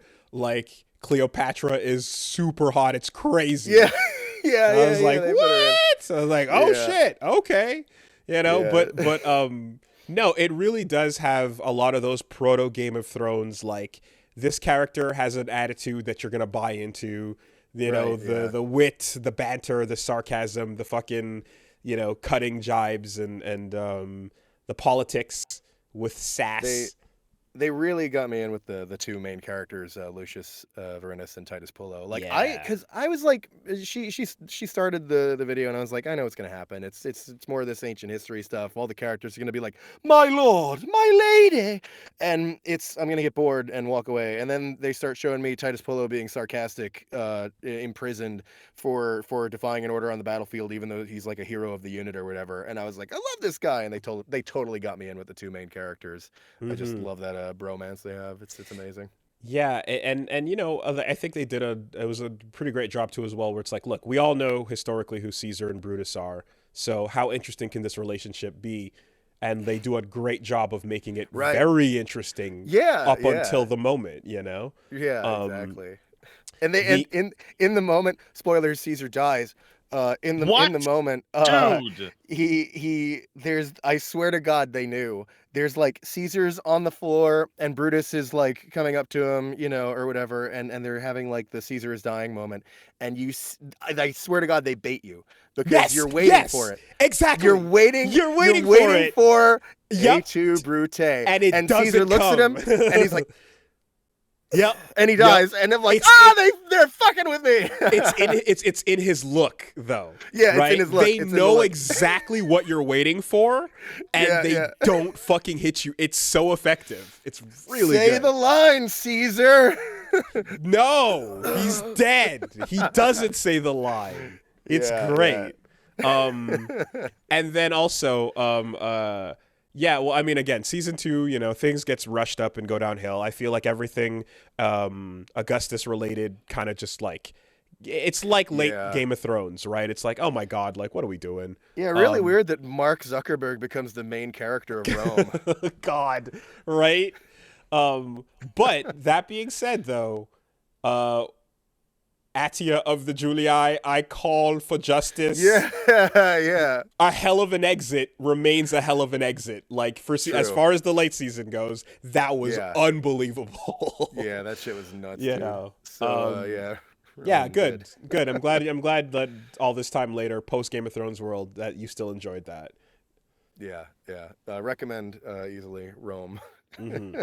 And yeah, and even watching it with the like, think about how Game of Thrones became what it is. This is like where some of that, those threads kind of came from. You know, people have done similar things with The Wire, where they're like, yo, if you like The Wire, there's a couple other shows that were like similar and that came out before that like pushed that sort of vibe and that, you know, The Corner, La Haine, you know, a couple of different things, or you can go check them out and see like, oh yeah, this is where they figured it out, and then this is where they perfected it.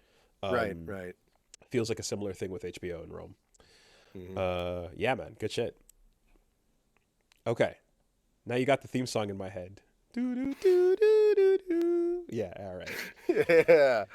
Yeah. Here's what's going on in the news, which apparently you rely on us to update you on what's happening in the fucking world of video Okay. games. Don't do Yeah. that.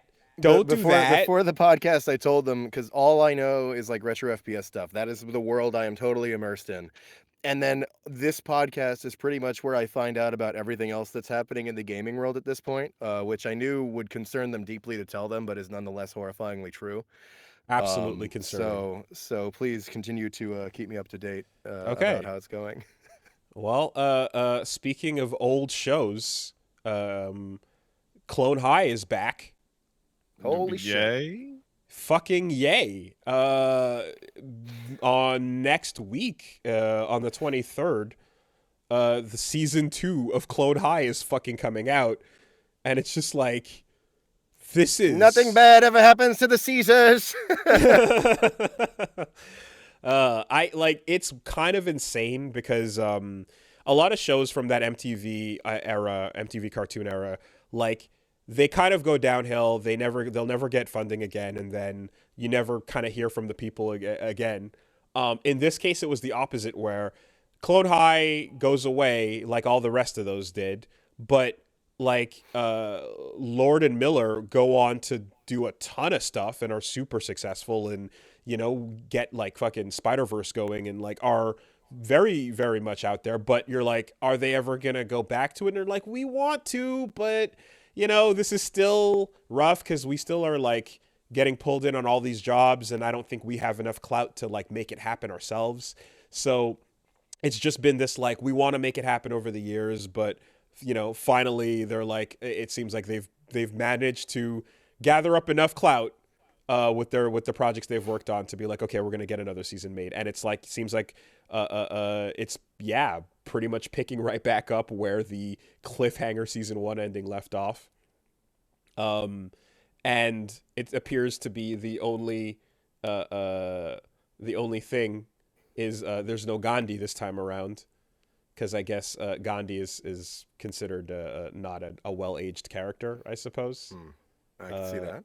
So, all things considered, I'm very excited for the return of Clone High. That's a whole bunch of I'm thinking of all the like fucking college era formative jokes that I remember from that, and undergrads and Mission Hill and everything from way back when, you know. So, Never. I'm not gonna like. I don't know the story of this show, like the backstory or how it actually went with production or anything. But I'm just gonna go ahead and say these words anyway because it feels good to say. Never doubt the power of memes. I feel like it's so much stronger than a lot of people think. Where if something gets memed enough and brings it up, it can just like have a real helping hand in like bringing things together and creating enough like demand for thing that like it helps it forge more. Memes can do like anything. I walked by a fucking like international Salt Bay restaurant the other day, and I was like, holy shit, memes can do anything. The Nooser, yeah, that's Yeah, I mean, power. he was of already a memes, you're right. restaurateur, but you know, it's just how widespread it got and everything. But you know, yeah, never doubt memes. They're strong and scary and should terrify you. Yeah, I heard fucking people like radio, like where people who have no idea what is what, like say it's Morbin time, and I was like, Yeah, how did that reach? Where, like, what is that? Has that broken out of containment? You know, It did. right. Yeah. that's crazy. Anyway, so yeah, Clone High's coming back. King of the Hill's coming back. Wild shit. What the fuck? Jesus Christ. Nothing. Sorry. It was sounding a little weird yesterday. Sorry. My bad. Webcam freaked out a little bit. Don't. He's beginning. He's beginning to morb. Shows my teeth. Don't piss me Morb off. all over those guys. Okay. MP3 fans, you missed out on something scary. MP3 fans look away. His eyes flashed red for a second. Back away from the lady. All right. So what happened is, I guess EU regulators have now approved the Microsoft Activision Blizzard acquisition. Oh, did they? Mm. What has happened to change the air? Basically, they have created a series of exceptions for EU, particularly all the stuff that they were concerned about with the cloud gaming monopoly. So in the UK, they're going to have to provide a free license for all EU markets to be able to stream and use all games via cloud for free without any interruption On or all cloud gaming services. Here, the exact wording is as follows. The remedies that allowed for the deal to go ahead were 10-year licensing deals that Microsoft has offered to competitors, a free licensing deal to consumers in the EU countries that allows them to stream via any cloud game streaming service of their choice, all current and future Activision Blizzard PC and console games that they have a license for. That seems like a fucking mess. Cloud providers will also be offered a free license to stream these games in EU markets. They're automatic licenses, and consumers will have the right to stream any of the games they've purchased or subscribed to on any cloud or streaming service of their choice on any operating system. So the European Commission requested Microsoft offer this automatic license, and this will now apply globally. So They're not going to do that. They're going to say that they're going to do that, and then they're going to do none of that, and then they're going to eat whatever fine the EU fines them for. The EU didn't issue a decision until this one. It was the UK that blocked it, and then they haven't changed it. The deal. Let me see. Going a bit further down. Regulators' concerns about cloud gaming. Us, not the UK as the exception. Right. Okay. Yeah, they quit. So I guess it'll go ahead, and then the UK will, I guess, be the exception. I guess. But it seems like it's still able to go through. The UK, US, and European competition authorities are unanimous in that the merger would harm competition in cloud gaming. Microsoft's proposals accepted by the European Commission today would allow Microsoft to set the terms and conditions for this market for the next 10 years. They would replace a free, open, and competitive market with one subjecting ongoing regulation. And this is listed as one of the reasons why it was rejected. Stadians, it's not looking good. They're not going to do that.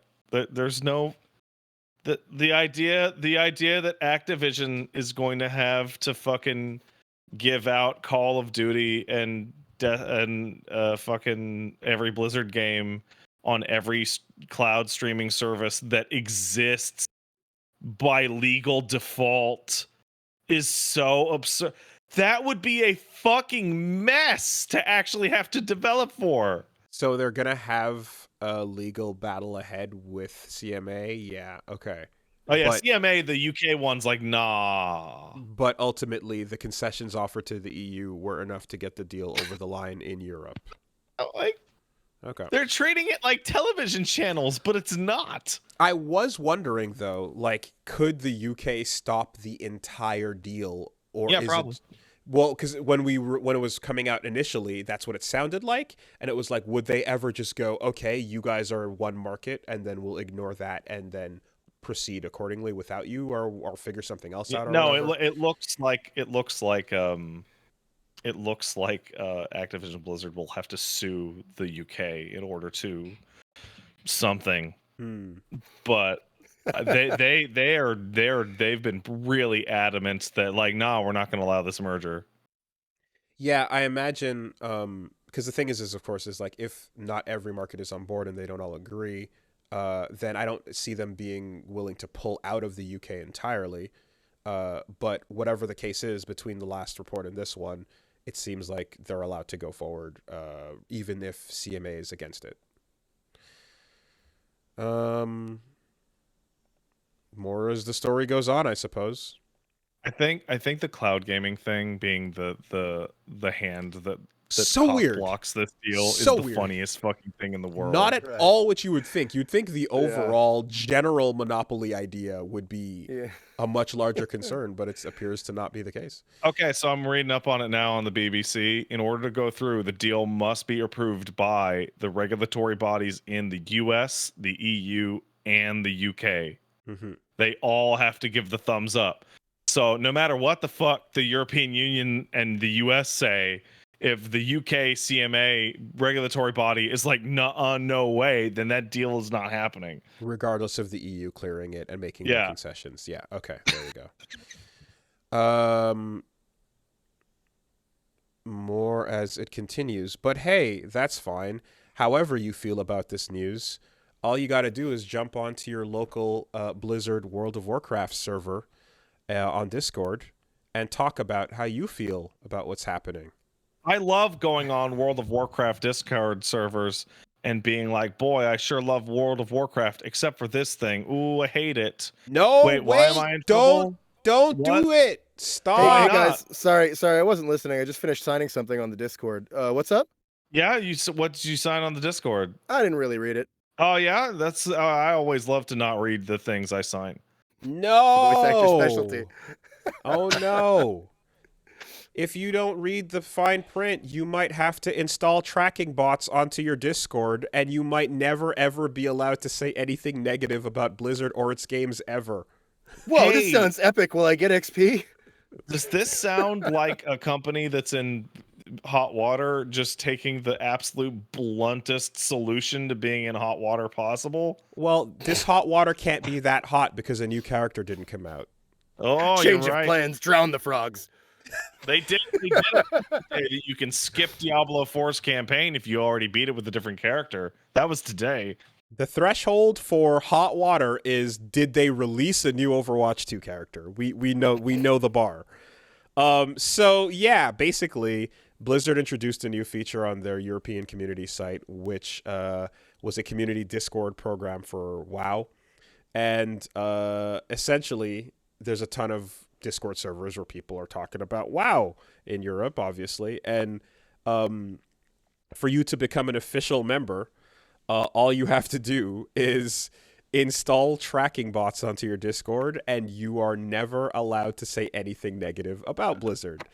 You must install and maintain on the server something called Clockwork Rocket. And Are you serious? It's called Clockwork Rocket, and you must install sentiment tracking software requested by Blizzard from time to time, and grant Blizzard permission to such software. How about you track the sentiment inside my asshole? Look, guys, I just gotta tell you, it doesn't take that much CPU, and also I'm really excited about the new Overwatch character, Wooly. And I'm just the text says I stopped talking there. Okay, keep going. Okay, I mean, look. Oh, Look, come on. Look. Here we go. The fine print. The program member represents and warrants that they ... the program member, as of the effective date, holds a positive opinion about Blizzard. Oh. including any affiliate and its products, and does not seek to become a program member for the purpose of harming Blizzard monetarily or reputationally or for any other improper or misleading purpose, and shall not make disparaging or negative statements or representations, written or oral, about Blizzard. I feel like whoever wrote that down wasn't paying attention to the universe, because like the nature of the contract makes the contract impossible to enforce, because by signing the contract, you're saying that I promise not to do anything to make Blizzard look bad, but the contract makes Blizzard look bad. Well, so because you can't sign it without making Blizzard look bad. like you would expect this type of like this type of language control would be a non-disparagement for someone that you're like partnering up with in a way that is not just, hey, fans of our stuff, do you want to be officially recognized? Hey, Here, Reebok sponsor, don't get on the stage and say the Reebok shoes suck ass. Not to bring this back around to Rome, but this was literally a plot thread in Rome where it was like, no, Brutus and Cassius can come back because they were ruled as traitors by a tyrant, but if we decide Caesar was a tyrant, then anything he said doesn't any longer apply. Like the paradox you just described was a plot thread in Rome. I mean, it's the insanity of like, yeah, this definitely is the type of language you'll see when, someone who works for like a company gets fired or quits or whatever, and it's like, okay, you can't shit talk, or you can't talk about you have NDAs, you can't shit talk about the company or whatever. There's a term of time before you're allowed to do or say anything or take interviews or whatever the case is, and these are often accompanied with like a payout or some sort of like contract a termination deal and yada yada. But the idea of just being like, yo, you contractually have to like us, guys. You have to. If you sign here, it means you like us a lot. Don't sign it if you don't. If you're not my friend. So when's Twitch giving us this to moderate my chat with? Because I'd like to start handing these out. You can't say mean things about my skill in the game anymore. Well, unfortunately, Blizzard is currently reviewing the terms of the agreement after the backlash and after a ton of many prominent creators immediately opted out from the proposition. So we're gonna have to see what happens after they're done. So you always say like we've calculated the backlash to the backlash, and so this has already been accounted for, and now we're gonna do the back down. That's actually what we wanted. But how do you even there's no what step can you take back on this where people would be like, oh, that's fine then? It seems like it's just so far out, so far gone. Like, what are you gonna do? It was never about there's no point of this where it's like, oh, we're gonna sell you something and then drop the price or whatever. It's literally right. Let's reach out to the people that are our fans that are meeting up in Discords and then offer them recognition in exchange for control over your fandom, and then crafting a narrative and allowing, and basically anytime there's a controversy or anytime we got to break that glass to reveal the new character, we better be able to go into these Discords where people that care the most about this shit will not be able to talk about what's going on. We're gonna shut it down because if they've signed this, then we have the legal grounds not to actually do anything, because that would be a waste of time, but to threaten something. Right. And then that Discord is done with. So we can't have any situations where people are, I don't know, making a Discord about World of Warcraft and going, hey, here's the massive thread of everything that's fucked up in this expansion release, or, what have you. Yeah. Control the message, right? Try to, if you're going to try to position yourself where there is somewhere you can back down to rather than jumping into a void. There's no step backwards from assuming direct control of your Discord messages. And it's just, and again, it's we're already a community that exists for WoW or whatever. This is a nod of the hat from Blizzard, which is cool, but who the fuck needs it, It's oh, we're gonna spotlight you in exchange for fucking complete censorship and weird. It doesn't even, the incentive proposition is not great at all. And I guess the hope is that they're oh no, but you're enough of a fanboy that us looking in your general direction will get you excited, right? Like that's enough for you to install the fucking. Yeah, I don't know, man. These kinds of discords I found have a like nearly invariable antagonistic like aura of them towards the devs because the devs are hiding Yeah, information. we're gamers. We hate these fucking games and the people that make them. What, are you kidding me? God. It's Like every time I go into the balance, which is a shithole, everyone's there just like, oh, why won't they fucking do this? Oh, I need my numbers. I think there's one game I can think of where the players seem to be just content, happy people, and I think it's Deep Rock Galactic. That's the only one I can think of where you jump in and everyone's like, everything's okay here. We're having a good time. It's like a bunch of dads just like having a beer. Everywhere else, it's like, fuck this game, 3,000 hours. But it's totally. I like how the fucked up EVE Online keylogging story is from like 2007, and the fucked up Blizzard key tracking story is from this week. Yeah, that's right. Nothing ever changes. Anyways, good stuff. Good times. Nothing ever changes. Well, how about this? Silksong. Extra delayed. Fuck. Yep. So Team Cherry says that it was planned for obviously the first half of this year, but development is still continuing. Fuck. I mean, we know it's going to be good. We know they're taking their time, and I'm sure there's reasons that are probably good ones why they're taking the time to improve things. Hopefully. But delaying it is okay because not enough hours have passed that anybody could have possibly completed all of the content in Hollow Knight yet. There's still like another good 2,000 hours before that becomes true. Right. We're catching up to the overlap point. We have not hit it. If you're still working on Hollow Knight and beating it, you will hit 100% at least by late this year. So they'll be right on time for it. The Silksong situation is super strange.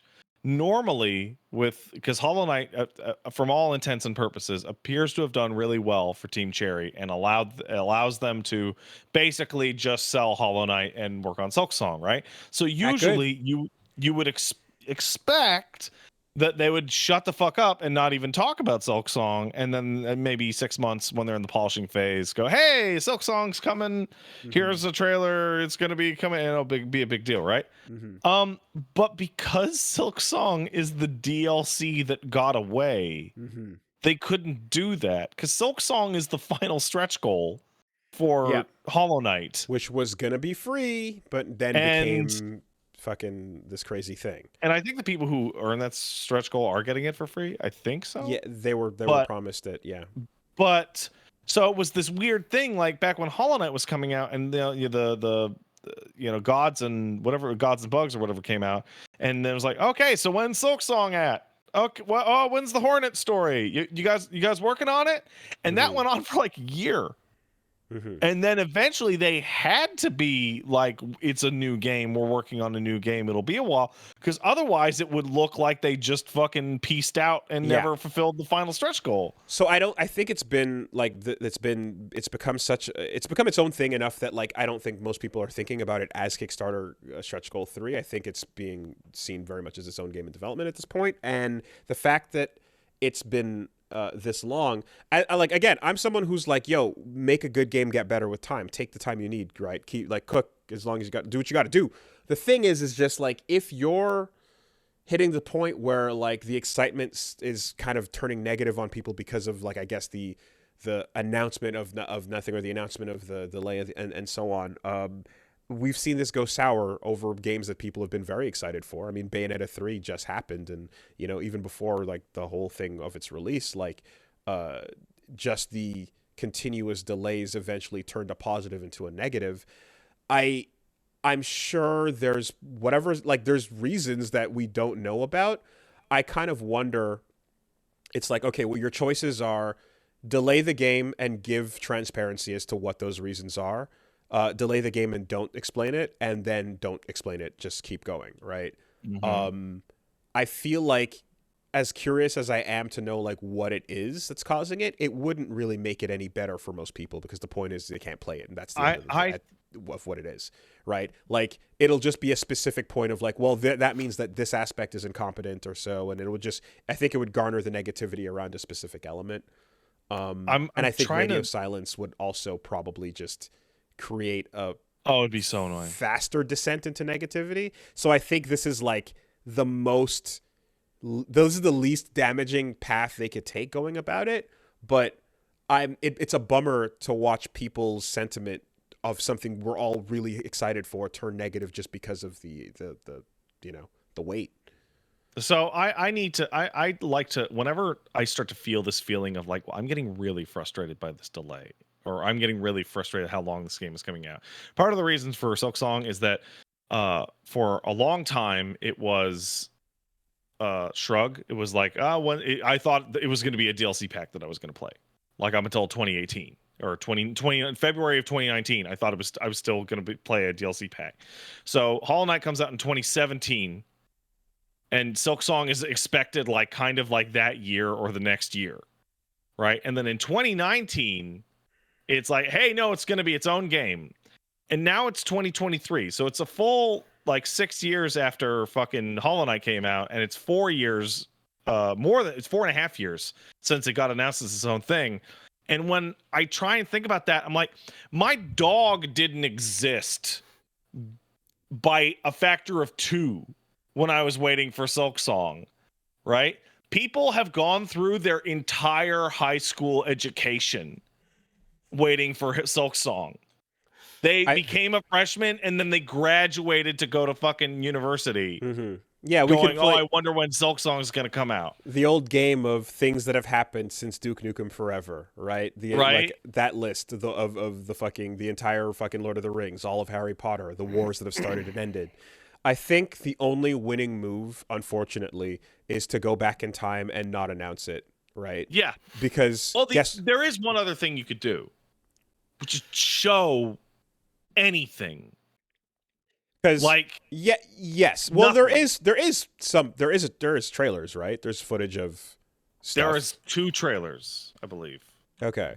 I do recall seeing a longer trailer that we talked about on the podcast some time ago. Somebody in the chat says Breath of the Wild came out, and then Tears of the Kingdom also came out before Silksong came out. So that's the thing, right? Is if you think about it in the way that a lot of other indie games kind of happened, right now, no one, I don't think, is waiting on Shovel Knight 2. But but there's been a bunch of other Shovel Knight side things. But for all we know, there might be a giant, amazing Shovel Knight 2 in the works that's been fucking 10 years cooking, right? If Silksong was not known about as a thing at the time, and it was just, this is the end of,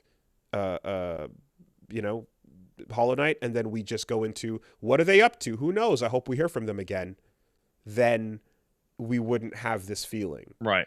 But there's a very real possibility that if Shovel Knight 2 just drops out of nowhere tomorrow, or a trailer for it, it's nothing but positivity. So it's like, yeah, I guess the nature of how they got to Silksong to begin with kind of doomed it to this sentiment. And then the worst part is whenever it does drop, for as good as it's going to be, there's going to be it fucking better be, look how long this took, Yeah. Trying to find right now when the Hollow Knight Kickstarter happened. Hollow Knight Kickstarter ran from November 2014. I actually wasn't, I didn't know that there was, I know it's been delayed for quite a while now. As you said, it's been a long time. But I didn't know that there was growing dissent. I thought everybody was still kind of just chill with it. I hadn't heard too many people getting really frustrated, but I'm just not in touch with it. I believe you. But I think I actually personally thought it was still all goodwill. So my idea is that they should start burning more goodwill faster. And I think they should announce another delay and say, we're just doing it to fuck with you. Maybe. I don't know if more footage would it might, I guess it would help. I guess it could help. But then again, it might be like, but here's footage of a thing that is not going to be representative of what you finally get. You know, It's weird now because looking at the Kickstarter, I'm like, so how long did Hollow Knight take to make? Oh, 3 years. How long has Silksong been waiting around for? 4.5, 5 years. So now the expectation is just like way up. Again, you know, if tomorrow we hear about, hey, Cuphead 2 is happening, and it's like, oh yeah, they've been on that for years now, but it's just been quiet, you know. That's normal. That's the optimal. That's all. They're in an unfortunate state where they probably wish they could unannounce it, you know. I ultimately think I'm someone who's generally like, I love it when it happens, and like, well, I'm hopefully right if it delivers on what they delivered before, and like I'm down for them to take their time, probably because this era is filled with no shortage of games to play. There's just always too many games, so I'm generally gonna be more okay with it overall. But I just feel like reading the room on it and the sentiment every time we kind of talk about it, I'm like, oh man, like. Yeah, everyone's pretty pissed. I'm like, I'd rather it fucking not come out and have issues. I'd rather it have its time or polish or whatever they want to do. I trust that. I think the most interesting place to sit is if you are a Kickstarter backer for Hollow Knight. You are now have been waiting for 10 years almost. Yeah, sure. For the Silksong. I saw someone in the chat go, would you rather it come out rushed? I don't think games that have been in development for over 4 years can ever be qualified as rushed. Those are rookie numbers. You got to bump those numbers up. Thank you, John. I don't think you can ever, like, no, you can't rush something at 4 years. It's not, come on. If we don't hear about Hades 2 until 2028. I don't like, that's a whole lot of goodwill that could turn around. I guess 4 to 5 years is about the time frame, right? But what is the time? How early? What's the perfect amount of time in advance to announce? Is it 1 year? Is it 2 years? Is it immediately Hi-Fi Rush? Let's go. It depends on the game. It like, I think Zelda got announced last year, for example, or maybe a year and a half ago. Hades 2 is a really strange example because they announced it and then said it would be coming to early access, and that was 7 months ago. And they haven't said anything about when it's going to come to early access. And my personal take on that is, why did you even announce it at all? I think games that are sequels have extra pressure on the tightness of their announcement to follow through, and games that are remakes have as almost like a longer schedule to it, a longer through line, because, like, you know, I mean, like, obviously there's the Resident Evils that we're looking at now, where it's like that was a lifetime in the making. FF7 was also a lifetime in the making, but it's like, yeah, you know, they're redoing a thing, and they obviously are trying, you know, like, you can look at it and go, they're trying to, like, redo and make it, like, better in every possible way and whatever, and the original's already there, so, like, the excitement for the remake is like, you can still always go back to what is already out, you know? When it comes to a thing you've never heard of, it's easy to be like, well, it's a thing I've never heard of, right? Whatever. It'll come when it comes, unless you've put money into it, like Ghost Song or whatever. But when you're a sequel to something people really liked, and, like, they're like, yeah, more of that thing, like, that is the exact one that is, like, the worst possible place to be in, because that's where people want it the fastest. And, like, you announcing it, yeah, even 3 years ahead of time is, like, that used to be typical, you know, I would say, like, maybe 2 gens ago.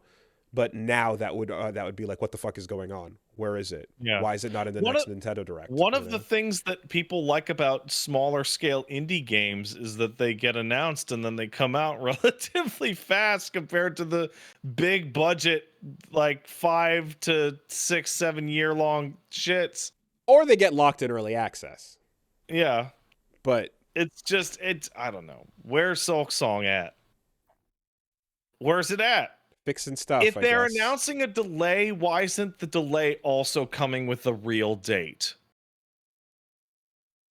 Because they're not confident in the fucking release date. You know, they're not sure what to put a date out, and then if they put a date out and then they bump that date forward, you get extra mad when that date comes around, right? So it'll Like be to ready know when it's ready. I guess. What is taking so long? That is what I would want. Grab your crowbar and hit it. Yeah. And you know, these bugs, they take time. Fuck off, Gabe. That's the worst. He should never have appeared in that fucking video. But you know, unironically, the bugs do take time because they take time to fix bugs. like really, you know. Anyway, I think that game also didn't come out. no. The sword fighting game that he was in the background. Oh, Clang. Yeah, Clang. Yeah. I think that game also didn't happen. All right. So that's going down.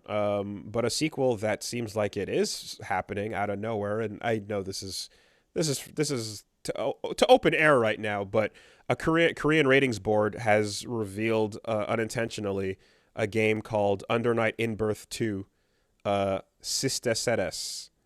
So, hey, that's cool. You can under in birthed it too again. You can inverse the in birth. All right. You can inboss even. That's enough of that. Is this covered under Canadian healthcare? It is not. It might be. It might be Blue Cross, but they've added extra words to the title, guys. So hey, you know what though? Actually, this does explain one thing. Of all the games that have been getting rollback recently, that was the one that didn't. And Reggie's been weeping because it's like one of his favorites. Well, in birthing sounds like something you would roll back. It does. It's a very complicated procedure. But fortunately, Pat, I have a very important mission for you from the FGC. The FGC wants to know your location and wants to be in the delivery room. There's new tech to figure out, Pat. There's no time. We're we're good. Don't worry about that. Hold on, we can use the grid system to no. No. All right, just from outside, vanishing void. All right. So when this gets dropped or whatever, it'll be like, okay, the reason why we didn't get rollback for this game is because they're making the sequel to it, and that's an acceptable reason. I'll take that. You know, it is a pretty good anime fighter that has been left in the dust. So, yeah, a little excitement there. If you're an inverse fan. Yeah.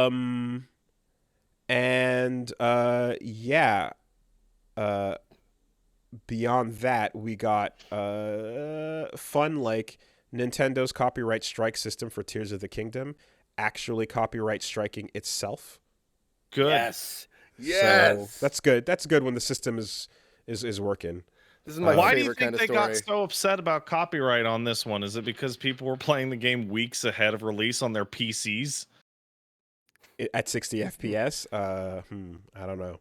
It might be. Yeah, so they basically have been going hard on against the Yuzu footage. People have been going pretty wild with it on the leaked version. And they've been squashing leaks and yada yada. There's tons of footage that was out before the game came out.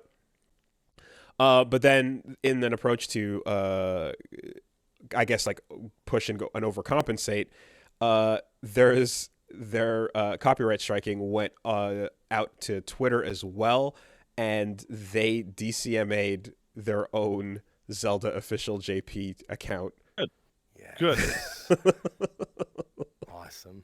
So I good. mean, God, just, Jonathan Blow getting his footage fucking copyright struck for The Witness. Like, it's just, it's a monster that can't be controlled. It's so stupid. Anyway, the DMCA stuff is going to continue across the board as well, because it's even applying to people tweeting about IGN footage.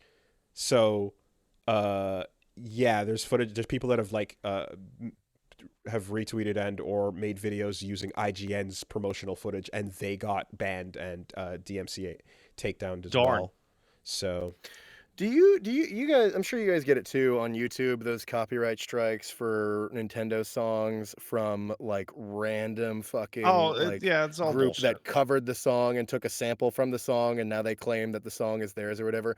Do you think those groups that do that are careful to make sure, like they probably shotgun them out to everybody they can, right? The system auto detects and so they can shotgun it out. Do you think they're extra careful to be like, let's make sure Nintendo doesn't get one of these? You know what I mean? I would love to see the Nintendo lawyer seeing a ding that's like, you can't use dire docs because it's from 8-bit covers or whatever. I want to see like the room when they get that message. Yeah, I don't think any of these people are thinking too hard about anything. Yeah, They're just true. going, maybe I can steal money from. Oh, give me the money. No, that's it. True. Like I think much more realistically and awesomely is Nintendo uploads their new Tears of the Kingdom footage to Nintendo's Twitter, Nintendo's YouTube account, and then it gets fucking flagged by a shitty ska band. Oh, I'd love it. That'd be beautiful. Anyways, so yeah, that's pretty much it. Let's take some letters.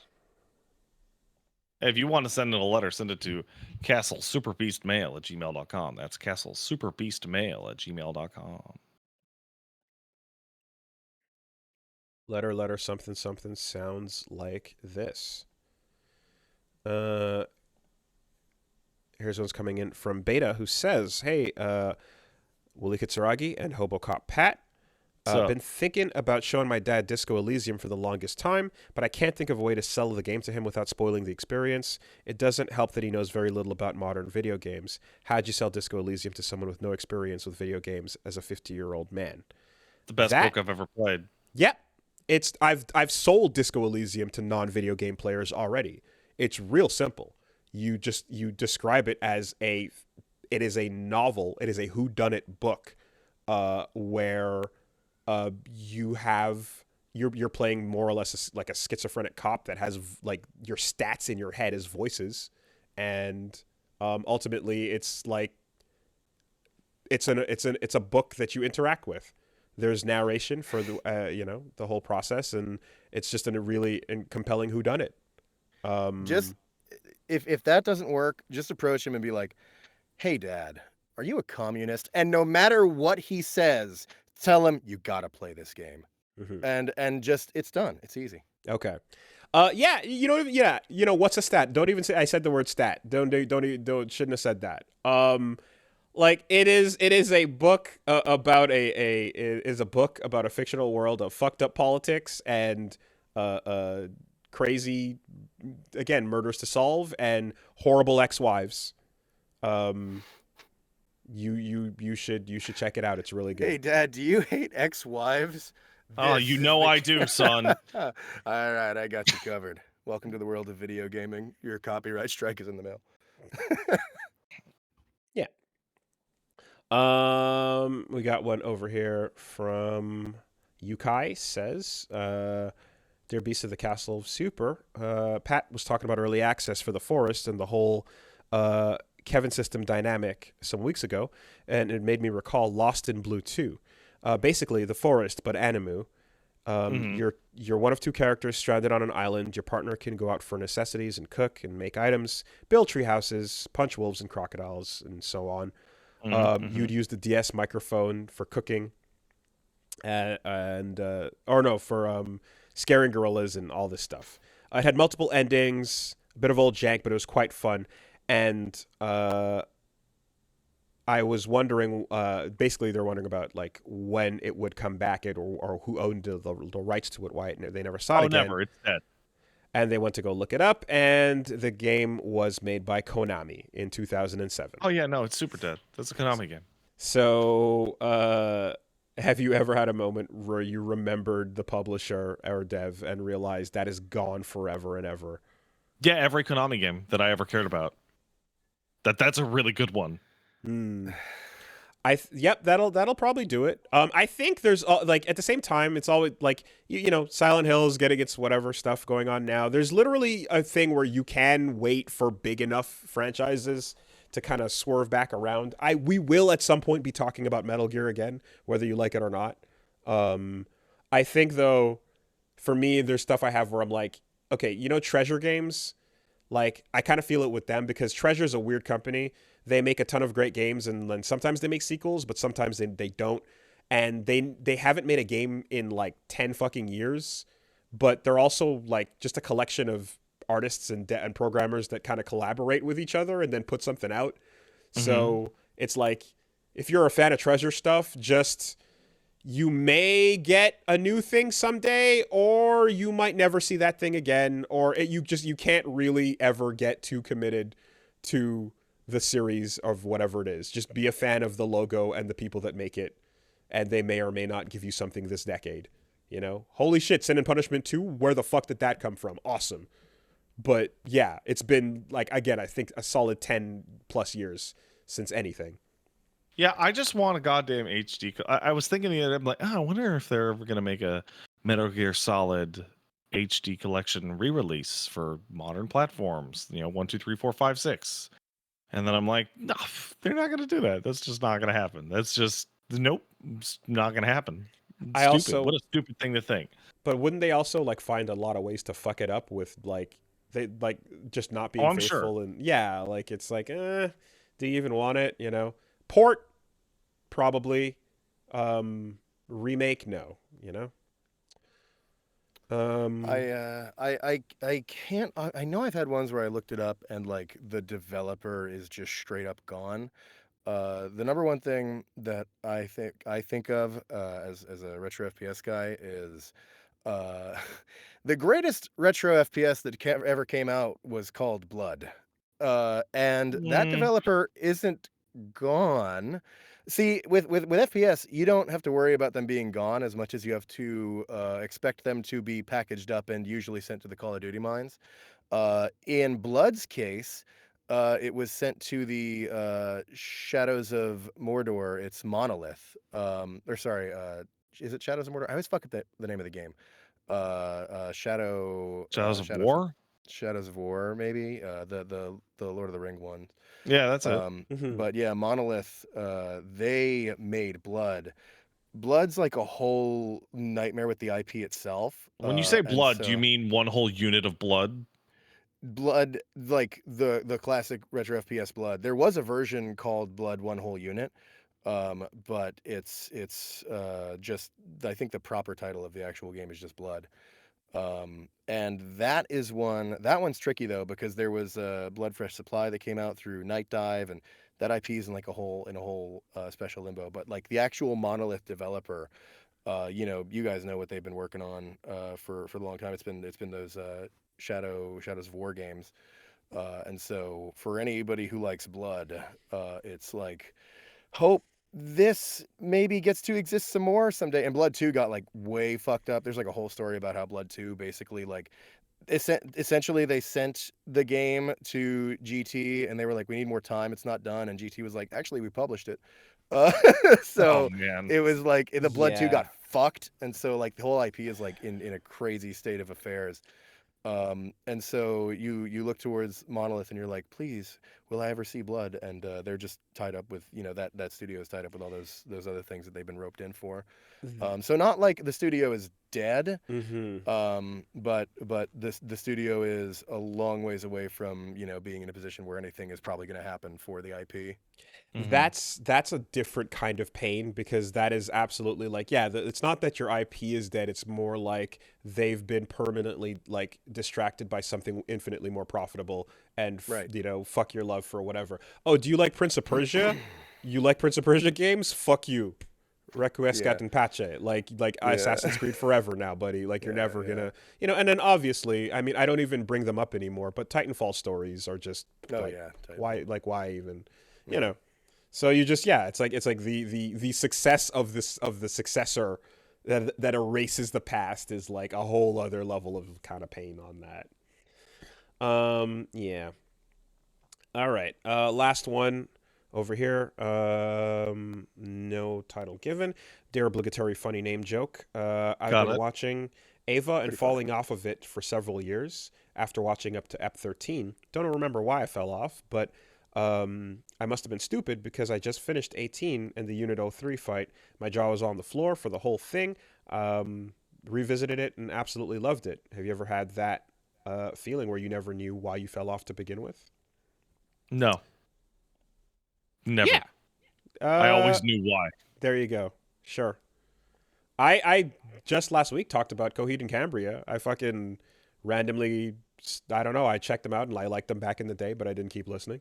And then went to that concert, and now I've been listening to a bunch of the fucking some of the new shit, and I cannot stop fucking playing um, um, the Liars Club, which is a fucking awesome song from their new album. So yeah, Coheed. Yeah, I I've never had any situation in which I've ever been like, I wonder why I fell off of that. Because the answer is always like, even it can be as simple as I wasn't enjoying myself enough to even click the button to turn it on. I mean, I kind of had ones where it's not that I wonder why I fell off. I know what the answer is, and it's kind of just like other things came up that distracted me more, but like I meant to eventually get around to it, kind of Mm-hmm. thing. It's very seldom like I don't know. It's more that I know I just kind of like got distracted by something else. Um, but God, I'm trying to think of like very specific examples, and it's tricky because I'm in a constant state of delusion where I believe I am getting back around to it. It's just like on like Mm-hmm. a back burner to-do Yep. list that goes miles Yep. long and functionally might as well not exist. Yep. Mm-hmm. But there's too much. I guess my answer is there's just too much good shit, and that's the real answer why. There's a lot of media and there's not enough time to consume it, and as life gets in the way more, you can't do it like you used to. I loved every episode of Better Call Saul that I have seen. I have not had time to sit down and pop it back on. There's no shortage of other great shows I've been recommended, but either way, that remains there. Time is often the answer in many cases, and of course games are a massive commitment, right? They ask a lot more out of you than a lot of shows do. Yeah. Like I said, I'm gonna beat like 3% of Tears of the Kingdom. And Sick. you could ask me this same question in like 4 years, and I'll be like, yeah, I was enjoying Tears of the Kingdom, but I just got distracted by I don't know, I talked mad shit about how I'm totally gonna play Street Fighter 6, and so I got distracted by that or something, Mm-hmm. and it just fades away. But the amount of people that we talk to and the audience that we, I guess, reach on a regular basis really fucks up and skews your sense of like Yeah. priorities and list of things to consume, because like you're comparing, oh, am I keeping up with things, to the collective, which is fucking impossible Yeah, because the you're one collective has person. played everything. The collective has consumed everything, and the few and those who haven't don't speak up when the thing they haven't played yet has come up. But but like that'll make you always feel like you're always lagging, and it's just it sucks. It's not a good feeling. Yeah, like I'm playing You know? Zelda right now on stream, right? Street Fighter and Final Fantasy 16 are coming, which means Zelda, as big as that game is, has a limited time to exist on my channel. Right. Yeah. It's and there's a special layer of it for being a voice actor, which is an additional guilt of I kind of like want to play through and experience all of the things that I work on, because you want to really know it, and be able to really engage with it, and like really when people talk to you about it, you want to be able to have like conversations and be like, oh yeah, this thing and that thing. But it's tricky. Like very, very few voice actors that I know. In fact, I would say none of them have actually like gone through the entirety of everything they've worked on. You do try to like at least the bigger ones. You at least make sure you get through that. because you know you're going to be getting like more questions about it and stuff. And sometimes it just like personally resonates with you, so you end up like making the time for one thing. Like, you know, I've gone through all of Ultra. Ultra Kill's a perfect example. I still have to fucking finish. They added P2. I still gotta beat that. I was like right about to, and then PAX. But anyway, I like want to, but you know, especially with voice acting, you kind of you have to do a lot of gigs in a month to make rent. No single gig is like paying you $1 million, you know, to where it's like you kind of have to do a lot of different gigs, and so you're not going to be able to play through, you know, fucking 12 games a month or whatever. It's just not going to work into your schedule. So there's also that where I try to like make sure I squeeze in some time on the stuff that I'm actually working on too. But there's just too much good shit. Yep. No. I'm gonna be playing my '90s RPGs. Sometimes it's gonna take me some time, but like I can only focus on the part where am I enjoying myself in the process, and is this a fun thing to catch up on? Then cool. If I keep looking back to the giant list of things that, you know, it just or pushing to go fast, like all of that shit, it's like I can only focus on am I enjoying this process. It's too daunting, and it's too fucked up to compare yourself to thousands of people's completions. You know, which you'd think that would dawn on you early on in this type of gig, but it took a while for me to realize, actually, dude, like, you're not talking to people who are talking about the things they haven't played. You're talking to someone who's always consumed the thing, you know? Right, exactly. All right. There we go. We did it. Enjoy your fucking 5 hours, you freaks.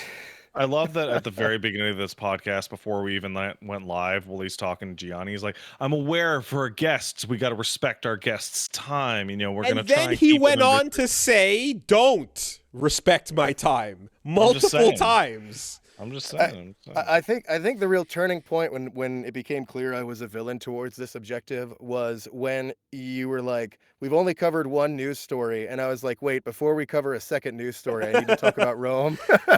Right? Yeah, I agree. That was a good use. Yes, I think the higher the respect is to fucking respect his attempt to sabotage my attempt at a brief podcast. Gianni, thank you for joining us. That was a blast. Fantastic guest. You did great. Absolutely. Glad to have you back in the future. Yeah. I would love to be back in the future. Great time. The only problem is, at one time, you guys had Brendan Williams on. Yeah. And I remember he said this. He was like, fuck, now what the hell am I going to listen to for the rest of the week? I was already there. I don't need to listen to the podcast. Just pretend you weren't on it. Just remember. And listen to yourself and be like, this guy's got good ideas. Damn. He's got a great voice. And here, plug your stuff again, because this is going to be played a different day for the people who heard the first plug. That was 2 days ago. They paused it and they resumed this on Friday. So by Friday, they're going to hear this part. So, I'm Gianni Matragrano, voice actor, in case you want to maybe hire me for projects, in case you're somebody who does do projects and you need VO.